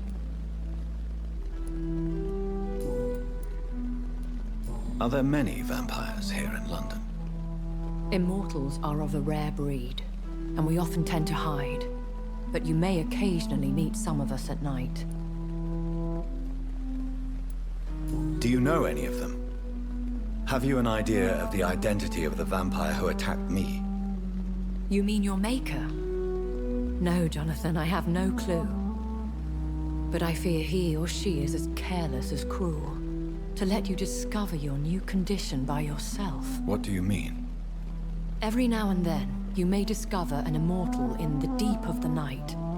But we are a rare and reclusive breed. Our progeny is almost never accidental. Will they all be as affable as you, my lady? I do not see why not. But remember, even the shark smiles before he bites. That sounds like a lesson from experience. Vampire politics are as intricate and sometimes tedious as a game of chess in a gentleman's club. I've learned from experience it is best to decline to play. When I awoke, changed, I was chased and attacked by vampire hunters. Prepared and well-trained. Though I can't be certain. More than likely, it was the once glorious Guard of Priwen. Once glorious, but still dangerous. They have seen better days, but all fanatics are dangerous. You would be wise to stay clear. They are sworn to destroy our kind. You make them sound like some sort of cult. More a society. And like all the best ones, a secret society. I thought them almost gone, but it seemed they have been recruiting.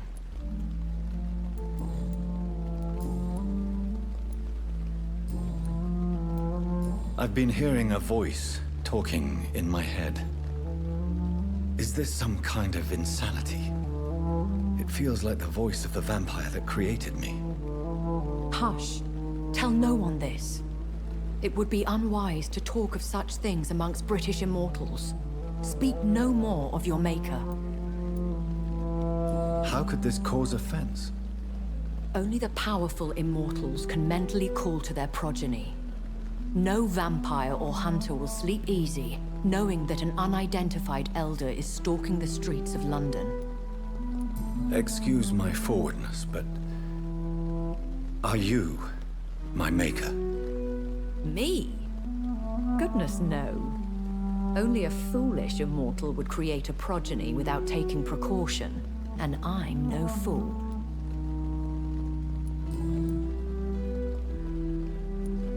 A vampire? Is that what I am? What we are? Such a crude word, defined by penny dreadfuls and drunken hacks. No. You are now an Ekon, and that you shall remain.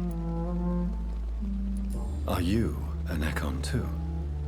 Yes, I am. We are the closest thing to what man refers to as vampires. Forget what you think you know about us. So we are Ekons. How can I identify us amongst other vampires? How to put it? All Ekon are vampires.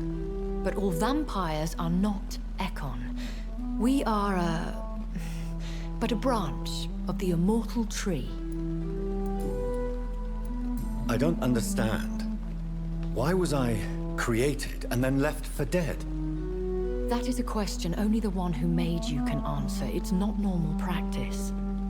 I doubt even if you find him, he will answer you, considering how cruelly he treated you. So me being a vampire could have been a mistake. I very much doubt it, Jonathan. Contrary to the legends, it is not as simple to make another vampire by just biting someone.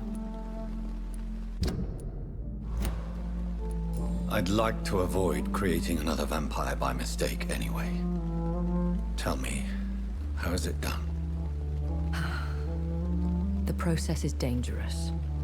It could even kill your potential progeny. If you did decide to sire an offspring, they must drink of your blood, Jonathan.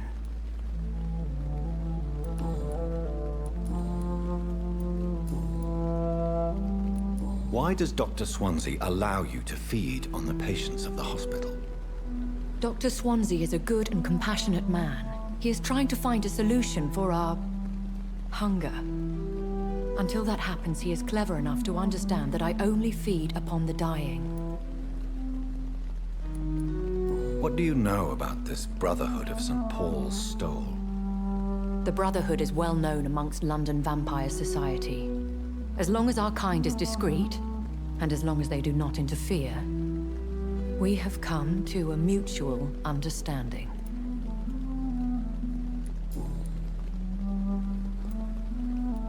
Why did you save me in the canning factory? I could hardly stand by and watch such a promising young blood as yourself be torn to shreds by some gutter scowl.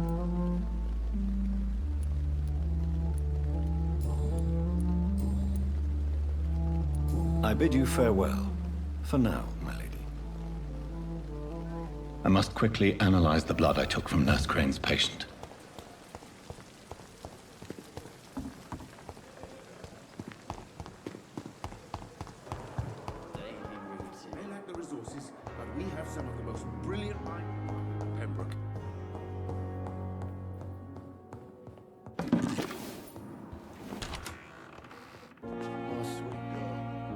Good evening, Mr. Goswick.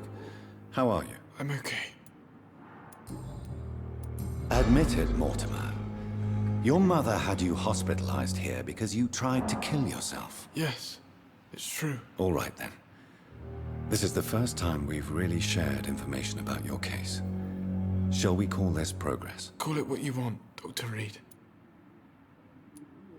You can trust me. I won't report you to the authorities. My one and only concern is your health. I guess I should thank you, then. Can I help you in any way, Mr. Goswick? I wrote a letter for my mother.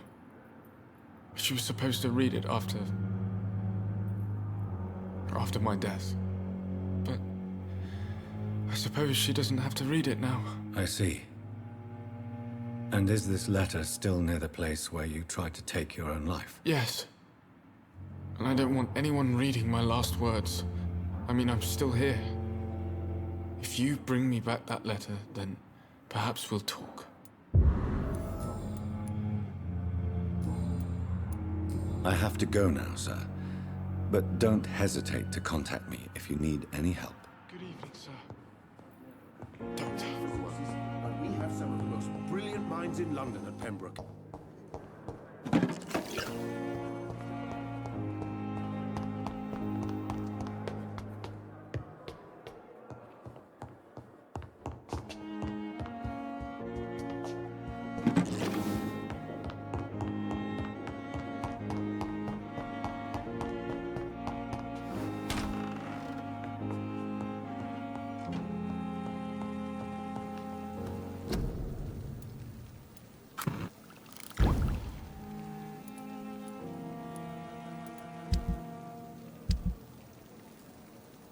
Razvan Vasily was infected by Spanish flu, but also has the highly unstable blood of the Scowls.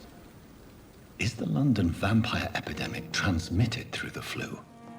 I should talk to Dr. Swansea about it.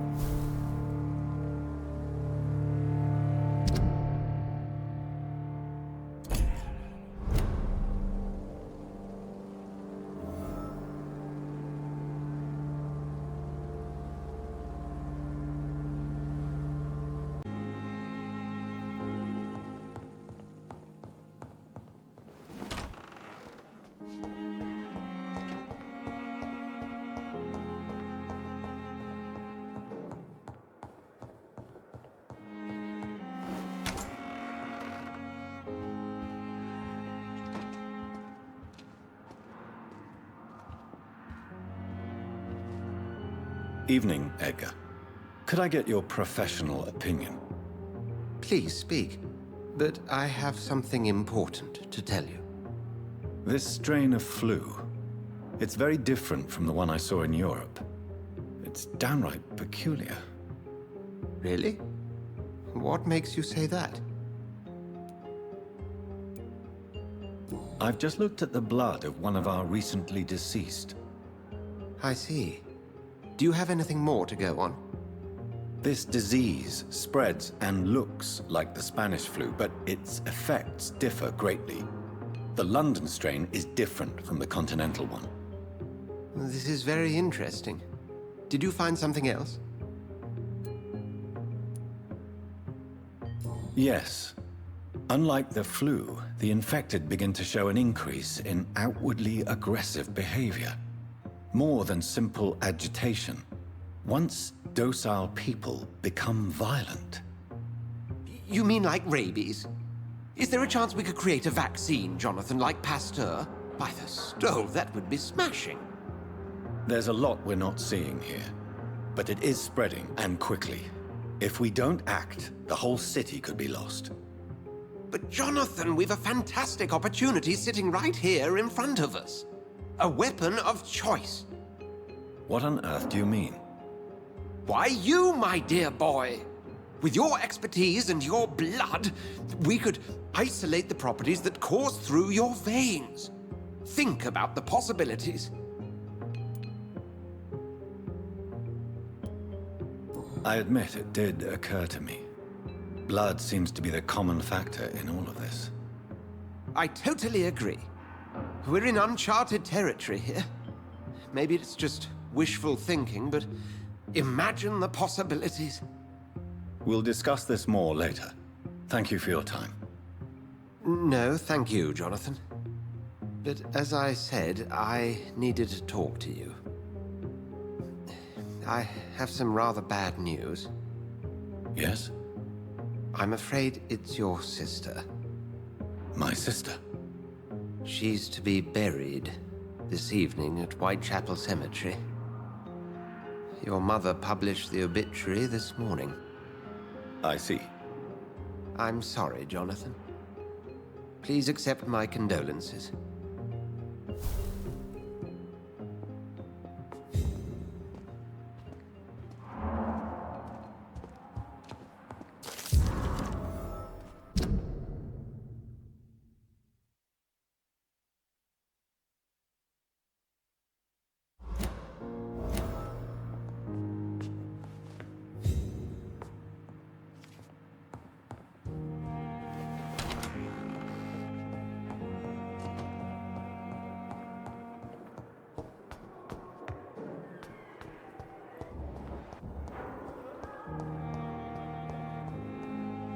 Good evening. I need blood.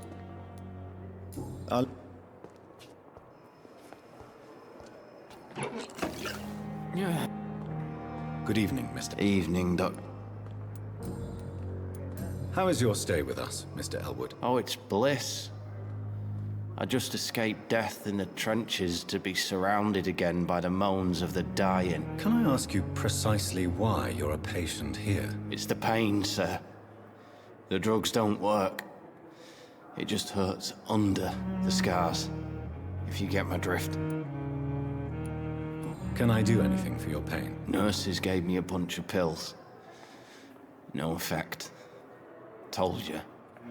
It's like the flames are under my skin, burning away. Who is treating you? Is someone in particular looking after your case? Nobody since the old and tired doctor spoke to me. Started to think I was forgotten about. Wouldn't blame you. You don't seem worried by that. My face hurts so much more when I smile or cry. I've learned it's easier not to speak. But be assured I'm smiling inside.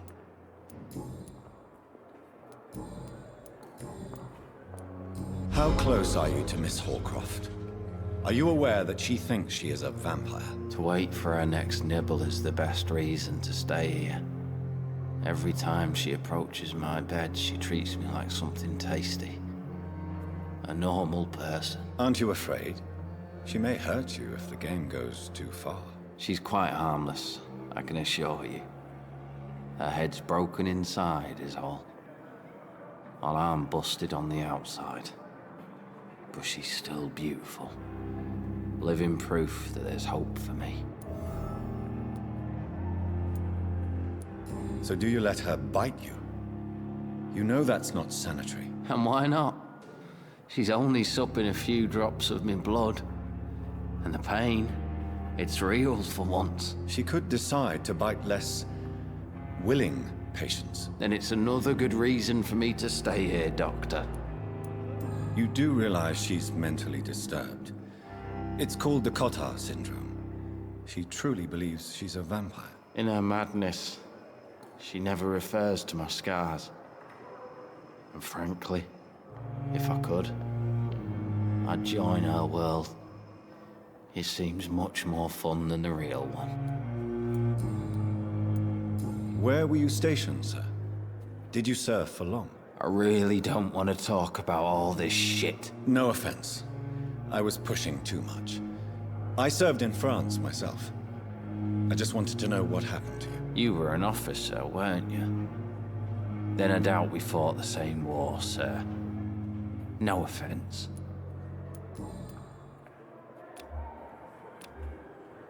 Soldier, do you need assistance? I'm fine. Just do something for this pain, will you? That's all I'm asking. Goodbye for now, Mr. Elwood. Fear and disgust on every street corner. The daily routine.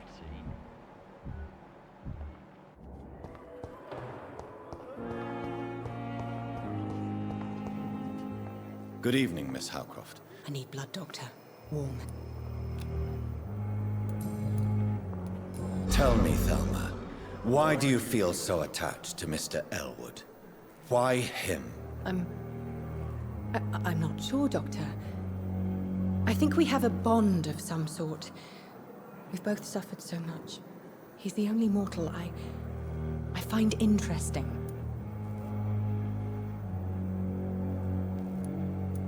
Would you say you and Mr. Elwood are romantically involved? No. No, Thomas is a delicate soul. Even though he disguises it. But I am not the woman he needs. No, for I am a vampire, Doctor. Do you plan to make him a vampire too? Of course not. How could I inflict my curse on anybody else? I'm not that cruel, Doctor.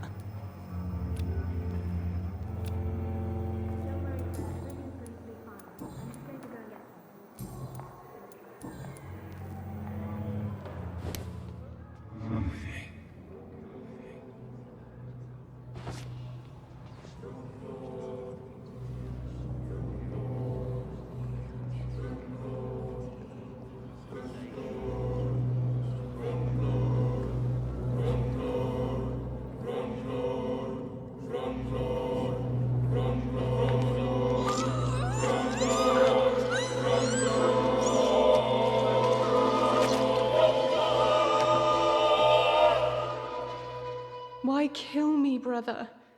We could have ruled this land together and forever.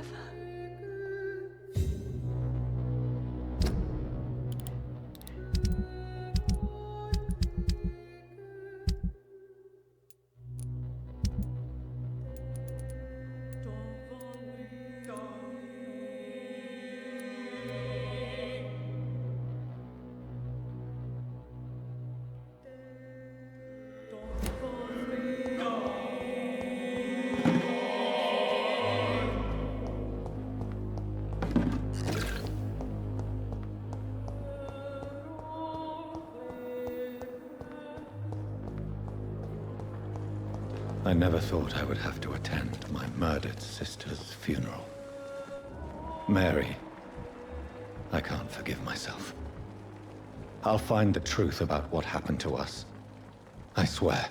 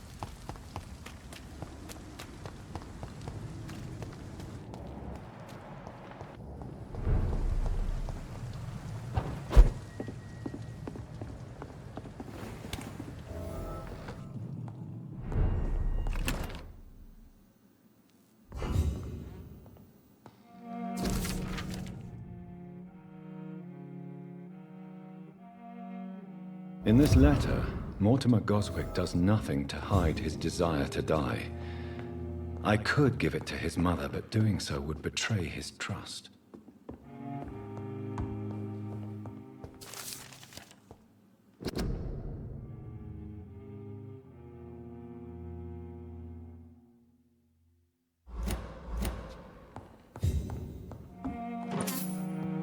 It's locked.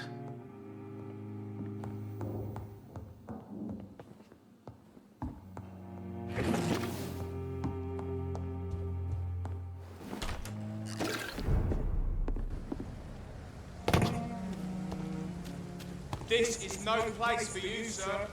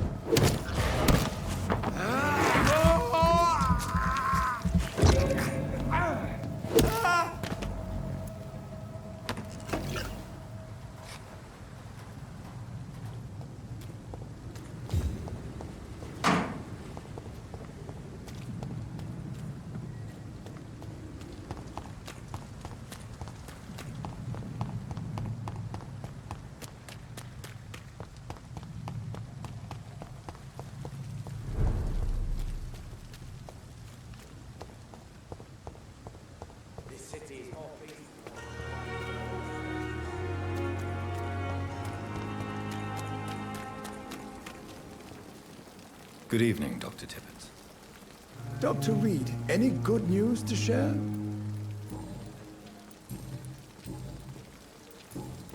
Goodbye, Dr. Tippett.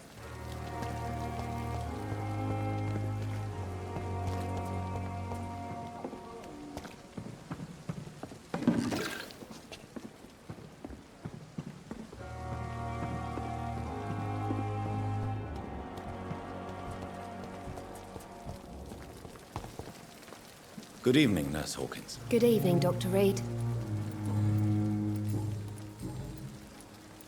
How would you describe the situation at the Pembroke Hospital? It's serious.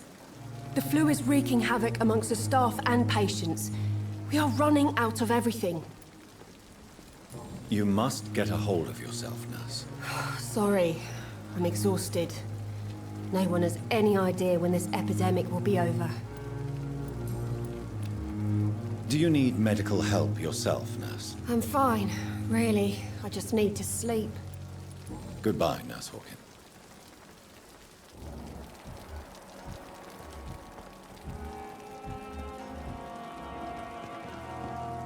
Good evening, Milton. Good evening, Doctor.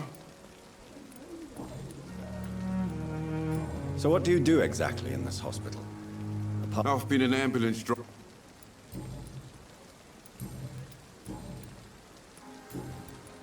I'd like to... Wise choice, Doctor.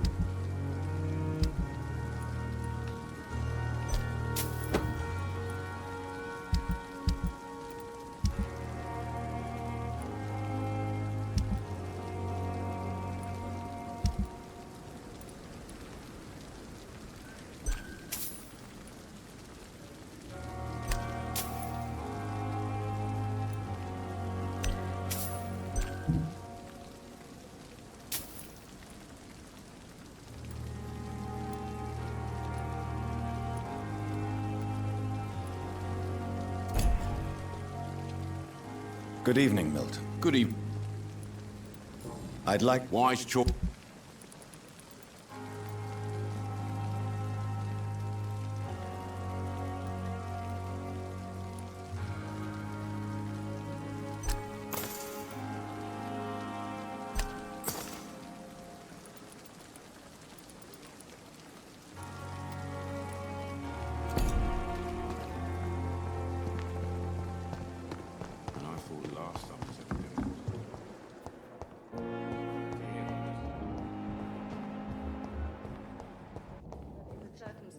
I'm willing to give you the benefit of the doubt.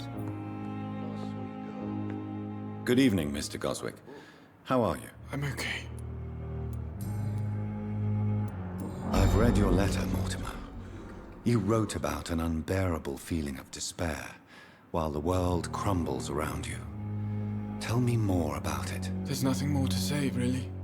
It's hurtful, it's unbearable, and I don't ask anyone to understand what I feel. The world is bleak, but maybe the pain we feel is the best compass for making it a better place. How can we repair the world, Dr. Reed, when mankind is the biggest problem? Yes, the world will be a much better place when we're gone.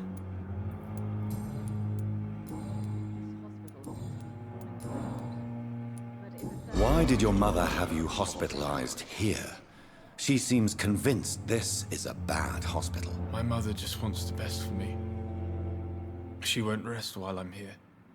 She'd go all the way to hell and back to help me. Is your mother bothering you? As your doctor, I can ask her to leave you alone if you would prefer. That's tempting, Doctor.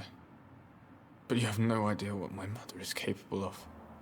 She would tie herself to my bed if you asked her to leave. Pembroke Hospital may look unorthodox, but rest assured, you're in good hands here. It's not me you have to convince, Dr. Reed. It's my mother. How painful is your throat, Mr. Goswick? So painful I'd rather not talk at all, Doctor.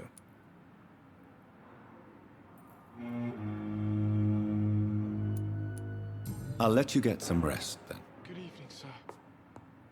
Doctor. Good evening, Doctor. How is my son doing?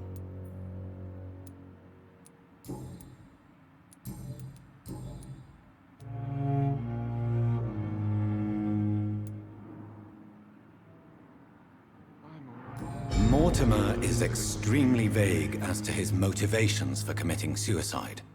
Tell me more about what you know. As you say, Mortimer had no reason to die. All he said to me was that he wanted to make the world a better place, but couldn't. Why did your son feel so useless when facing the world? I think it was more that he could only see the melancholy facets of life. He couldn't help but dwell on such things. What do you think he meant by making the world a better place? Mortimer has always been a sensitive soul. He wouldn't talk to anyone for months after his father passed. It's like he carries everyone's sadness with him. Your son wished to die, Beatrice. Why did you hide such crucial information? Are you not aware suicide is a crime? Mortimer could be thrown in jail. I can't let that happen. I won't. I understand you fear the legal consequences, Mrs. Goswick. But don't you realize your silence significantly affects your son's case? All my son needs is help and comprehension. Not judgment and punishment for what he may or may not have done.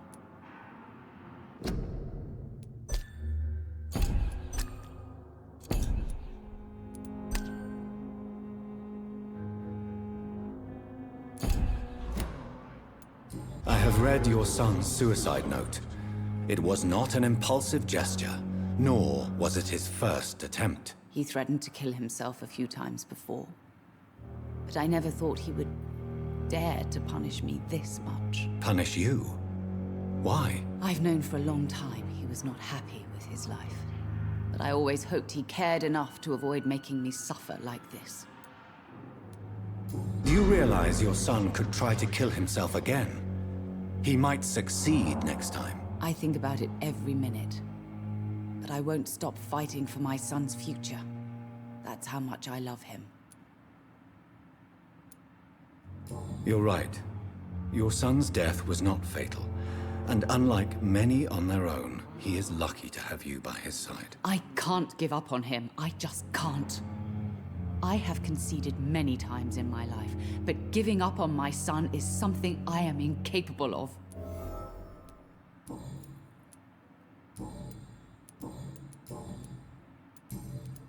Your son asked me to find this letter, Mrs. Goswick. However, I thought it would be preferable to give it to you. I already know what I'm going to read. Mortimer, why are you acting in this way?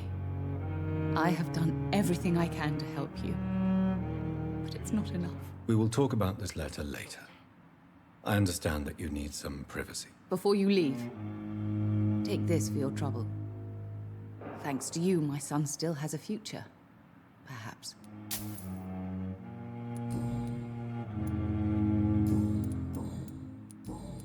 Goodbye, Mrs. Goswick.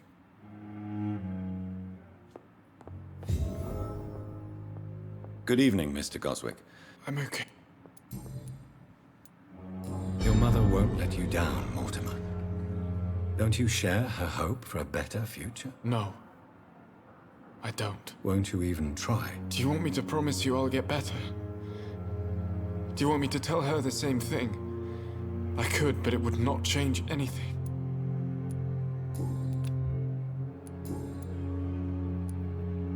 How painful is your throat, Mr. Goswick? So painful. I have to... I'm all right. Don't waste your time with me.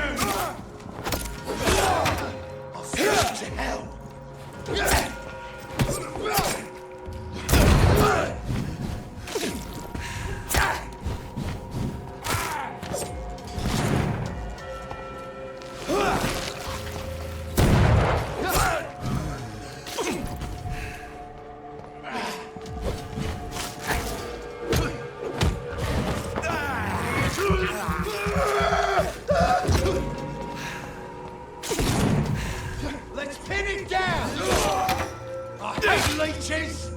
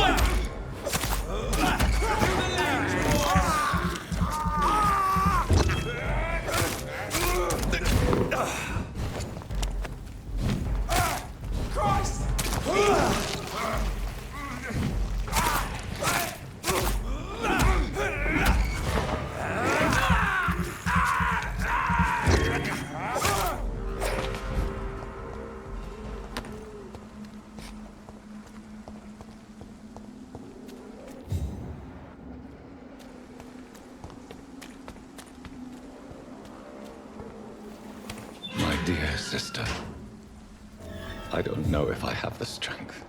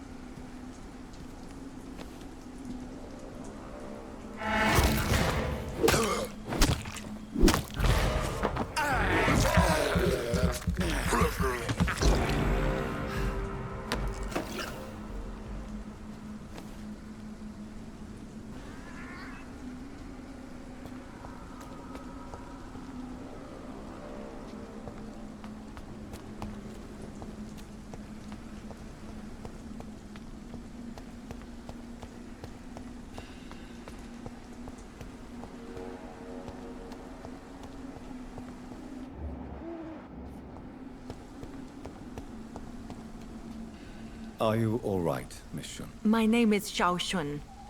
This is the proper way to address someone in my country. I do apologize, Xiao Shun. Are you all right? Yes, I am. This is the only place where I can find some kind of serenity. Some way to remember my dear Matthew.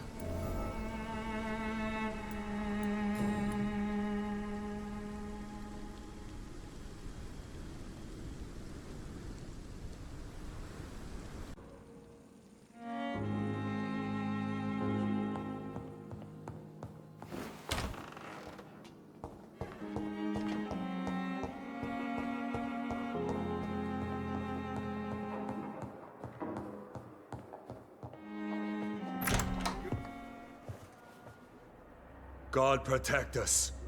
You've got a leech in the hospital. Yes, my hospital. My mission is to heal while you go about warring. You've set the table for a snake. I wonder why there's venom in your food. I'm growing tired of your song. You're a woodsman, McCallum, not a doctor. Return to your hunt. Remember, I've a good nose for machinations. I can flare the scent at a mile. You can't hide from the god. Leave him, Jonathan. This is sacred ground. Neutral territory. And I just had the carpet cleaned.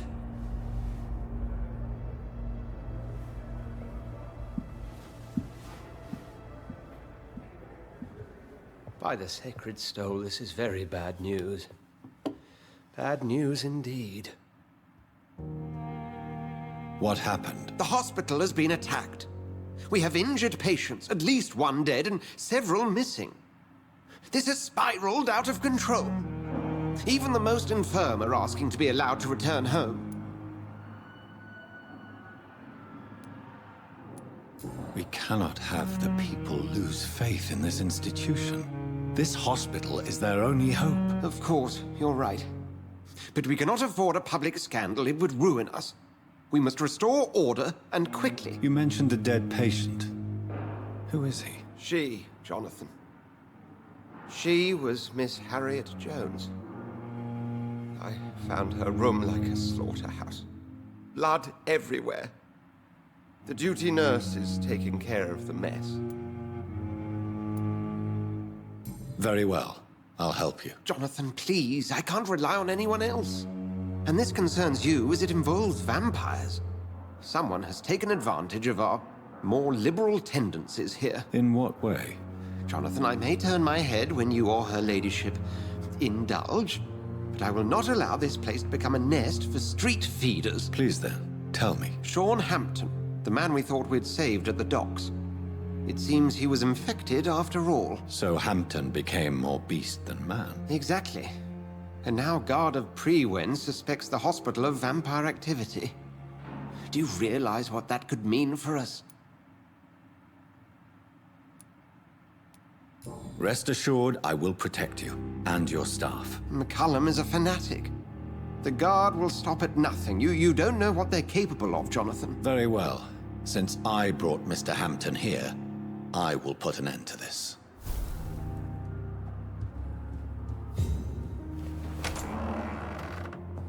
Sean Hampton lives and breathes for the well-being of his flock. There's no other place he would go but the docks. And what of my own life? Help me! It's safer here than anywhere else.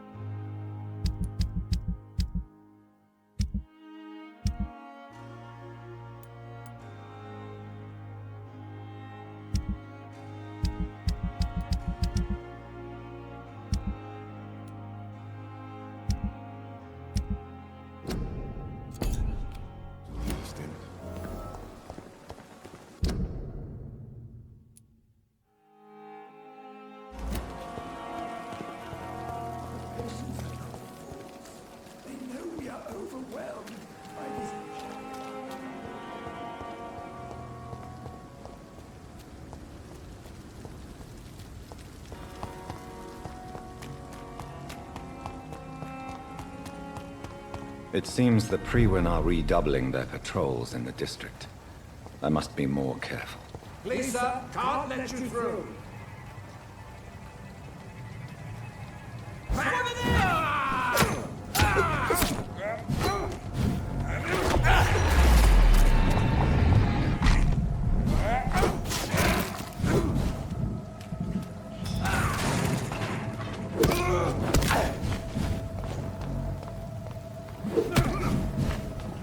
No rest for the wicked.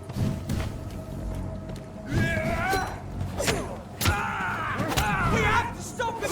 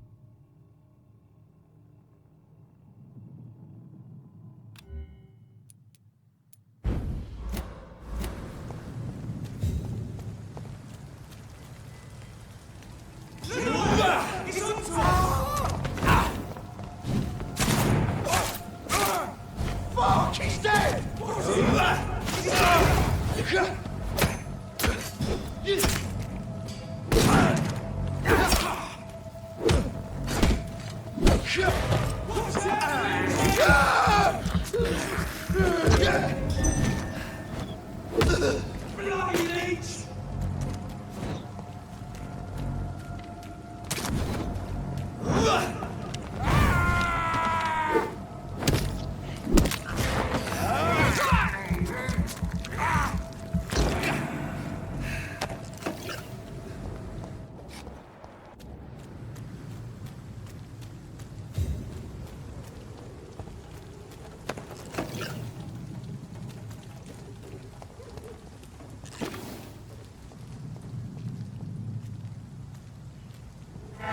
Watch yourselves!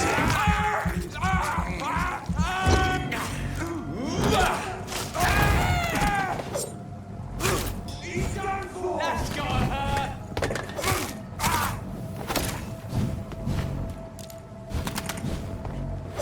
Over there! There's one of them vermin!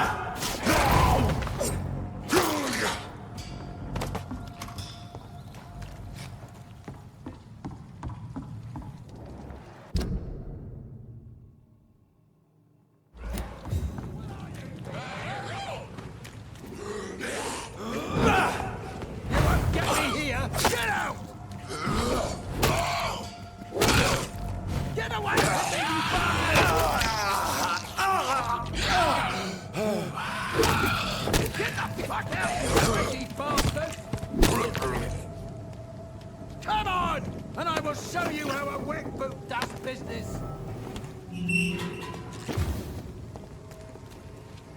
Are you all right, sir? What are you doing in a place like this? I'm not sure that's any of your business. I hope you realize that staying here will put your life at great risk. Pah! I'm not afraid of these guards of Priwen, or whatever these thugs call themselves. I can still kick some respect into those youngsters. I wasn't specifically referring to them, but are you really after these men? Why? They took my boy! I've had no news since he joined that crazy gang. So I decided to come and find him myself, to get some answers. I see. But as I said, your life is at risk if you stay here. And I'm not referring to the gangs either. You should leave, sir. Well, this part of town used to be nicer, let's say. Perhaps you're right. This isn't the best way to save Andrew.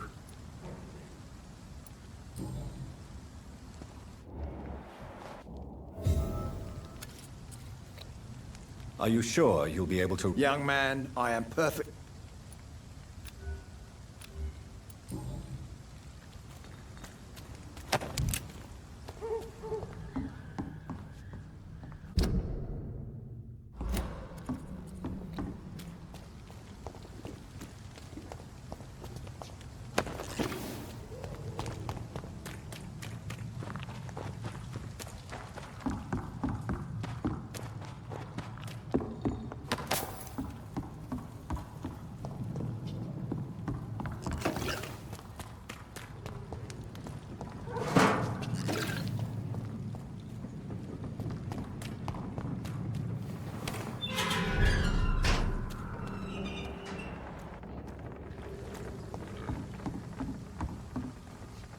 Good evening, sir. Who the fuck are you? Don't you see I'm busy here? Dr. Jonathan Reed, that's who I am. And who are you? Ah, some fancy gentleman we've got here. Clear off. We don't want strangers on our streets. So you won't tell me your name, then? The name is Booth Digby. Maybe I'll ask my boys to break one or two of your bones, just so you remember it. Do you know where I can find Sean Hampton? I need to talk to him. The sad saint. Why on earth do you want to talk to him? He was one of my patients at the Pembroke Hospital. Oh, yeah. I heard the poor bastard had been abducted by some cunt. You better ask Tom Watts. He knows Sean Hampton well.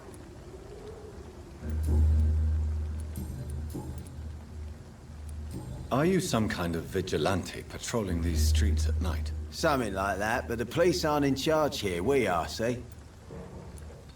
So, tell me about your gang, then.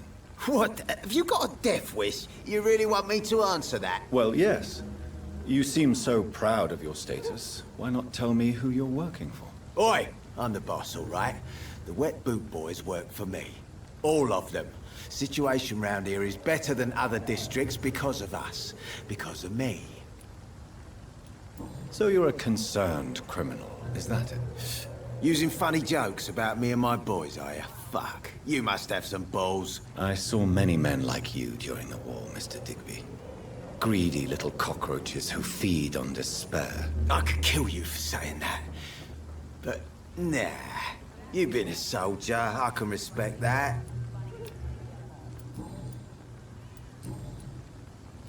Goodbye, Mr. Digby.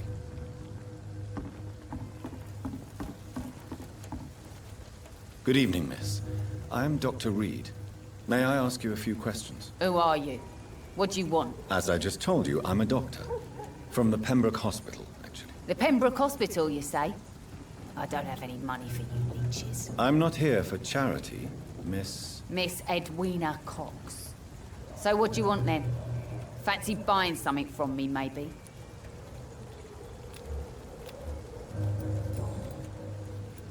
You still use your husband's name, Edwina.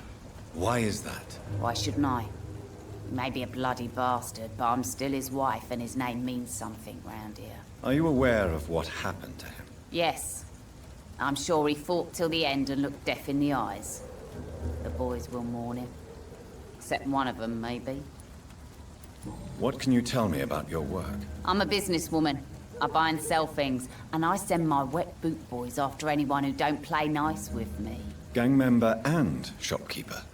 Can't be easy running double shifts. If you're interested, I may find use of a doctor who can freely walk across the city, you know. You're quite blunt, aren't you? I like people who know what they want and say what they think. This is a time of great opportunity for those ready to embrace their destiny. I'm not interested in a career in the criminal underworld, Miss Cox. Fair enough. Stay away from us then, if you don't want to get hurt or worse. Since my return from the war, I don't feel that concerned by threats, knives, or even bullets, if you must know. That's exactly what that stupid trade unionist claimed after he attacked one of us. Booth and I reminded him a bullet beats words every time. What can you tell me about this part of town? You can't trust anyone around here. As soon as you lower your guard, you can be sure some arsehole will take advantage of you. Really? Don't you think that's a little bit excessive? Bastards, all of them. This region only responds to violence and threats. You sound like you're thinking of somebody in particular. Take the gravediggers of Southwark. They must pay me every week, but it looks like they forgot who gave them permission to steal from the dead. Looting corpses in a mass grave. That is a new low. Whatever. Hey, since you're a doctor and all, maybe you can access that forbidden area and remind those bastards what they owe.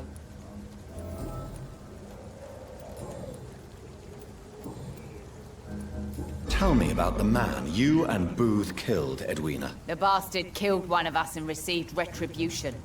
There's nothing else to say. What happened exactly? I don't know, and I don't care. One of ours was killed by that communist bastard, but he didn't brag for long. So you have no idea what really happened?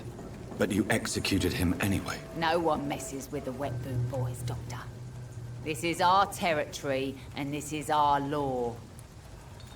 And your conscience is clear.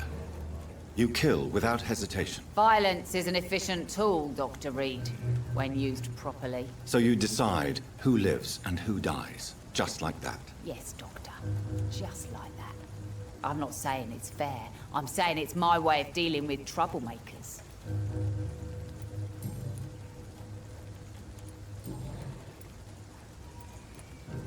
I'm looking for Mr. Sean Hampton. Do you know where I could find him? The sad saint? I heard he was mugged or something. Yes, he was.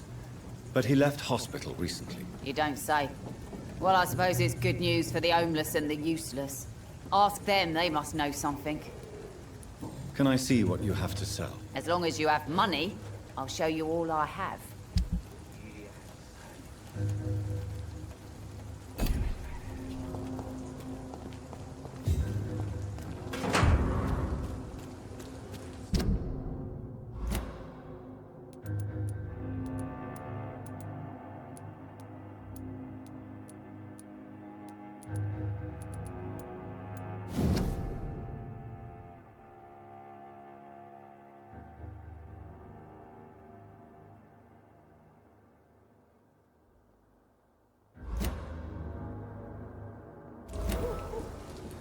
Mark my words, miss.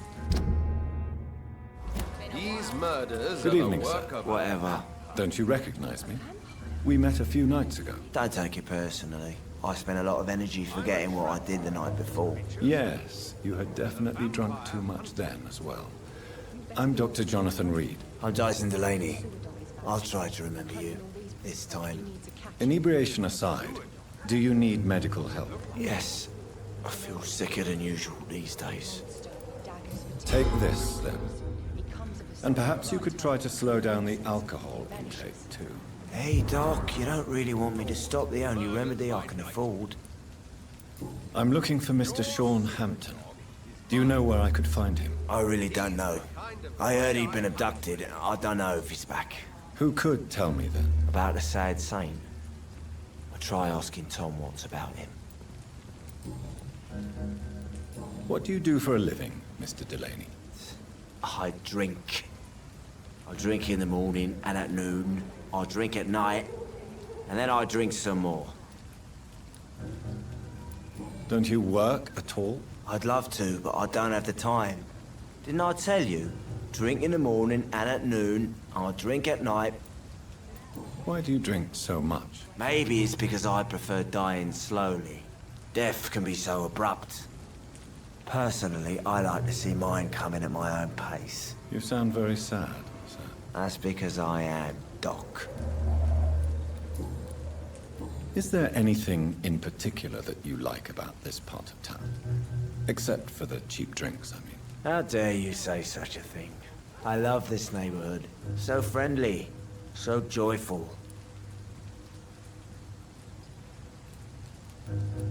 No reason at all to rejoice, then? Life is hopeless and then we die, is that it? Let me tell you a story. All right. Go on. A few years ago, when I believed a resolute man could change things around here for good, a tragedy occurred nearby. What kind of tragedy? It was a bomb. Bomb that exploded and killed many people. Metal and blood everywhere. Shouts, fire, broken window of the shoe shop, the torn street light. You lost people you loved that day, didn't you? I've lost everything. But you know what the worst part is? I don't even remember where it happened. I've drunk so much to forget it.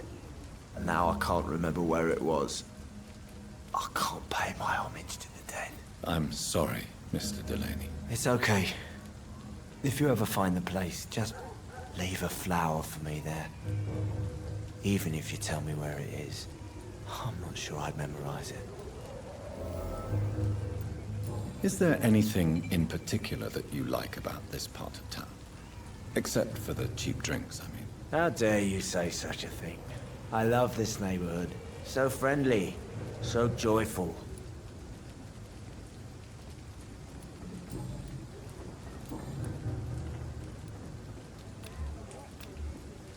Goodbye, Mr. Delaney.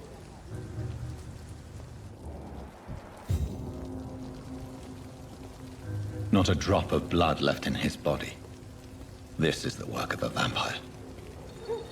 Good evening, sir. Have you witnessed any suspicious activity or strange events recently? And what do you define as a strange event? More to the point, who are you? My name is Ichabod Throgmorton, vampire hunter extraordinaire and warden of the East End. A vampire hunter? Really? I know what you're thinking. I'm just another lunatic howling at the moon, but I'm not. The bloodsuckers exist, and they're close. Mr. Throgmorton, I'm Dr. Jonathan Reed. I'd like to hear more about these vampires you're hunting. A man of science? Well, I'll be glad to enlighten you. I'm looking for Sean Hampton. Can you help me, Mr. Throgmorton? The sad saint? He should be at his night asylum at this hour, but I cannot tell you how to find it, sorry. Really? Why is that? It's nothing personal, Doctor. I'm sure your intentions are good, but people who sleep there, they have plenty of reasons to hide. I could make you tell me, but I respect your refusal. You really believe Sean is a saint, don't you? All I will say is this. Gossip has it that when he was a child, he was molested. By a priest of all people. Funny thing is, though, it only strengthened his faith.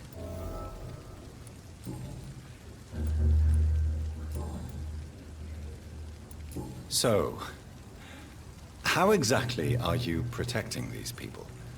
I'm curious. I patrol late at night, investigating anything unusual. I try and encourage people to stay indoors, but people are careless. How do you identify a vampire? It's simple, really. They can't stand daylight.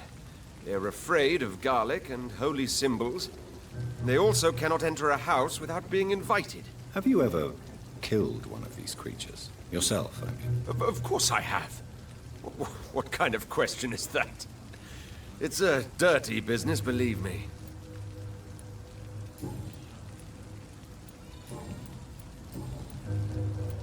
Have you heard of the Guard of Priwen? Of course. They're dedicated hunters. A little militant for my taste, but they do let anyone join. Were you ever tempted to join the Guard yourself? I did think about it, but I'm more of a silent hunter. They're more of a sanitary militia. So you hunt alone? That sounds risky. Vampires are just like every other predator. They hunt when they're hungry and follow certain patterns. It's just a matter of observation and patience. Goodbye, and good hunting, Mr. Throgmorton.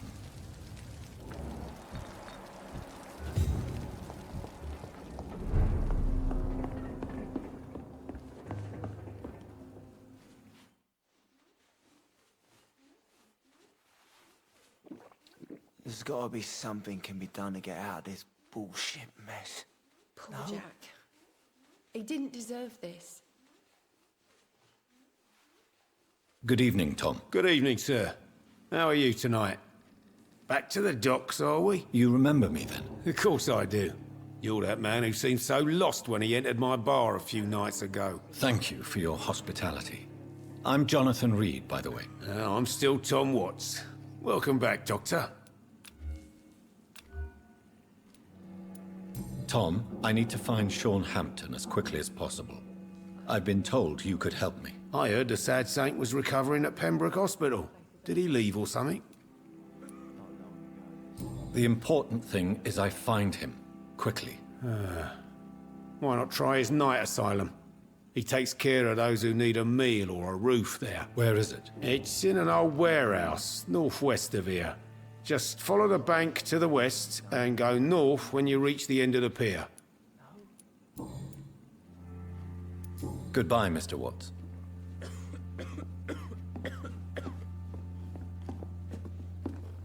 Perhaps Perhaps I should shut the turquoise for a time. Poor Jack. He didn't deserve this.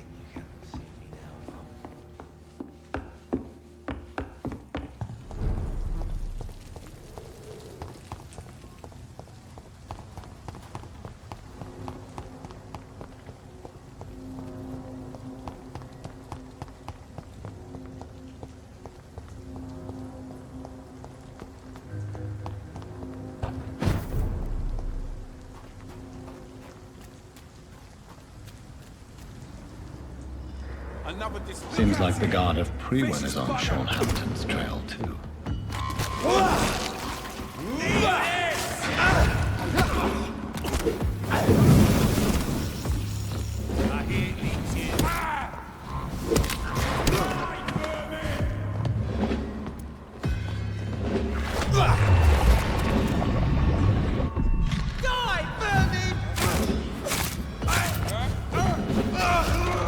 Want some of this?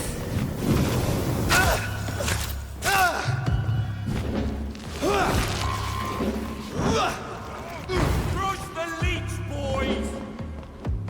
I'll send you. Die, vermin! Die, beast!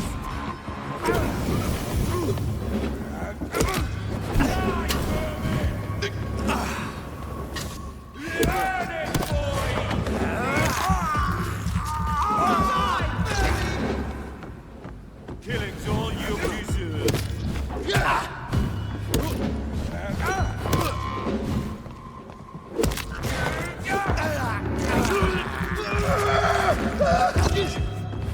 Crush the leech, boys! Die, leech! Die, vermin!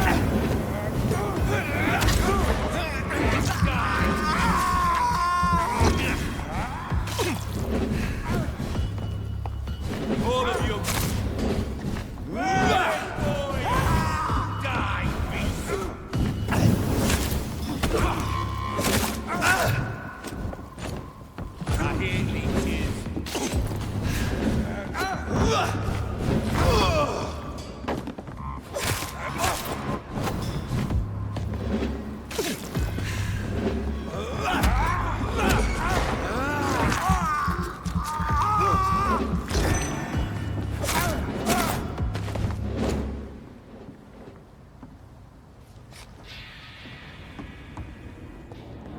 The wounds on this corpse are deep, the result of rabid rage.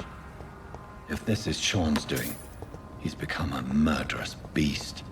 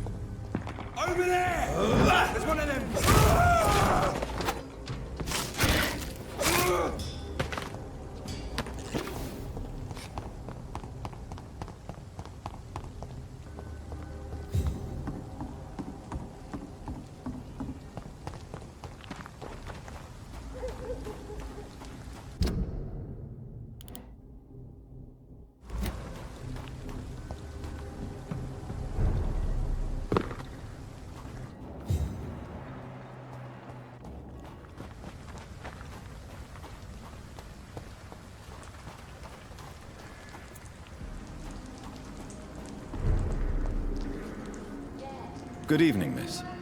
I'm Dr. Jonathan Reed. Can I help you? A fancy doctor lurking at night by the docks? Not fishy at all. And what about you? Working outside at night in this dangerous part of town? You want to know my secret? I'm trying to earn money. And I'm Lottie Paxton, by the way. I'm looking for Sean Hampton. Can you help me? Mr. Hampton must be in his office at the night asylum he manages, I suppose. Why do you want to see him? He was a patient of mine at the Pembroke Hospital, but he left abruptly. I see. Well, Mr. Hampton is a discreet and dedicated man. I'm sure you'll find him soon enough.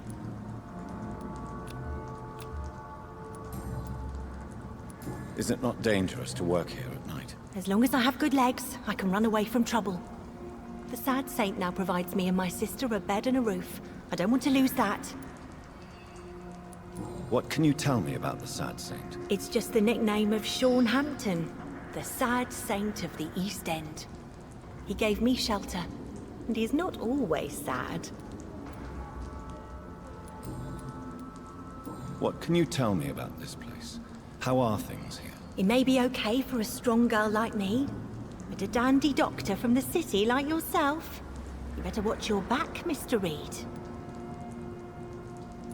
You really think I should go back to a safer place, miss? No, I think you had better stay and help as many people as you can. Just avoid the wet boot boys. Those bastards are worse than the epidemic. Which local dangers must I avoid? Well, the gangs, the thieves, the drunks, the jobless. A man with your fancy clothes will attract a lot of attention. Well, I am not someone so easily intimidated. Glad to hear that. And if you get into trouble, you can always seek help at Sean Hampton's shelter. No one would dare to be violent there. Is it not? As long as I... Are you homeless, Miss Paxton? Mr. Hampton's night asylum is our new home now. It's a safe place for me and my sister.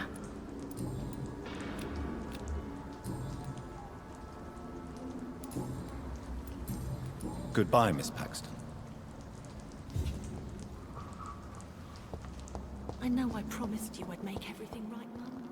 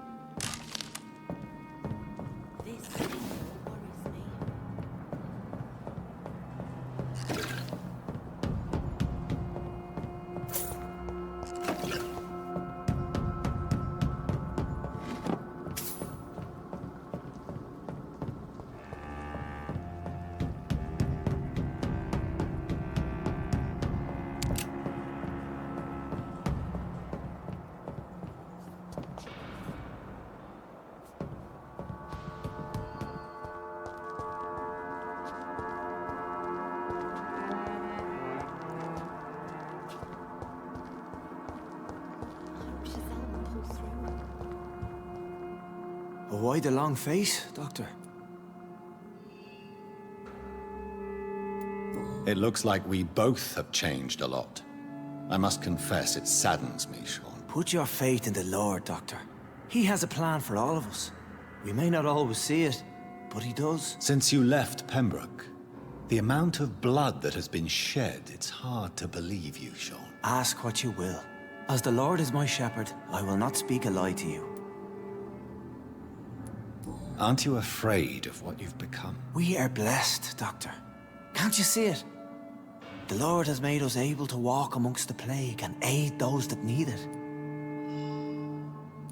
Do you think this is a blessing when God's own house and holy symbols repel you? If that is your burden, Doctor, so be it. But I do not fear the cross, nor am I forced to take the life of another. My kind doesn't share your imperfections. But you must drink blood now to survive. No, not your scripture. Whoso eateth my flesh and drinketh my blood hath eternal life, and I will raise him up at the last day. So saith the Lord. I only need to eat flesh, no blood. Why return here? This is my home. These people are my flock. You will always find me where I am needed. Wonders never cease. Skal managing an asylum. And what of you? A vampire doctor?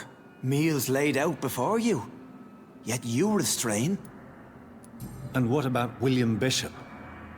He tried to take care of you. But this hunger, this thirst, cannot be restrained. Alas, poor William. He had a good soul, but was weak in spirit.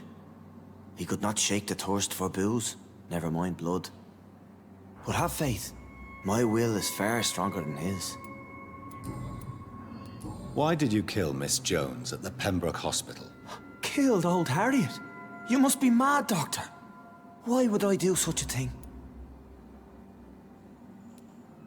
So you claim Miss Jones' death was not by your hand, nor the other incidents at Pembroke? Though Harriet was an angry, spiteful woman, she was one of God's creatures. I have nothing but love for all he has made. But you were close to her. Of course. But she was lost, separated from the fold. She did not see the hand of the divine in my blessed condition. People have been murdered. I've seen the blood. I don't believe you can be trusted. Have a little faith, Doctor.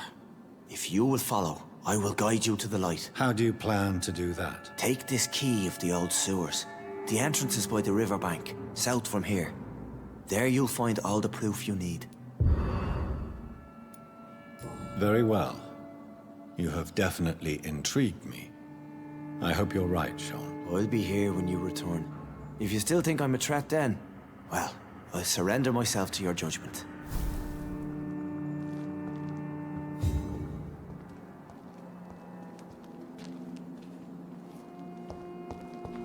This Seymour worries me. Perhaps Sean knows something about him.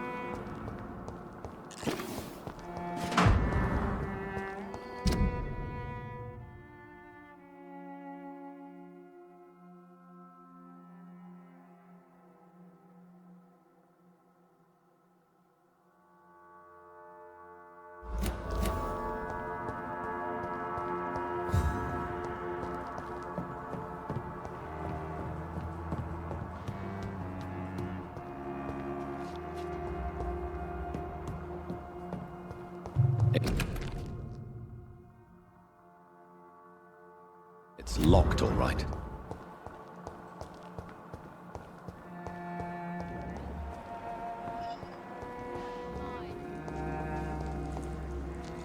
Glad to see you again, Mr. Reed. Lottie, tell me about the Wet Boot Boys. I know they've threatened you. Edwina Cox wanted me to provide her with information about Mr. Hampton's resources. I refused. Is that not dangerous? Fuck them and their lies. They claim they protect the interests of the neighborhood, but they are just greedy parasites like all the rest. I respect your courage, Miss Paxton, and I hope life will never wear you down. Dr. Reed, you know how to make a girl blush. I am glad you came to the docks, whatever your real reasons are. Goodbye, Miss Paxton.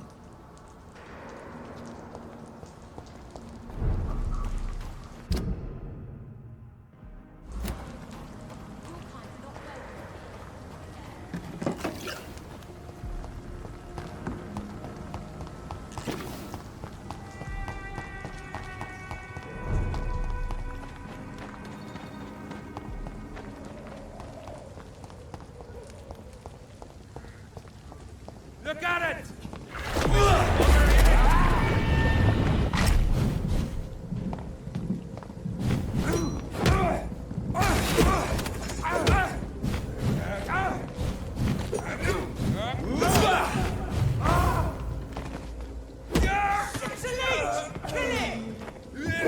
Oh my God!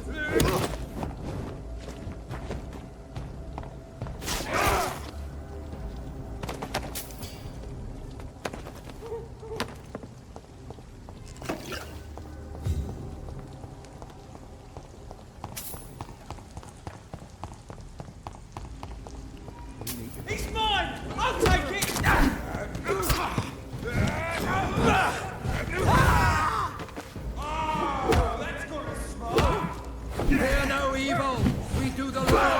luck here!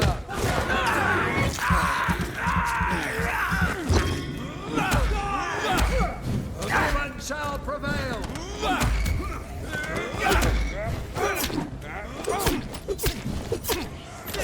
That leech is close! Christ, he's dead! There's one of them vermin!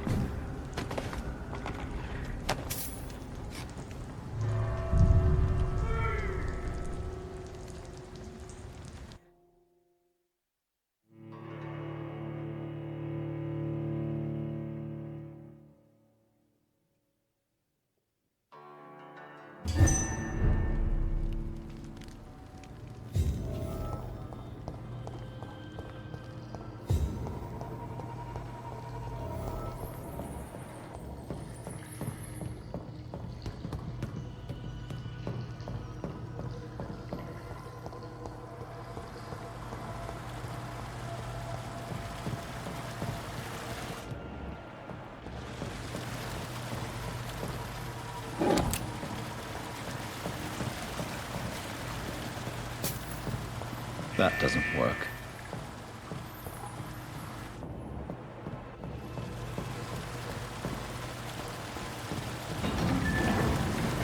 So that's it.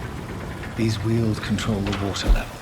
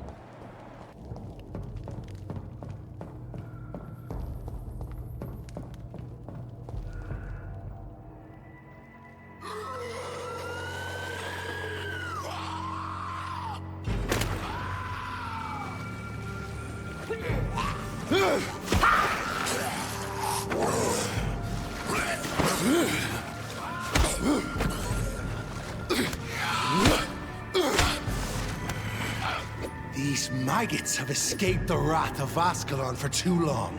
It is time to purge the sewers of their filth. You again! The one they call the sewer dog. Hold your tongue, newborn, or I'll crush you like a maggot. You've let the beast consume you. Finally! A touch of lucidity. So learn to respect the laws of Ascalon! Your neck shall snap like a hare's brittle bones, newborn!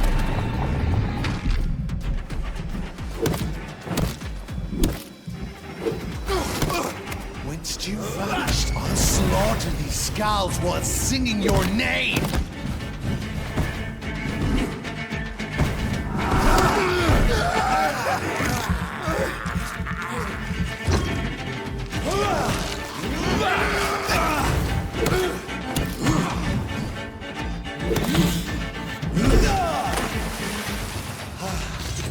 Mine shall be a fair skull to adorn my mantle!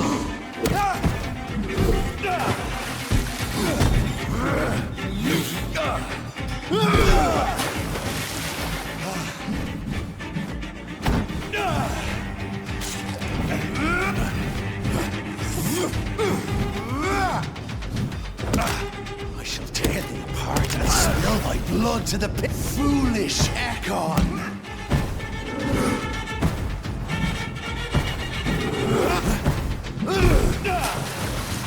How are you able to comprehend? Down, stay down.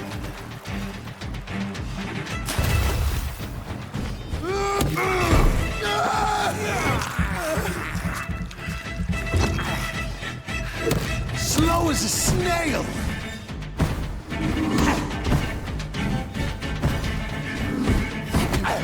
To the hand that crushes all!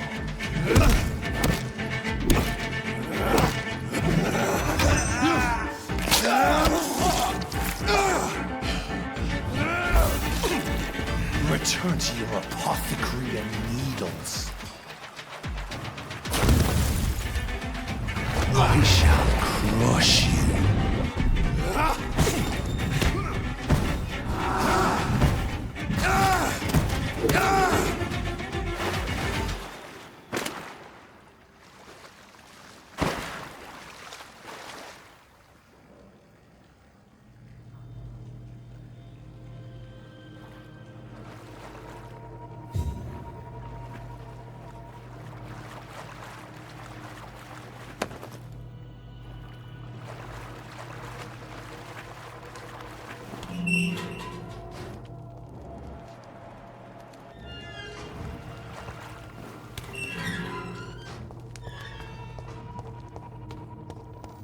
At least one Skal escaped Fergal's wrath.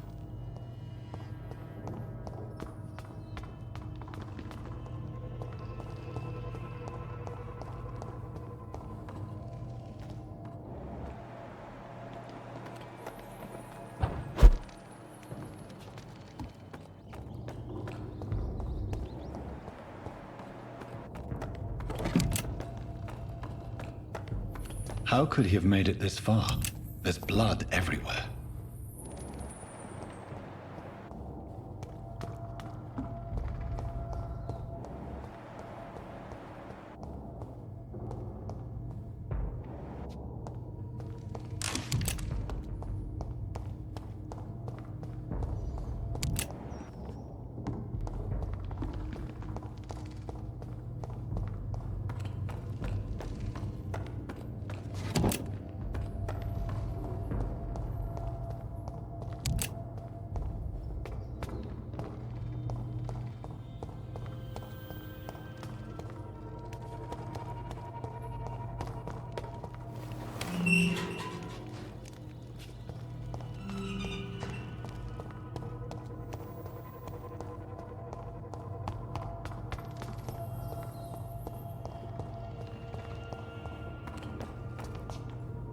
The poor creature is bleeding to death.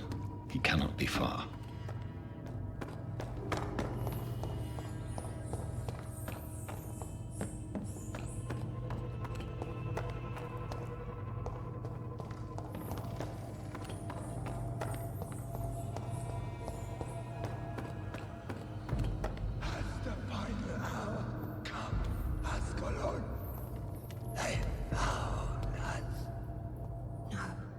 Safe we are, still. Drink now. Bless you, Bridget. This isn't the blood of a vampire, but it will quench your thirst. This is our domain, not yours. You've been warned. Wait, I saved you from this creature. That must count for something. Thank you. Now go. Go back to the streets and houses. There is no love lost between us, vampire. But thank you. Sean Hampton sent me here. I believe he wanted me to find you. Who are you? If you must know, they call me Old Bridget. And this shelter is where we live. I'm Jonathan Reed. I'm a newborn Ekon. I'm afraid I'm not sure what's going on. I shall not bend a knee, young Ekon, but I sense your pain. Ask, and I will afford you my attention. So was it you that Sean Hampton sent me to find? Perhaps. The sad saint was always kind to us. He must trust you if he revealed our location. Sean is a Skal. All those I've encountered have been violent, crazed creatures. How can he be any different? Maybe because he is the sad saint. Or perhaps because I am old Bridget of the Sewer Skulls. Sean killed a patient of mine. And that's just one of the murders he's being hunted for. If you refer to Harriet, she is now among us and under our protection. Harriet Jones is alive.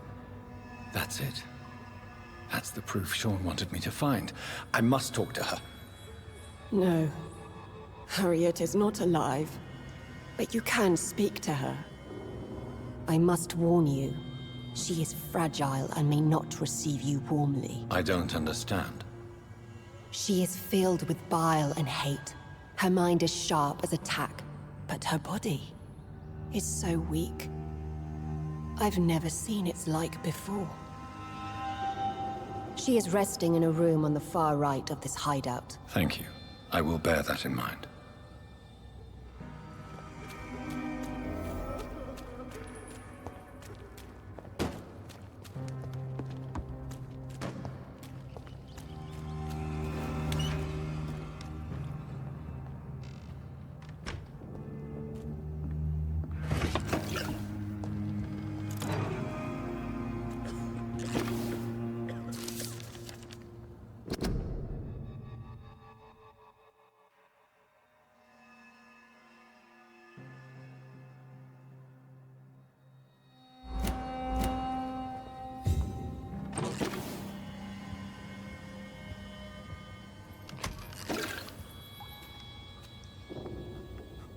Hello, Harriet.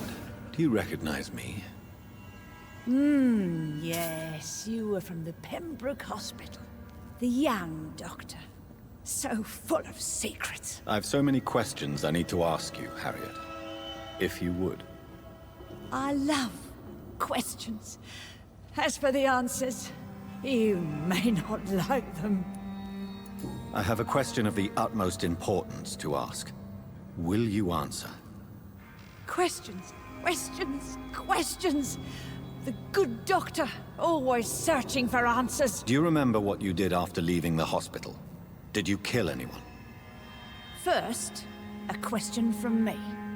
You answer first. Very well then. What do you want to know? Are you like me? Are you also dead? We are not dead, Harriet. Death no longer pertains to us. We are different. I like what I am. I truly do. I relish the pain that courses through me. I know you fled the hospital with Sean Hampton. Did you or Sean kill anyone in your flight? Anyone?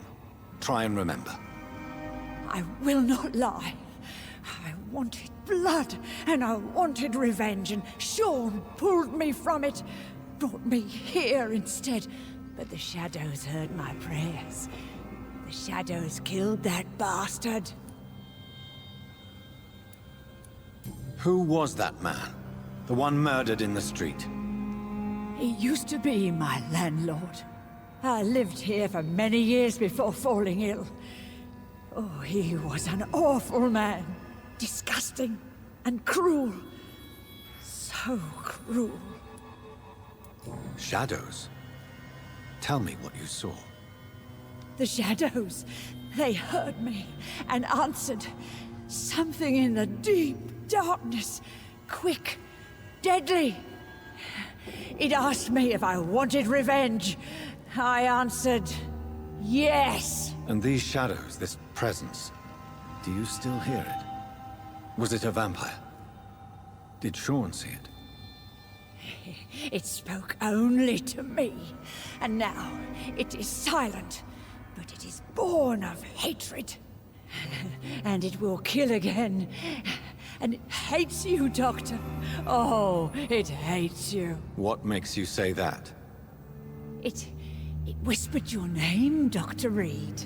It wanted to know who you were and where you went. Questions about me? What did you say? Nothing, Doctor. I said nothing. There was nothing it didn't already know. Oh, I'm tired now. Let me rest.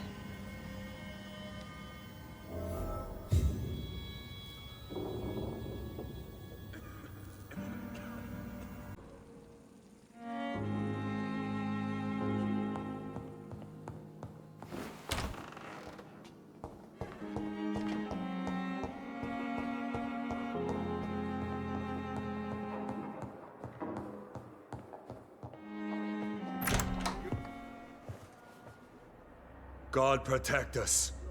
You've got a leech in the hospital. Yes, my hospital. My mission is to heal while you go about warring. You've set the table for a snake. I wonder why there's venom in your food. I'm growing tired of your song. You're a woodsman, McCallum, not a doctor. Return to your hunt. Remember, I've a good nose for machinations. I can flare the scent at a mile. You can't hide from the god. Leave him, Jonathan. This is sacred ground. Neutral territory. And I just had the carpet cleaned.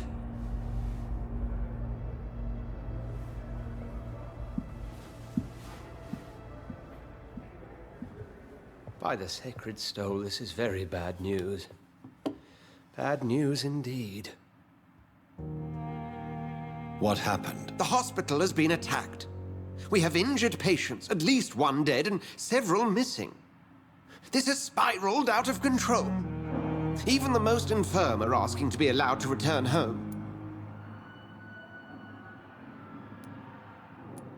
We cannot have the people lose faith in this institution. This hospital is their only hope. Of course, you're right. But we cannot afford a public scandal. It would ruin us. We must restore order, and quickly. You mentioned a dead patient. Who is he? She, Jonathan.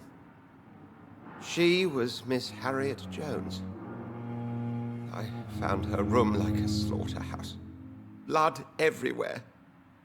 The duty nurse is taking care of the mess. Very well. I'll help you. Jonathan, please. I can't rely on anyone else.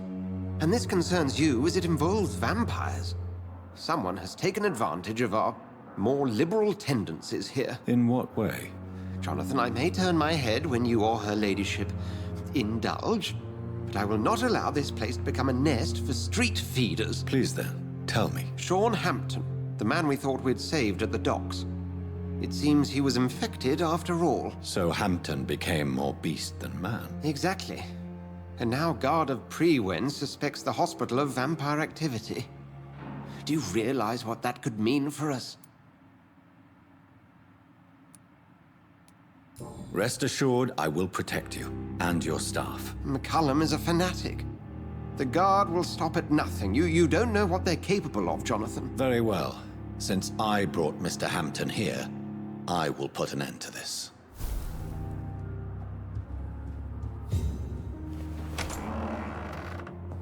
Sean Hampton lives and breathes for the well-being of his flock. There's no other place he would go but the docks. And what of my own life?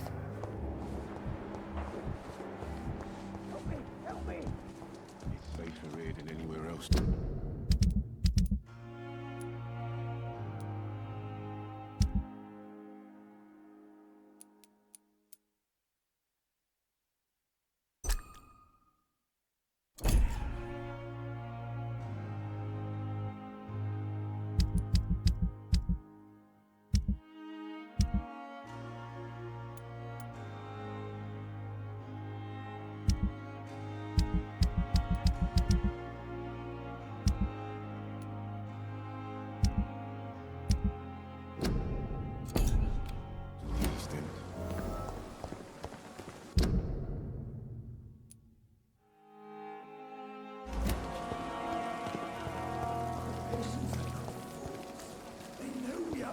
Well,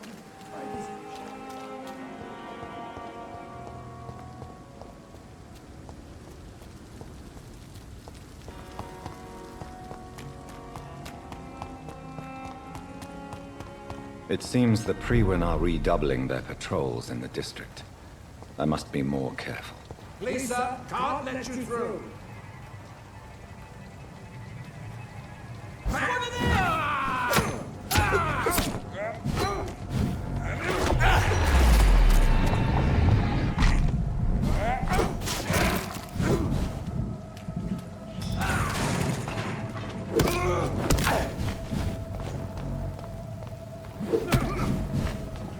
No rest for the wicked. We have to stop him!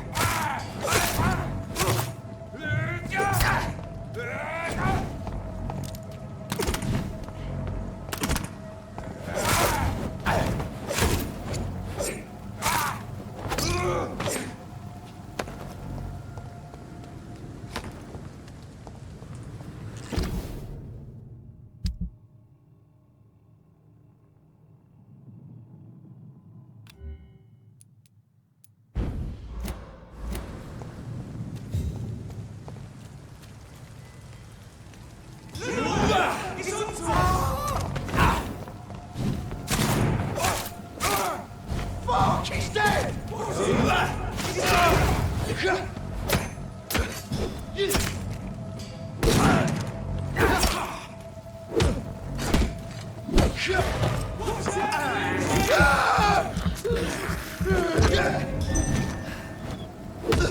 Bloody leech!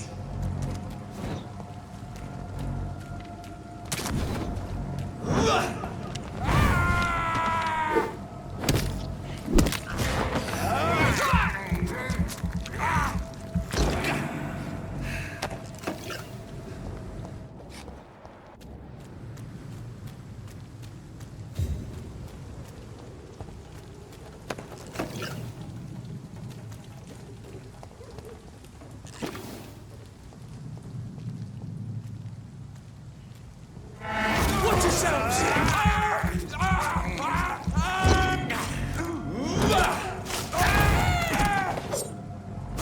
He's done for! That's gotta hurt!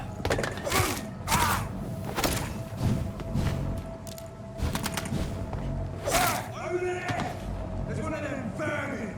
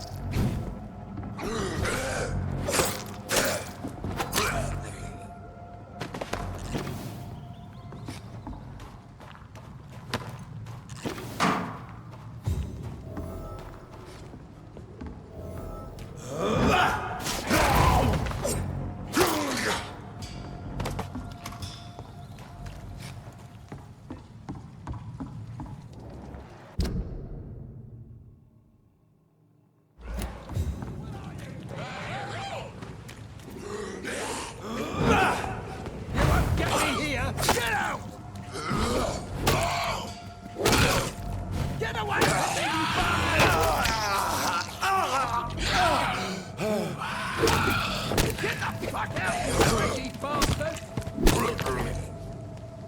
Come on, and I will show you how a wet boot does business. Are you all right, sir?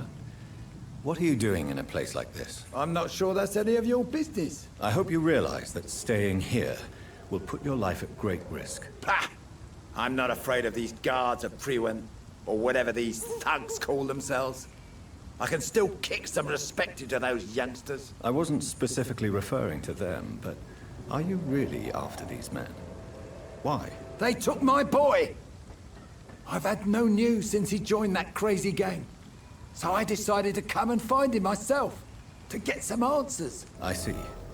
But as I said, your life is at risk if you stay here. And I'm not referring to the gangs either.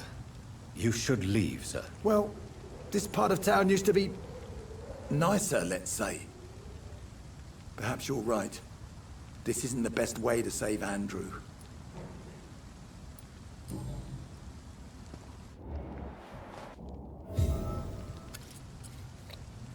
Are you sure you'll be able to... Young man, I am perfect.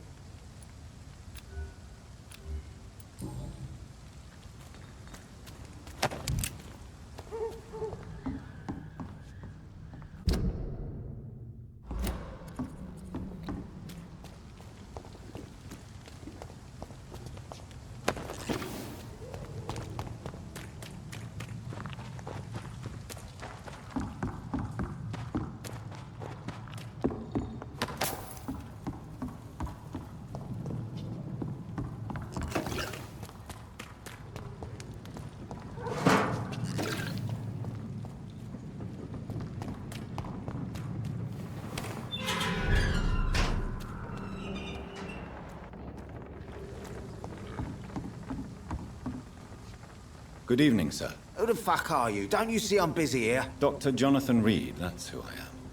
And who are you? Ah, some fancy gentleman we've got here. Clear off. We don't want strangers on our streets. So you won't tell me your name, then? The name is Booth Digby.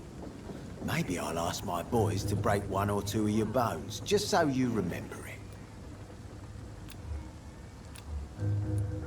Do you know where I can find Sean Hampton? I need to talk to him. The sad saint. Why on earth do you want to talk to him? He was one of my patients at the Pembroke Hospital. Oh, yeah. I heard the poor bastard had been abducted by some cunt. You better ask Tom Watts. He knows Sean Hampton well.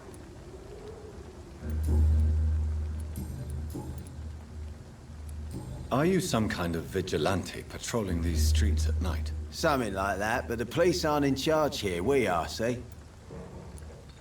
So, tell me about your gang, then. What? Have you got a death wish? You really want me to answer that? Well, yes.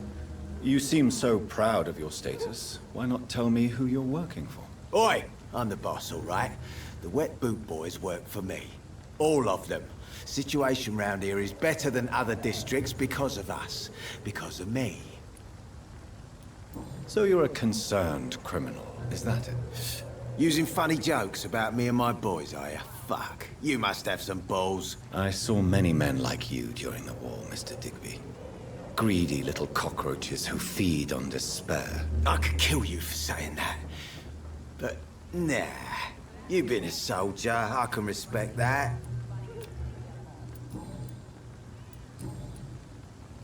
Goodbye, Mr. Digby.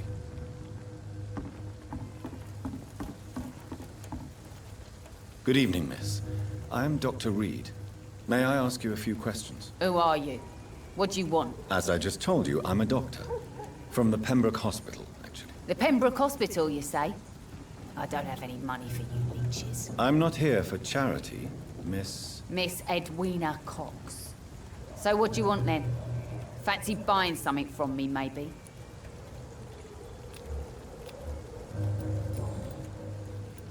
You still use your husband's name, Edwina. Why is that? Why shouldn't I? He may be a bloody bastard, but I'm still his wife, and his name means something round here. Are you aware of what happened to him? Yes. I'm sure he fought till the end and looked death in the eyes. The boys will mourn him. Except one of them, maybe. What can you tell me about your work? I'm a businesswoman. I buy and sell things, and I send my wet boot boys after anyone who don't play nice with me. Gang member and shopkeeper. Can't be easy running double shifts. If you're interested, I may find use of a doctor who can freely walk across the city, you know. You're quite blunt, aren't you?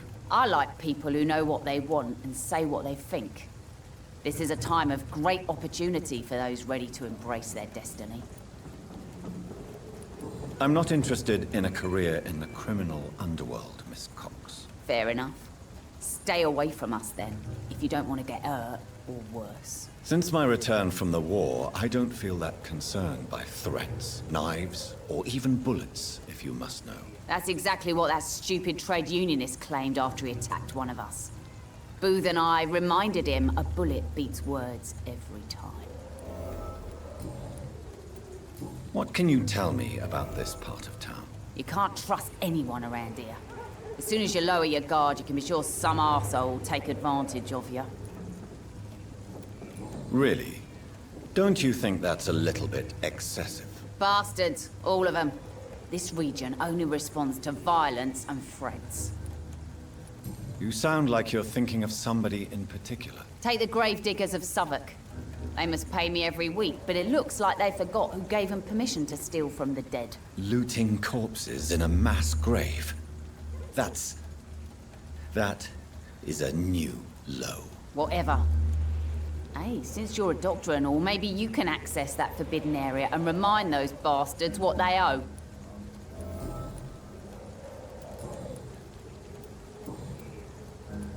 Tell me about the man you and Booth killed, Edwina. The bastard killed one of us and received retribution. There's nothing else to say. What happened exactly? I don't know, and I don't care. One of ours was killed by that communist bastard, but he didn't brag for long. So you have no idea what really happened, but you executed him anyway. No one messes with the wet boot boys, Doctor. This is our territory, and this is our law. And your conscience is clear. You kill without hesitation. Violence is an efficient tool, Dr. Reed, when used properly. So you decide who lives and who dies, just like that. Yes, Doctor. Just like that. I'm not saying it's fair. I'm saying it's my way of dealing with troublemakers.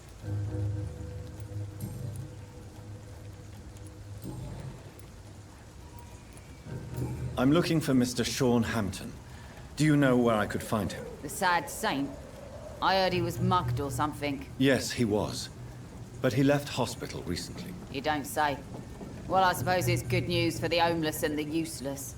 Ask them, they must know something. Can I see what you have to sell? As long as you have money, I'll show you all I have.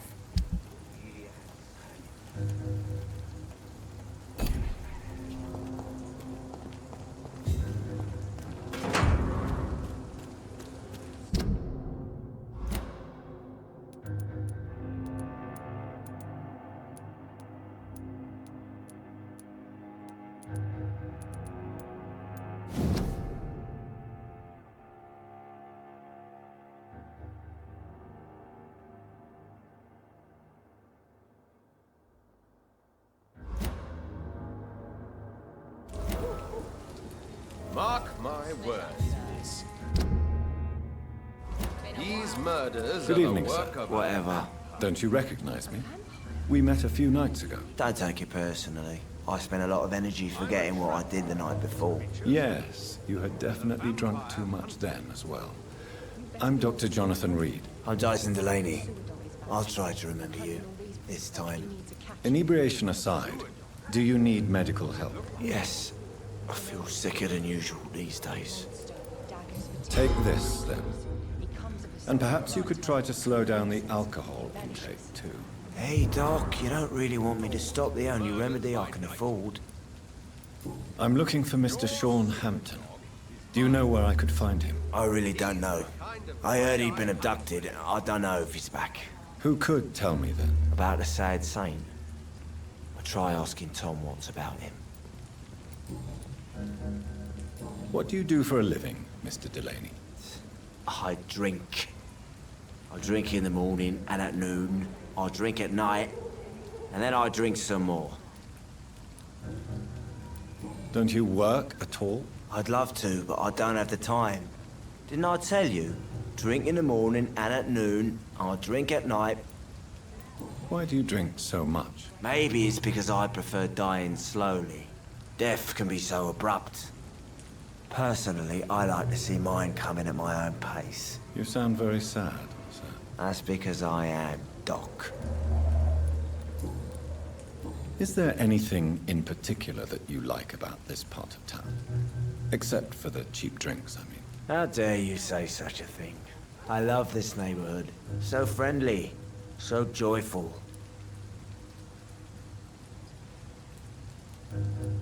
No reason at all to rejoice, then? Life is hopeless and then we die, is that it? Let me tell you a story. All right. Go on. A few years ago, when I believed a resolute man could change things around here for good, a tragedy occurred nearby. What kind of tragedy? It was a bomb. Bomb that exploded and killed many people. Metal and blood everywhere. Shouts, fire, broken window of the shoe shop, the torn streetlight. You lost people you loved that day, didn't you? I've lost everything. But you know what the worst part is? I don't even remember where it happened. I've drunk so much to forget it, and now I can't remember where it was. I can't pay my homage to the dead. I'm sorry, Mr. Delaney. It's okay. If you ever find the place, just leave a flower for me there. Even if you tell me where it is, I'm not sure I'd memorize it. Is there anything in particular that you like about this part of town? Except for the cheap drinks, I mean. How dare you say such a thing? I love this neighborhood. So friendly, so joyful.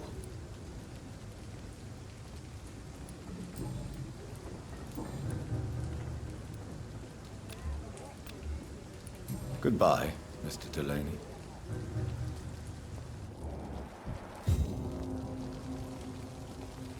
Not a drop of blood left in his body. This is the work of a vampire. Good evening, sir. Have you witnessed any suspicious activity or strange events recently? And what do you define as a strange event? More to the point, who are you? My name is Ichabod Throgmorton, vampire hunter extraordinaire and warden of the East End. A vampire hunter? Really? I know what you're thinking. I'm just another lunatic howling at the moon, but I'm not. The bloodsuckers exist, and they're close. Mr. Throgmorton, I'm Dr. Jonathan Reed. I'd like to hear more about these vampires you're hunting. A man of science? Well, I'll be glad to enlighten you. I'm looking for Sean Hampton. Can you help me, Mr. Throgmorton? The sad saint? He should be at his night asylum at this hour, but I cannot tell you how to find it, sorry. Really? Why is that? It's nothing personal, Doctor. I'm sure your intentions are good, but people who sleep there, they have plenty of reasons to hide. I could make you tell me, but I respect your refusal. You really believe Sean is a saint, don't you? All I will say is this. Gossip has it that when he was a child, he was molested. By a priest of all people. Funny thing is, though, it only strengthened his faith.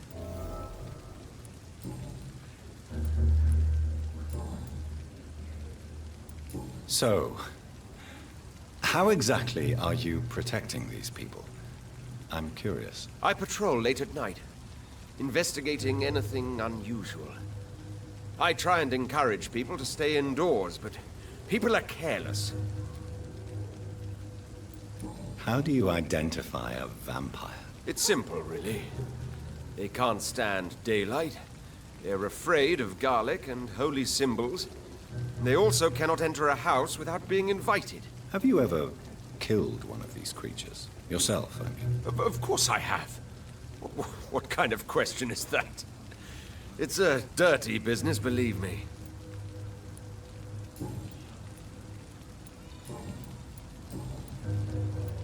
Have you heard of the Guard of Priwen? Of course. They're dedicated hunters. A little militant for my taste, but they do let anyone join. Were you ever tempted to join the Guard yourself? I did think about it, but I'm more of a silent hunter. They're more of a sanitary militia. So you hunt alone?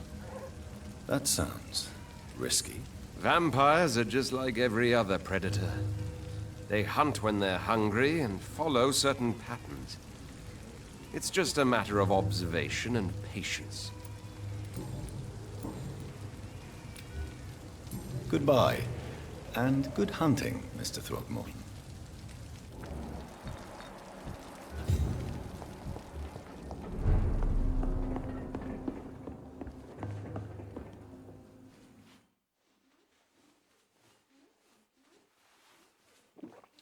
There's gotta be something can be done to get out of this bullshit mess. Poor Jack. He didn't deserve this.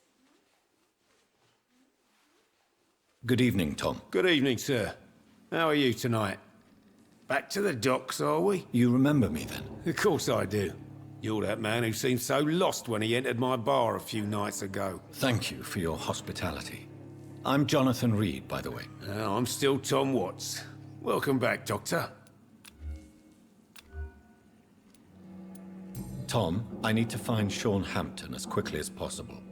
I've been told you could help me. I heard the sad saint was recovering at Pembroke Hospital. Did he leave or something? The important thing is I find him, quickly. Why not try his night asylum?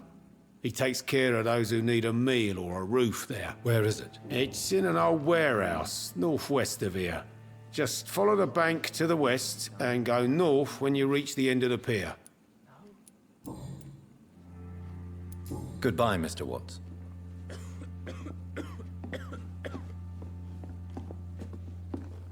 Perhaps I should shut the turquoise for a time. Poor Jack. He didn't deserve this.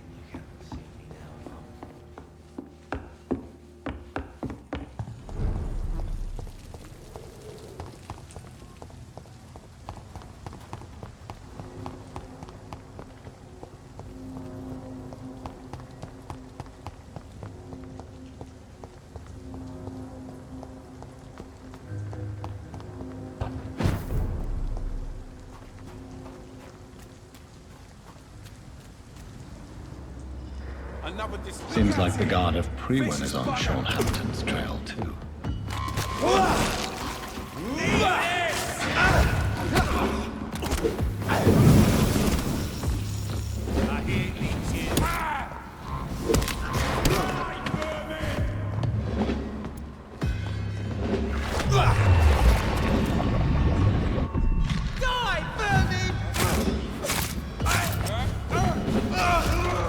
Want some of this?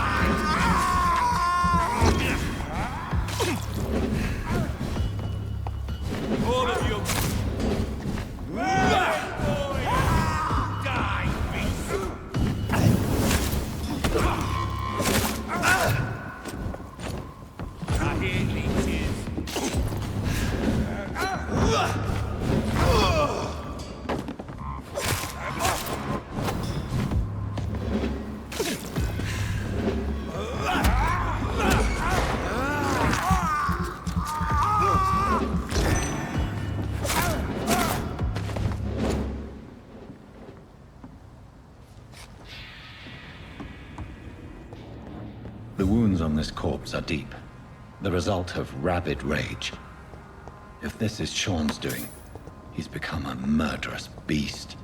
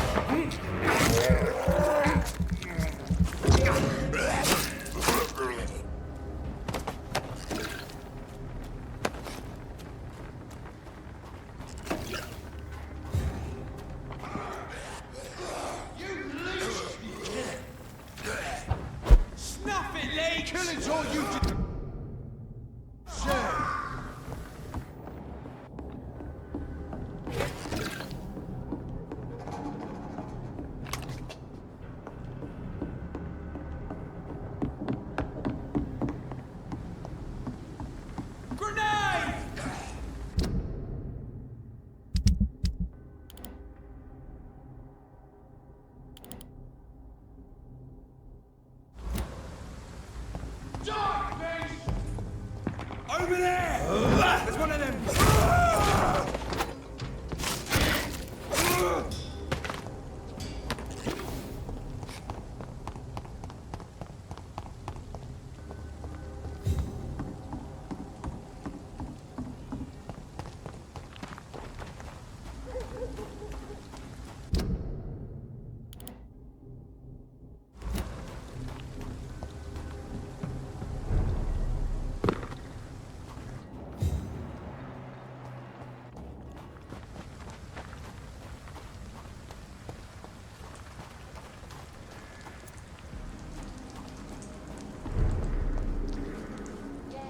Good evening, miss. I'm Dr. Jonathan Reed. Can I help you? A fancy doctor lurking at night by the docks?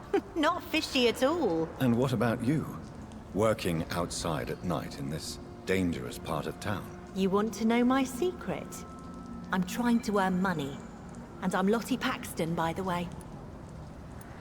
I'm looking for Sean Hampton. Can you help me? Mr. Hampton must be in his office at the night asylum he manages, I suppose. Why do you want to see him? He was a patient of mine at the Pembroke Hospital, but he left abruptly. I see. Well, Mr. Hampton is a discreet and dedicated man. I'm sure you'll find him soon enough.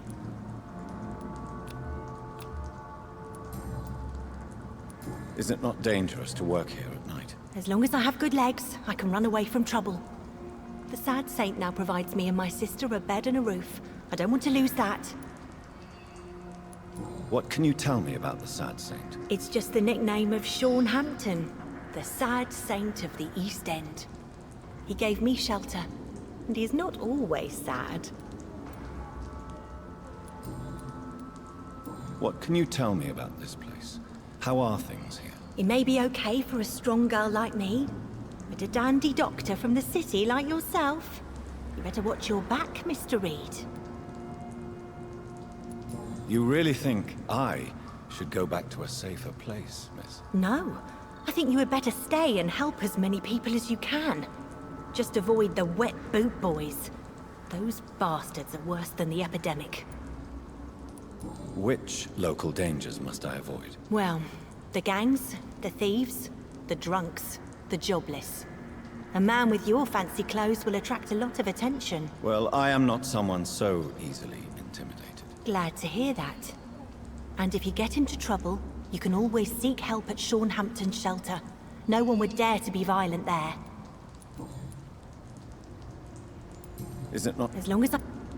Are you homeless, Miss Paxton? Mr. Hampton's night asylum is our new home now. It's a safe place for me and my sister.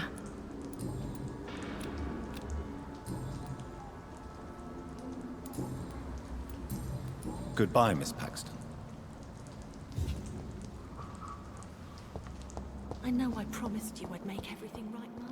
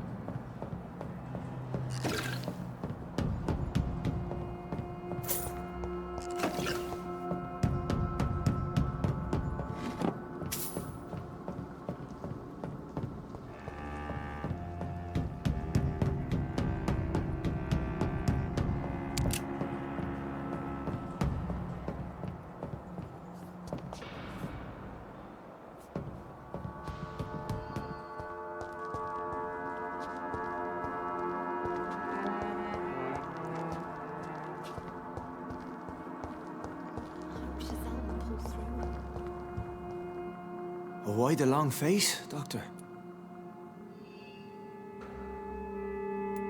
It looks like we both have changed a lot. I must confess, it saddens me, Sean. Put your faith in the Lord, Doctor. He has a plan for all of us. We may not always see it, but he does. Since you left Pembroke, the amount of blood that has been shed, it's hard to believe you, Sean. Ask what you will. As the Lord is my shepherd, I will not speak a lie to you. Aren't you afraid of what you've become? We are blessed, Doctor. Can't you see it? The Lord has made us able to walk amongst the plague and aid those that need it. Do you think this is a blessing when God's own house and holy symbols repel you? If that is your burden, Doctor, so be it.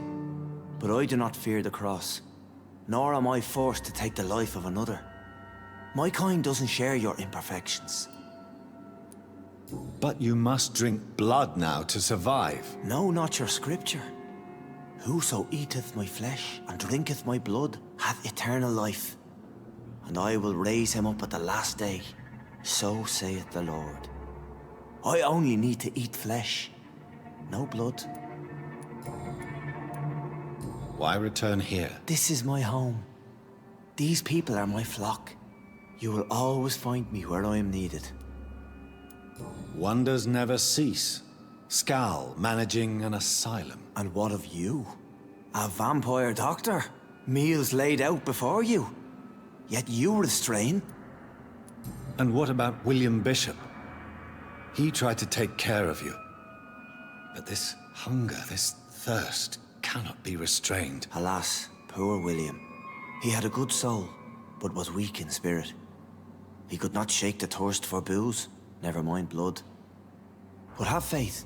My will is far stronger than his. Why did you kill Miss Jones at the Pembroke Hospital? Killed old Harriet? You must be mad, Doctor. Why would I do such a thing?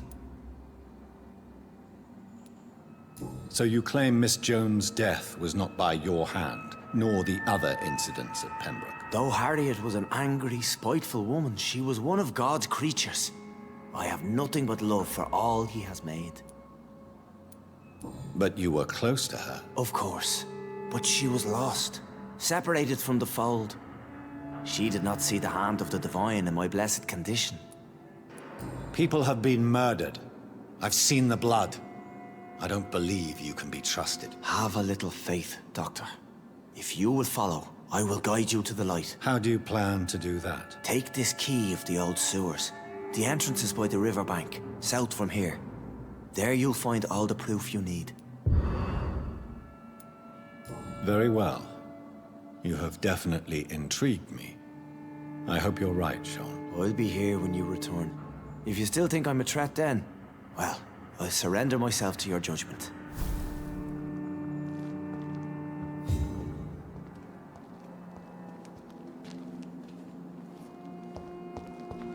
This Seymour worries me. Perhaps Sean knows something about him.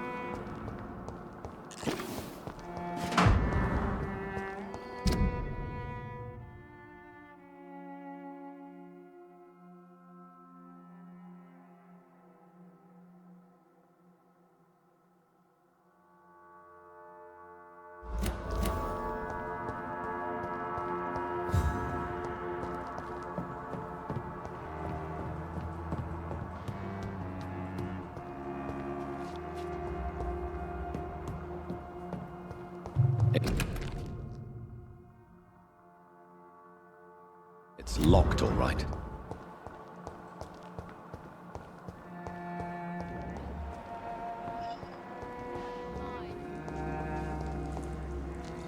Glad to see you again, Mr. Reed. Lottie, tell me about the Wet Boot Boys.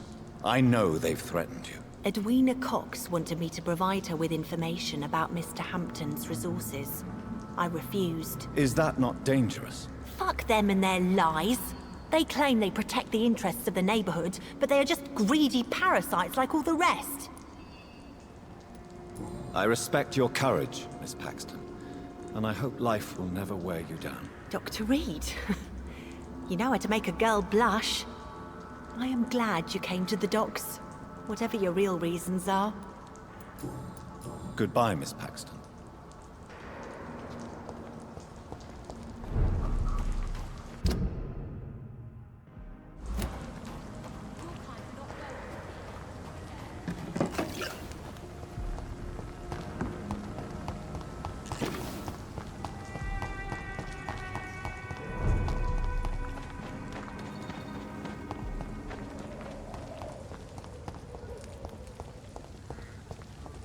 Look at it!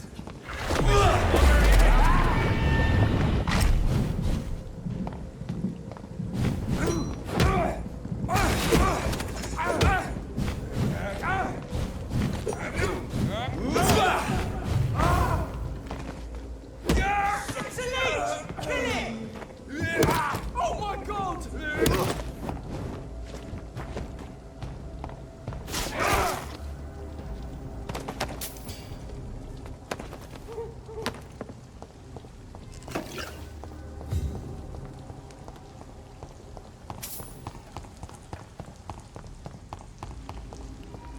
He's mine! I'll take it!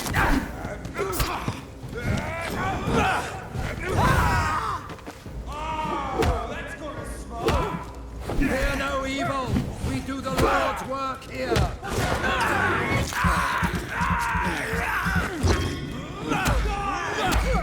No one shall prevail.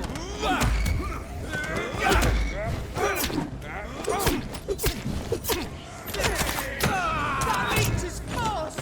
Christ, he's dead! There's one of them vermin!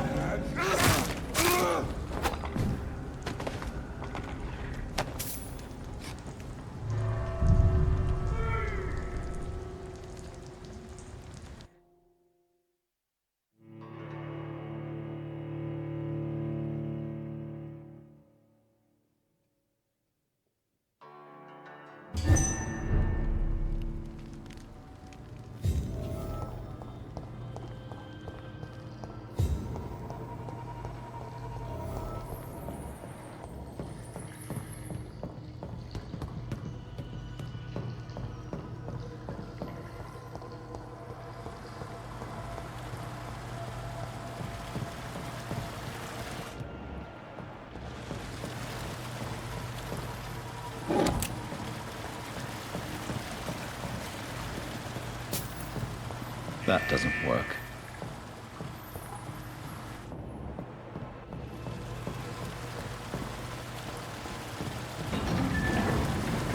So that's it. These wheels control the water level.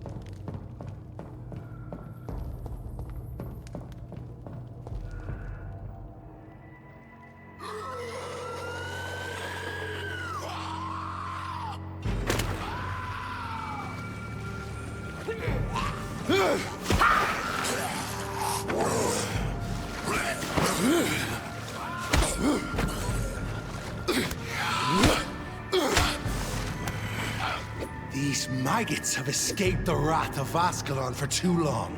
It is time to purge the sewers of their filth. You again. The one they call the sewer dog. Hold your tongue, newborn, or I'll crush you like a maggot. You've let the beast consume you. Finally! A touch of lucidity. You shall learn to respect the laws of Ascalon! Your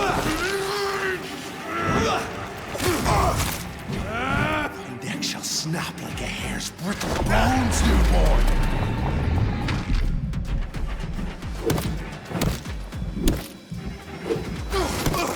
Whence you vanished, I'll slaughter these scalds while singing your name!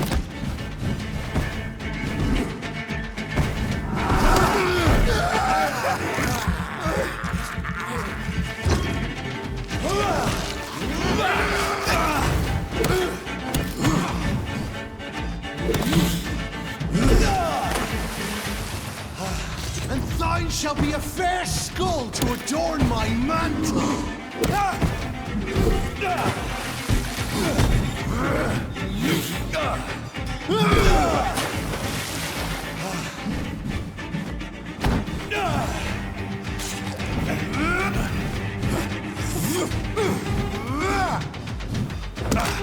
I shall tear thee apart and spill thy blood to the pit. Foolish Ekon!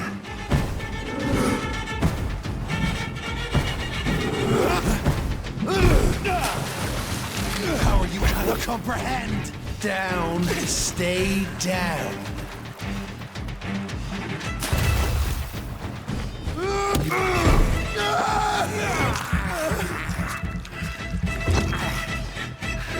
Slow as a snail!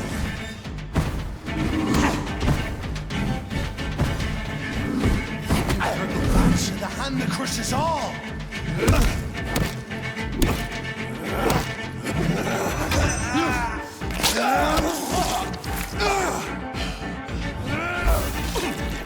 Return to your apothecary and needles. I shall crush you.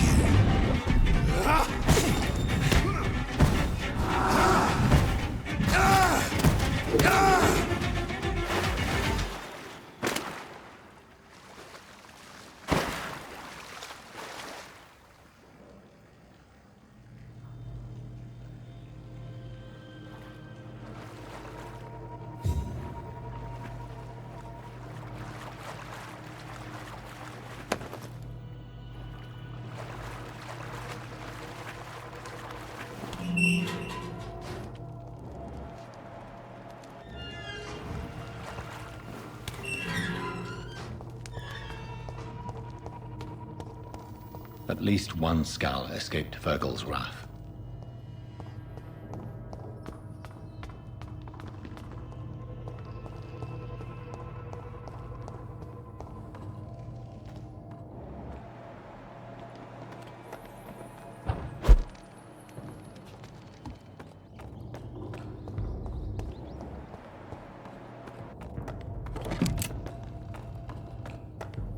How could he have made it this far? There's blood everywhere.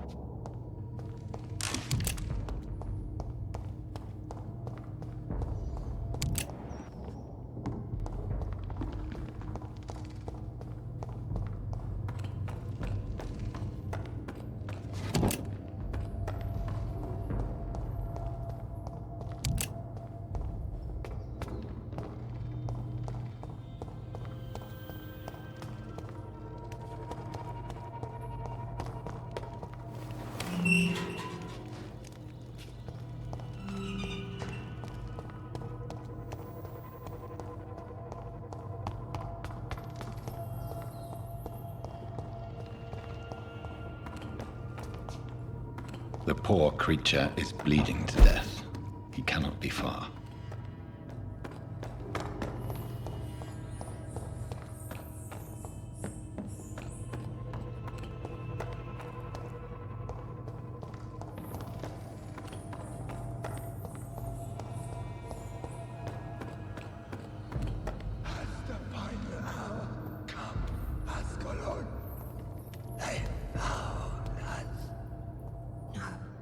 Safe we are, still.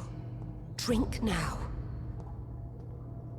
Bless you, Bridget. This isn't the blood of a vampire, but it will quench your thirst. This is our domain, not yours. You've been warned. Wait, I saved you from this creature. That must count for something. Thank you. Now go. Go back to the streets and houses. There is no love lost between us, vampire. But thank you. Sean Hampton sent me here. I believe he wanted me to find you. Who are you? If you must know, they call me Old Bridget. And this shelter is where we live. I'm Jonathan Reed. I'm a newborn Ekon. I'm afraid I'm not sure what's going on. I shall not bend a knee, young Ekon. But I sense your pain. Ask, and I will afford you my attention.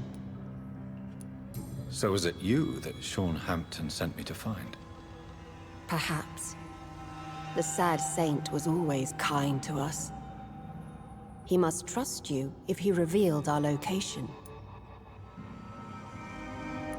Sean is a Skal. All those I've encountered have been violent, crazed creatures. How can he be any different? Maybe because he is the sad saint. Or perhaps because I am Old Bridget of the Sewer Skulls. Sean killed a patient of mine. And that's just one of the murders he's being hunted for. If you refer to Harriet, she is now among us and under our protection. Harriet Jones is alive. That's it. That's the proof Sean wanted me to find. I must talk to her. No. Harriet is not alive. But you can speak to her. I must warn you. She is fragile and may not receive you warmly. I don't understand. She is filled with bile and hate. Her mind is sharp as a tack, but her body is so weak. I've never seen its like before. She is resting in a room on the far right of this hideout. Thank you. I will bear that in mind.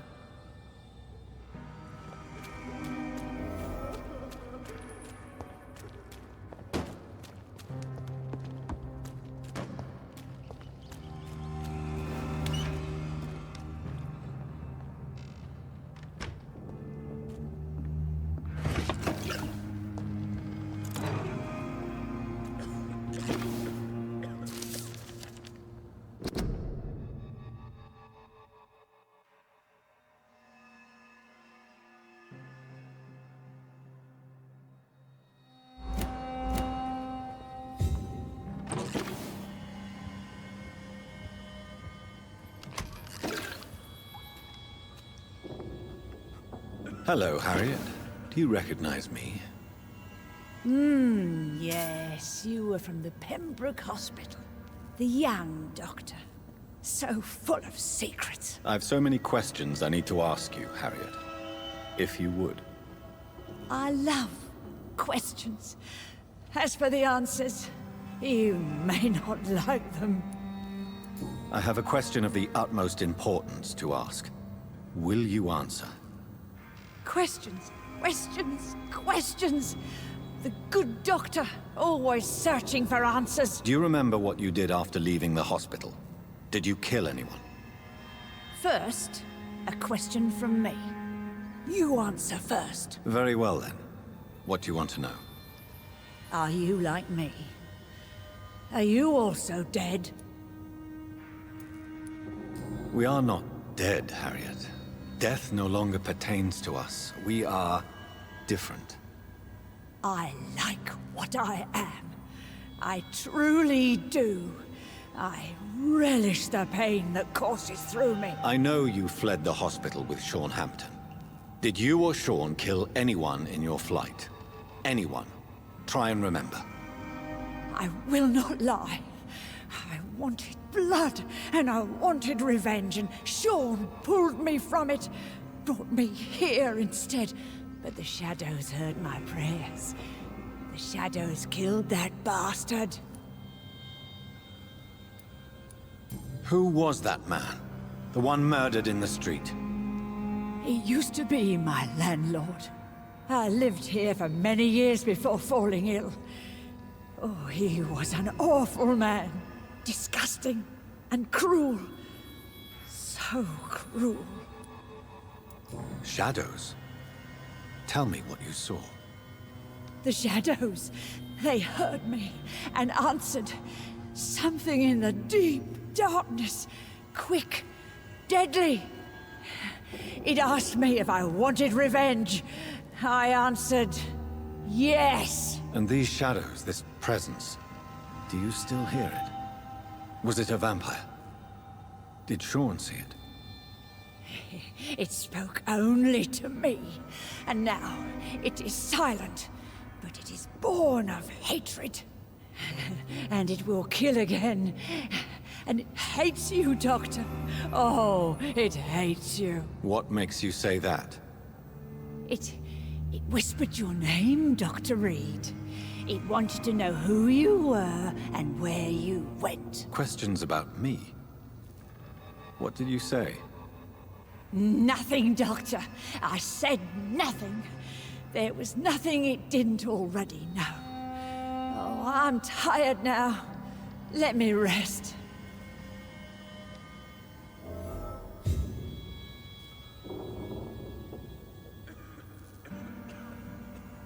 Don't forget to subscribe!